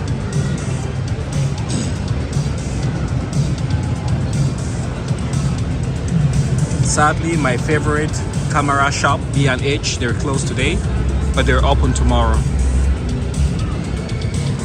I would have loved to stop there. On my way to Penn Station, I walk right in front of the store. So between Penn Station and here, they're just around the corner, right here. Oh, this is a Prime, so this is gonna be expensive. I hope I didn't send him on a wild goose chase, because I'm sure I can get that price on the internet. Let's see here.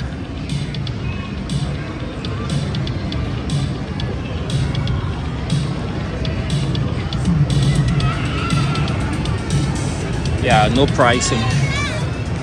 Just makes it so much harder for everyone.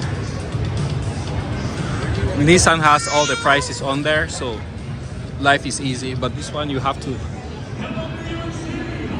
do some legwork.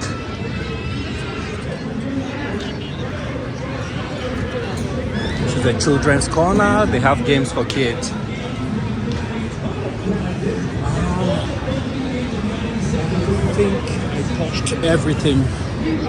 I think I touched everything. I think I did. Here are the usual Stellantis trucks. The Rams. There you have a 3500, top of the line. I wonder how much that one runs for. It's a limited. There you have a TRX. Oh, hell yeah.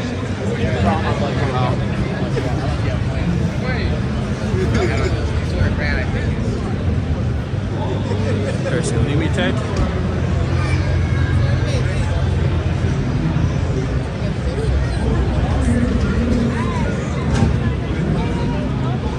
Lexus, yeah, we did not do the left side of Lexus. Let's finish it up. GX, LX.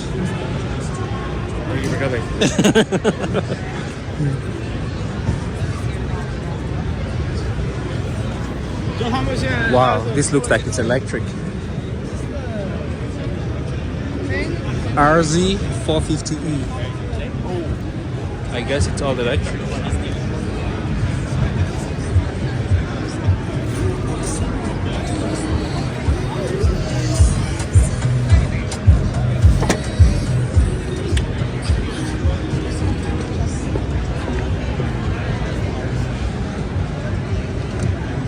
NX 350.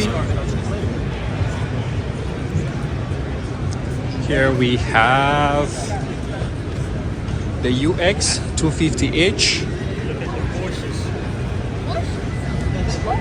and I believe the UH. It's a nice little SUV, or compact crossover, whatever you might call it. There's the IS 350, very popular in Miami. See lots of these out there. Check out the engine. It's a very popular car, lots of interest. Good afternoon, New York City. Welcome to the Lexus display. My name is David. It is our pleasure to be in your home, and we love having you in ours. It's so iconic with that tail light. Around the display to answer questions, provide information, hopefully give you a great experience with the show. You are our priority. So don't be shy. There are a lot of things that we can help make easier and more informative. So if you can't find one of us, we always encourage you to stop by the information desk. Our team will do our very best to help make the day more informative, helpful, more enjoyable. Whatever it is we can do, we will gladly do it. We have really premium feel inside. Show floor, so if you're new to the Lexus brand, we will walk you around, explain what each of the vehicles are. It's got You let us airbags know in the what back. your priorities are, what's important to you. We'll help you figure out which vehicles accommodate your needs. The paint is very gorgeous. best. We've got our performance and down to It's got a spoiler there. with our It's stunning all-wheel LCD drive. in that red that everyone cannot help but be drawn to, that infrared color. We've got the LC convertible next to it. The performance RCF. Oh, BMW is here. I totally missed this. What did they bring? Oh my gosh, look at that. That grill. That's the sensing technology.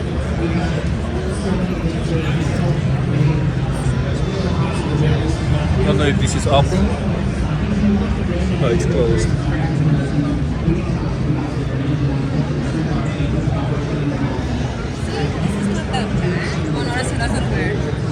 Yeah, the BMW electrics, they have this huge chipmunk teeth grill.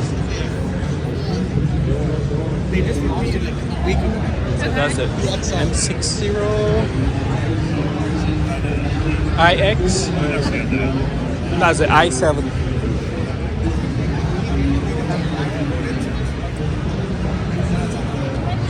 In this, I really don't understand. You know, like an SUV.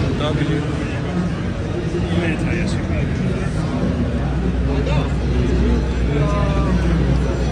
Oh, Genesis is here. Almost missed it. Oh yeah, let's look at BMW. It's Genesis G70. I think they brought a car that they call a coupe, but it actually has 4 doors. It has the same. Let's take a look around here.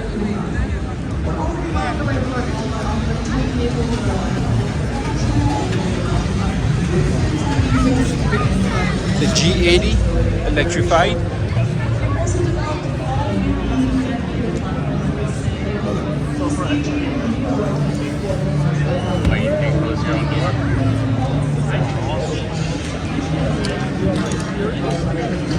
G80.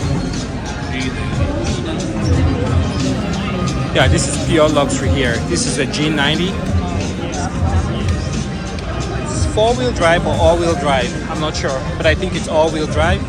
It's got a camera there. It's got the sunroof.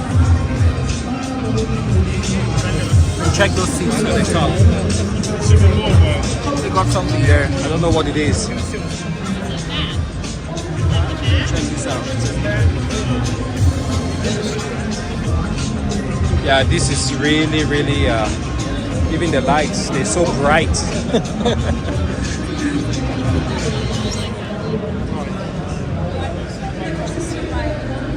There you go.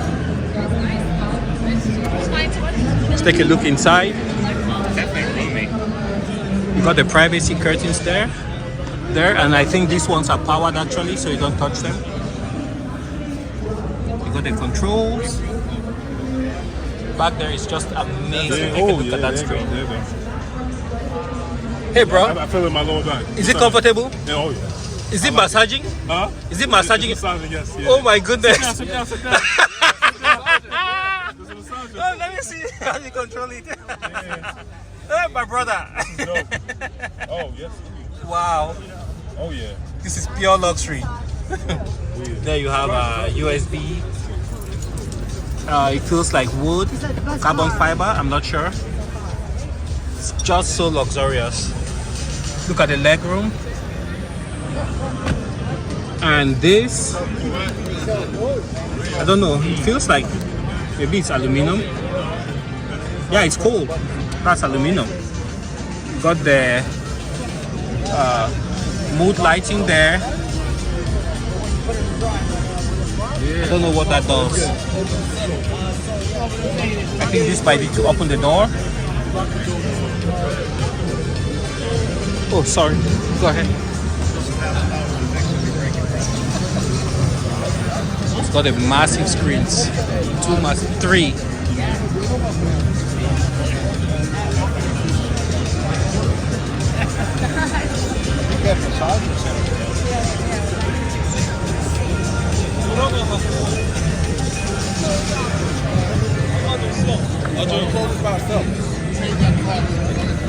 Wow.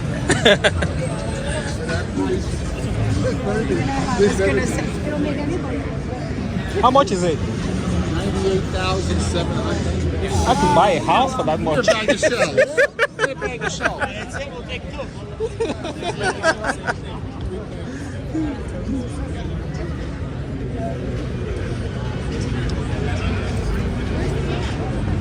Yeah, it's a pretty vehicle. It's very wide.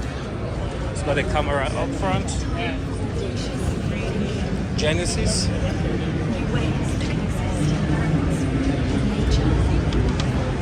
The lights come all the way around. I don't see that. It's good, right?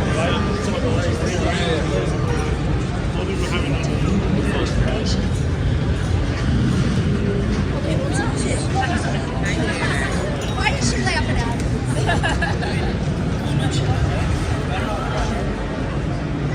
And here we have the Genesis GV80. If I were Bentley, I would be worried. I mean, the quality of these vehicles it's really great.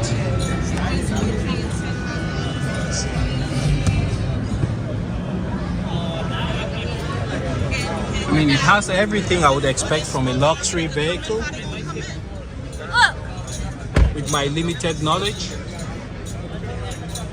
These are seats. Yo, we have a lot. Oh, the middle can come down. You look, This one doesn't close by itself, so I guess.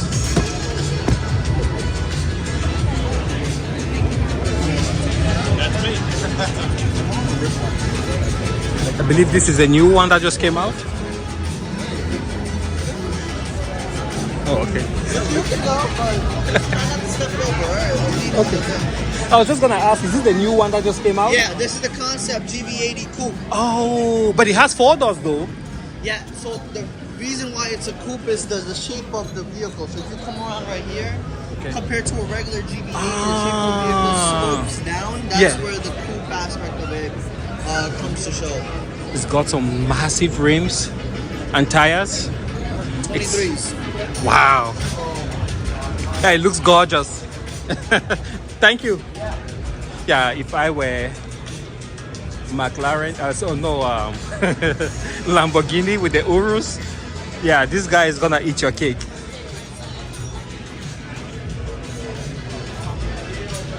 I don't think this is a concept.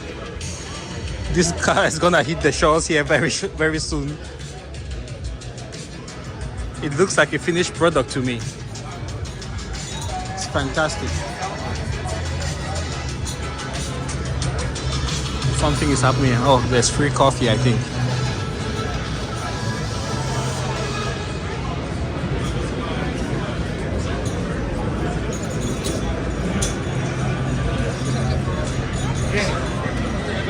So look at the lights on the side and the headlights. I don't see any other lights. Let's move over here. I don't see any other lights.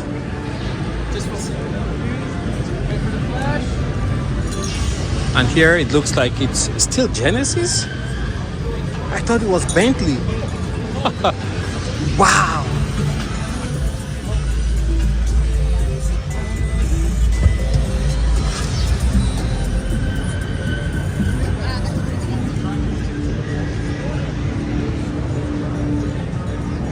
This is a smaller one. This is the G70. I mean, it has everything, all the design cues from the concept.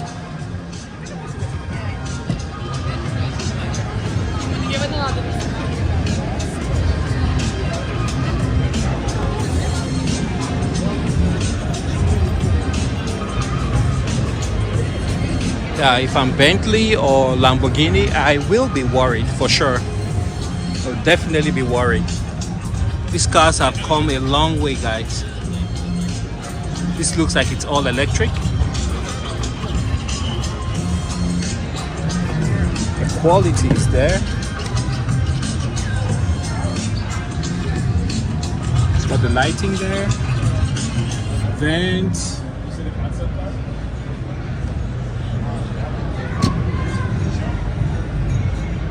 Nothing happens. Well, let's close the door here. It's got a red reflector there for safety.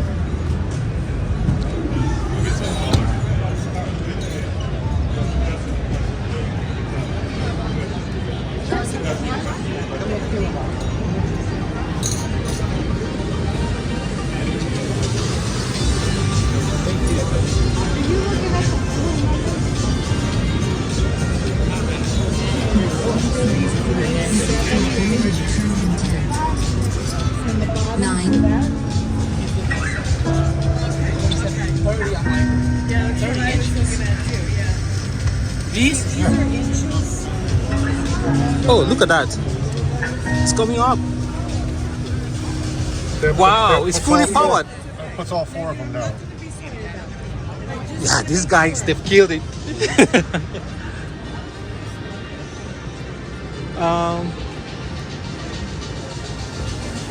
Is this Bentley? I hope. It's still Genesis. It's a bad day when you confuse a Genesis for a Bentley.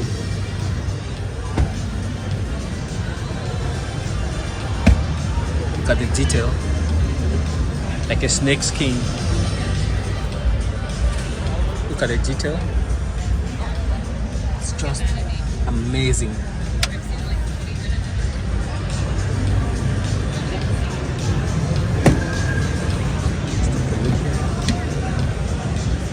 Look at the leg room. Charging options. And then you have the privacy curtain. I think this one is manual, so you pick it up here and you can drop it down. They look like aluminum, brushed aluminum, but I think that's metal. This is plastic. Doesn't feel cold. Beautiful car.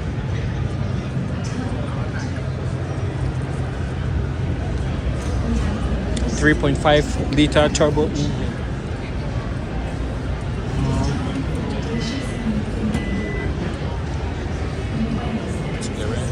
Lift the camera.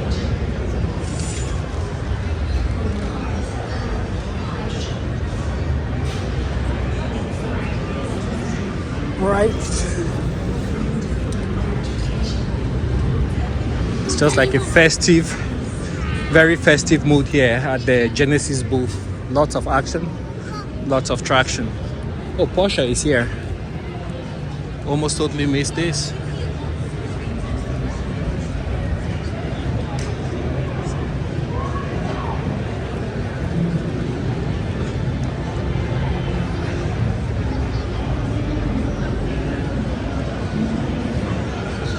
That should be the Taycan. It's plugged in.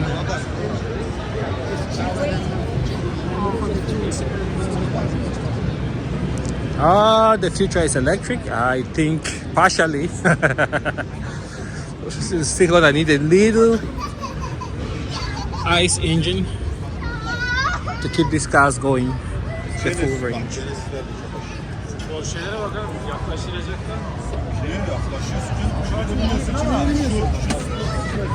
Start closing. It's to push and open.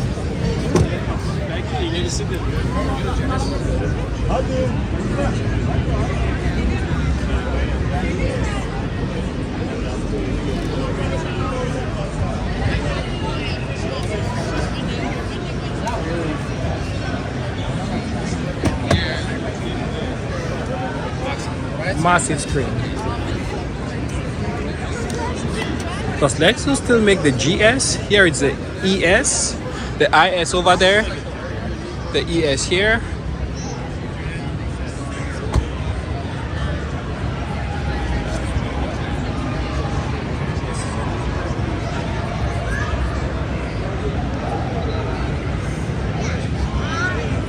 So what this is? LS 500H, 354 horsepower, 3.5 liter engine, V6, 5.2 seconds from 0 to 60. It's a hybrid.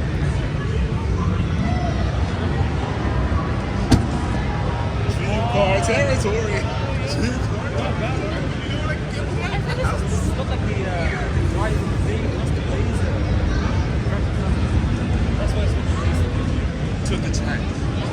It's got heads-up display, all-wheel drive.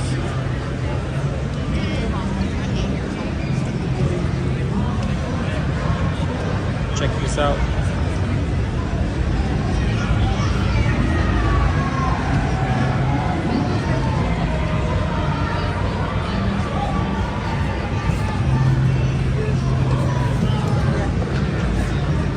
You can't open it from outside.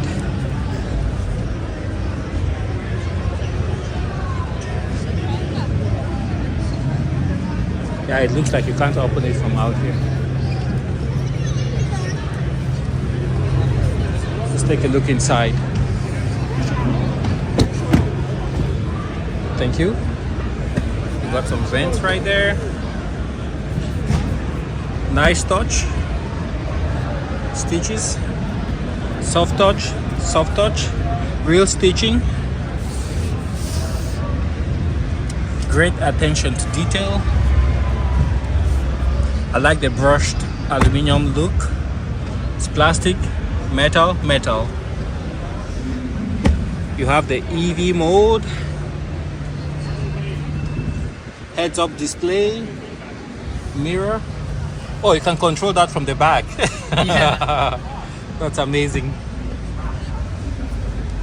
And you can see what the dash does. This one goes back as well. Oh, it's got the screen there. Oh, you see, he's reclining. Yo, we going to South Beach? Steering, it's got shifters there. Keep meeting up, we gotta go. And then I think this should indicate something here at some point, but right now it's You're off. sitting in the wrong seat. You should get back.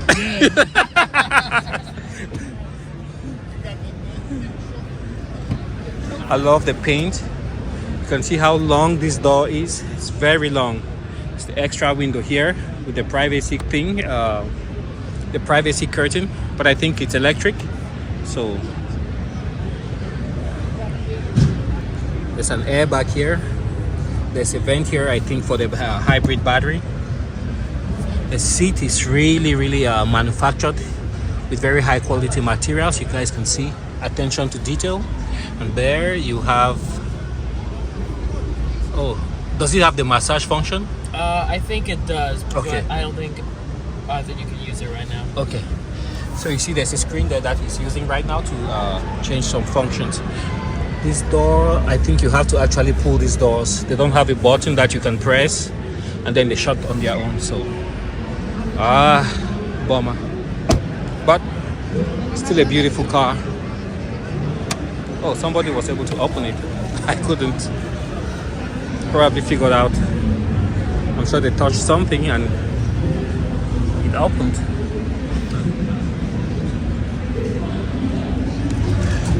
Anyways, I can't figure it out.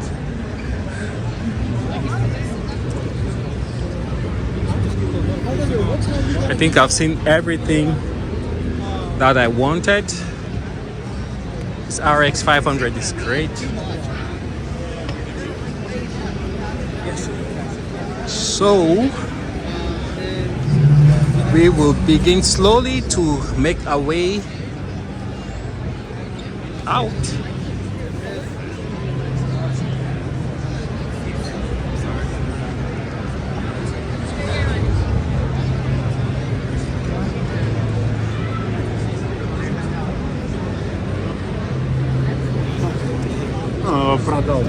Pretty sure I missed something important, but I got a flight to catch. So until next year, hope you guys enjoyed the video series. Jeep is outside and Toyota is also outside with the electric vehicles and some of the hybrids over there to the right. Jeep is here, front center. It's been a while since I was last here in New York City, so I just love the vibe. We begin making my way out. Oh, I think I actually came to the lower level. Now I have to go up one.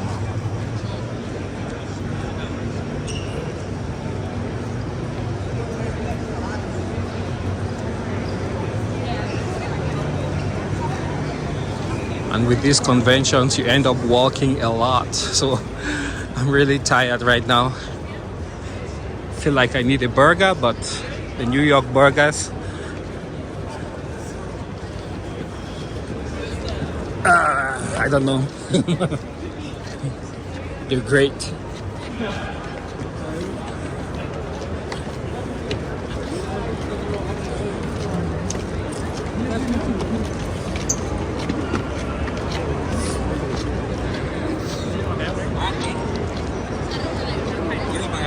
And here is the exit. Point of no return.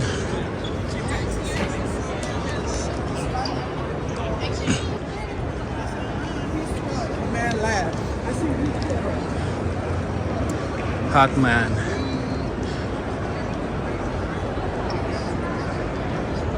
Seem to be based off of the Ford truck.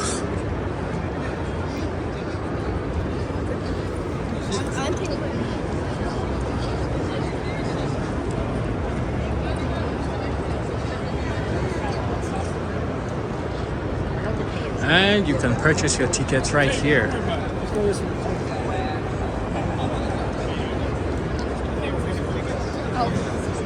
Oh, guess I better get out of there.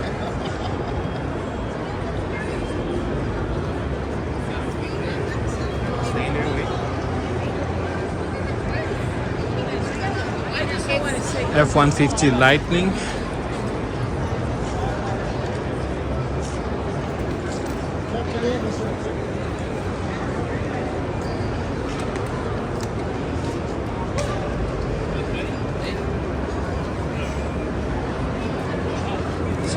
time do I have?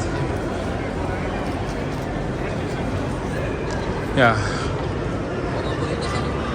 Should start making my way to the airport.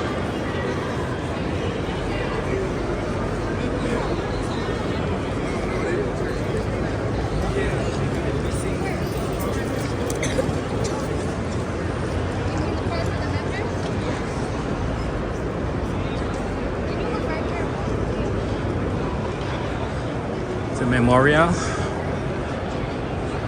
So that's where the building gets its name from.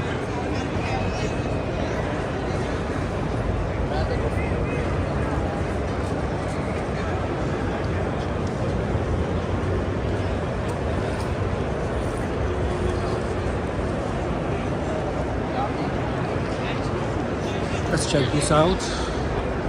There's some history here about the center.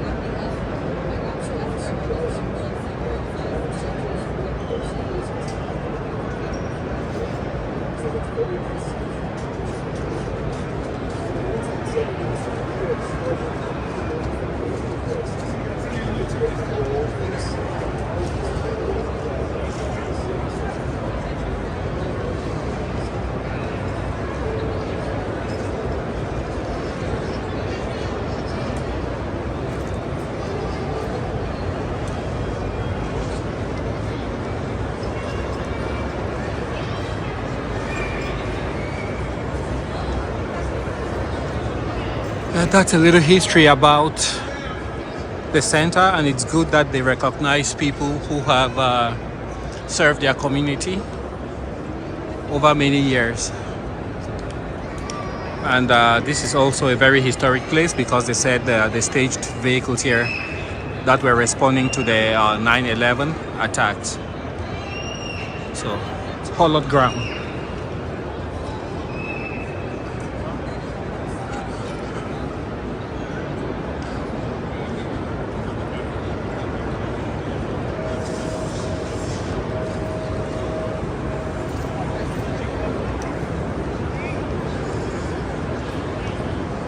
So see you guys 2024.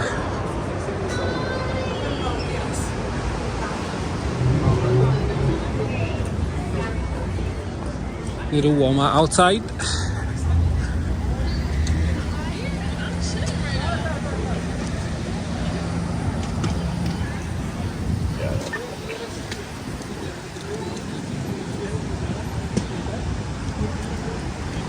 I think I have to go down 34th. 34th. I think I came out the back door.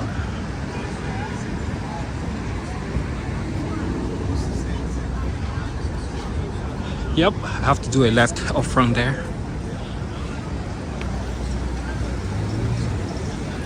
It's really beautiful here in springtime in New York.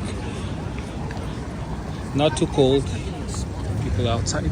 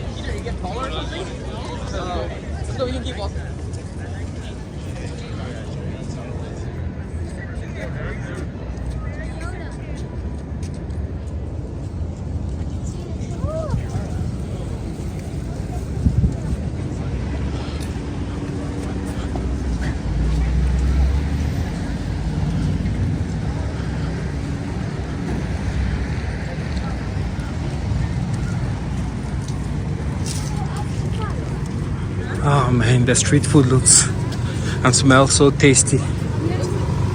Ah. by the thing.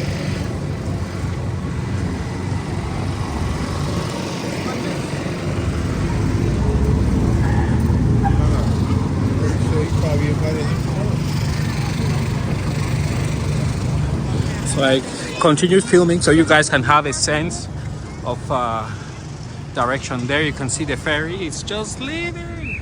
It's full of people. They just went across.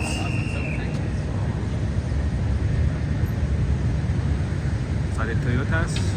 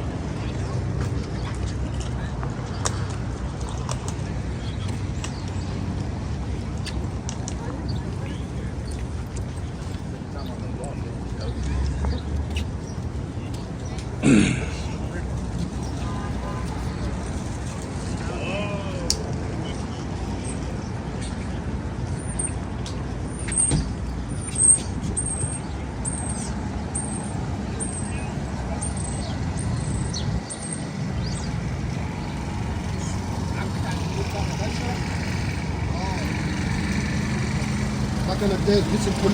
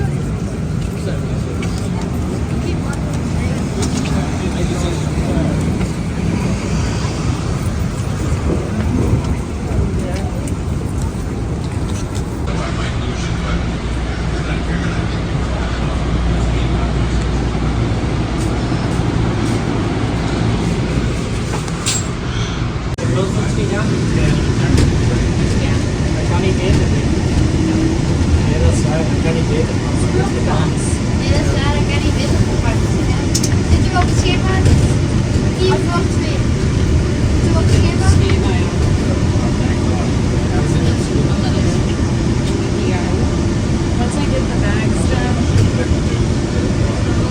I would have tried.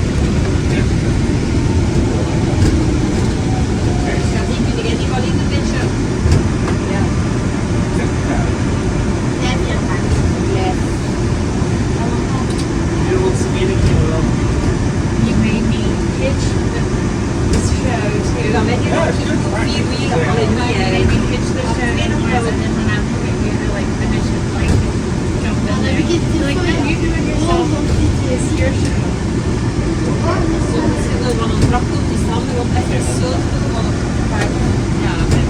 And then Lawrence didn't help me at all, and he's like, hey, you have your elevator pitch, you have 30 seconds. Yeah. But and then he just like totally was just like, yeah, that's not Brooklyn,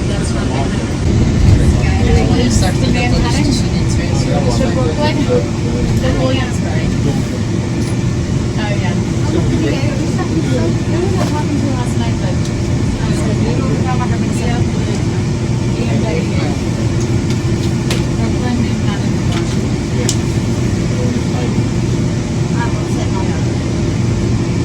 We are approaching the station. Please hold on until the train comes to complete the stop.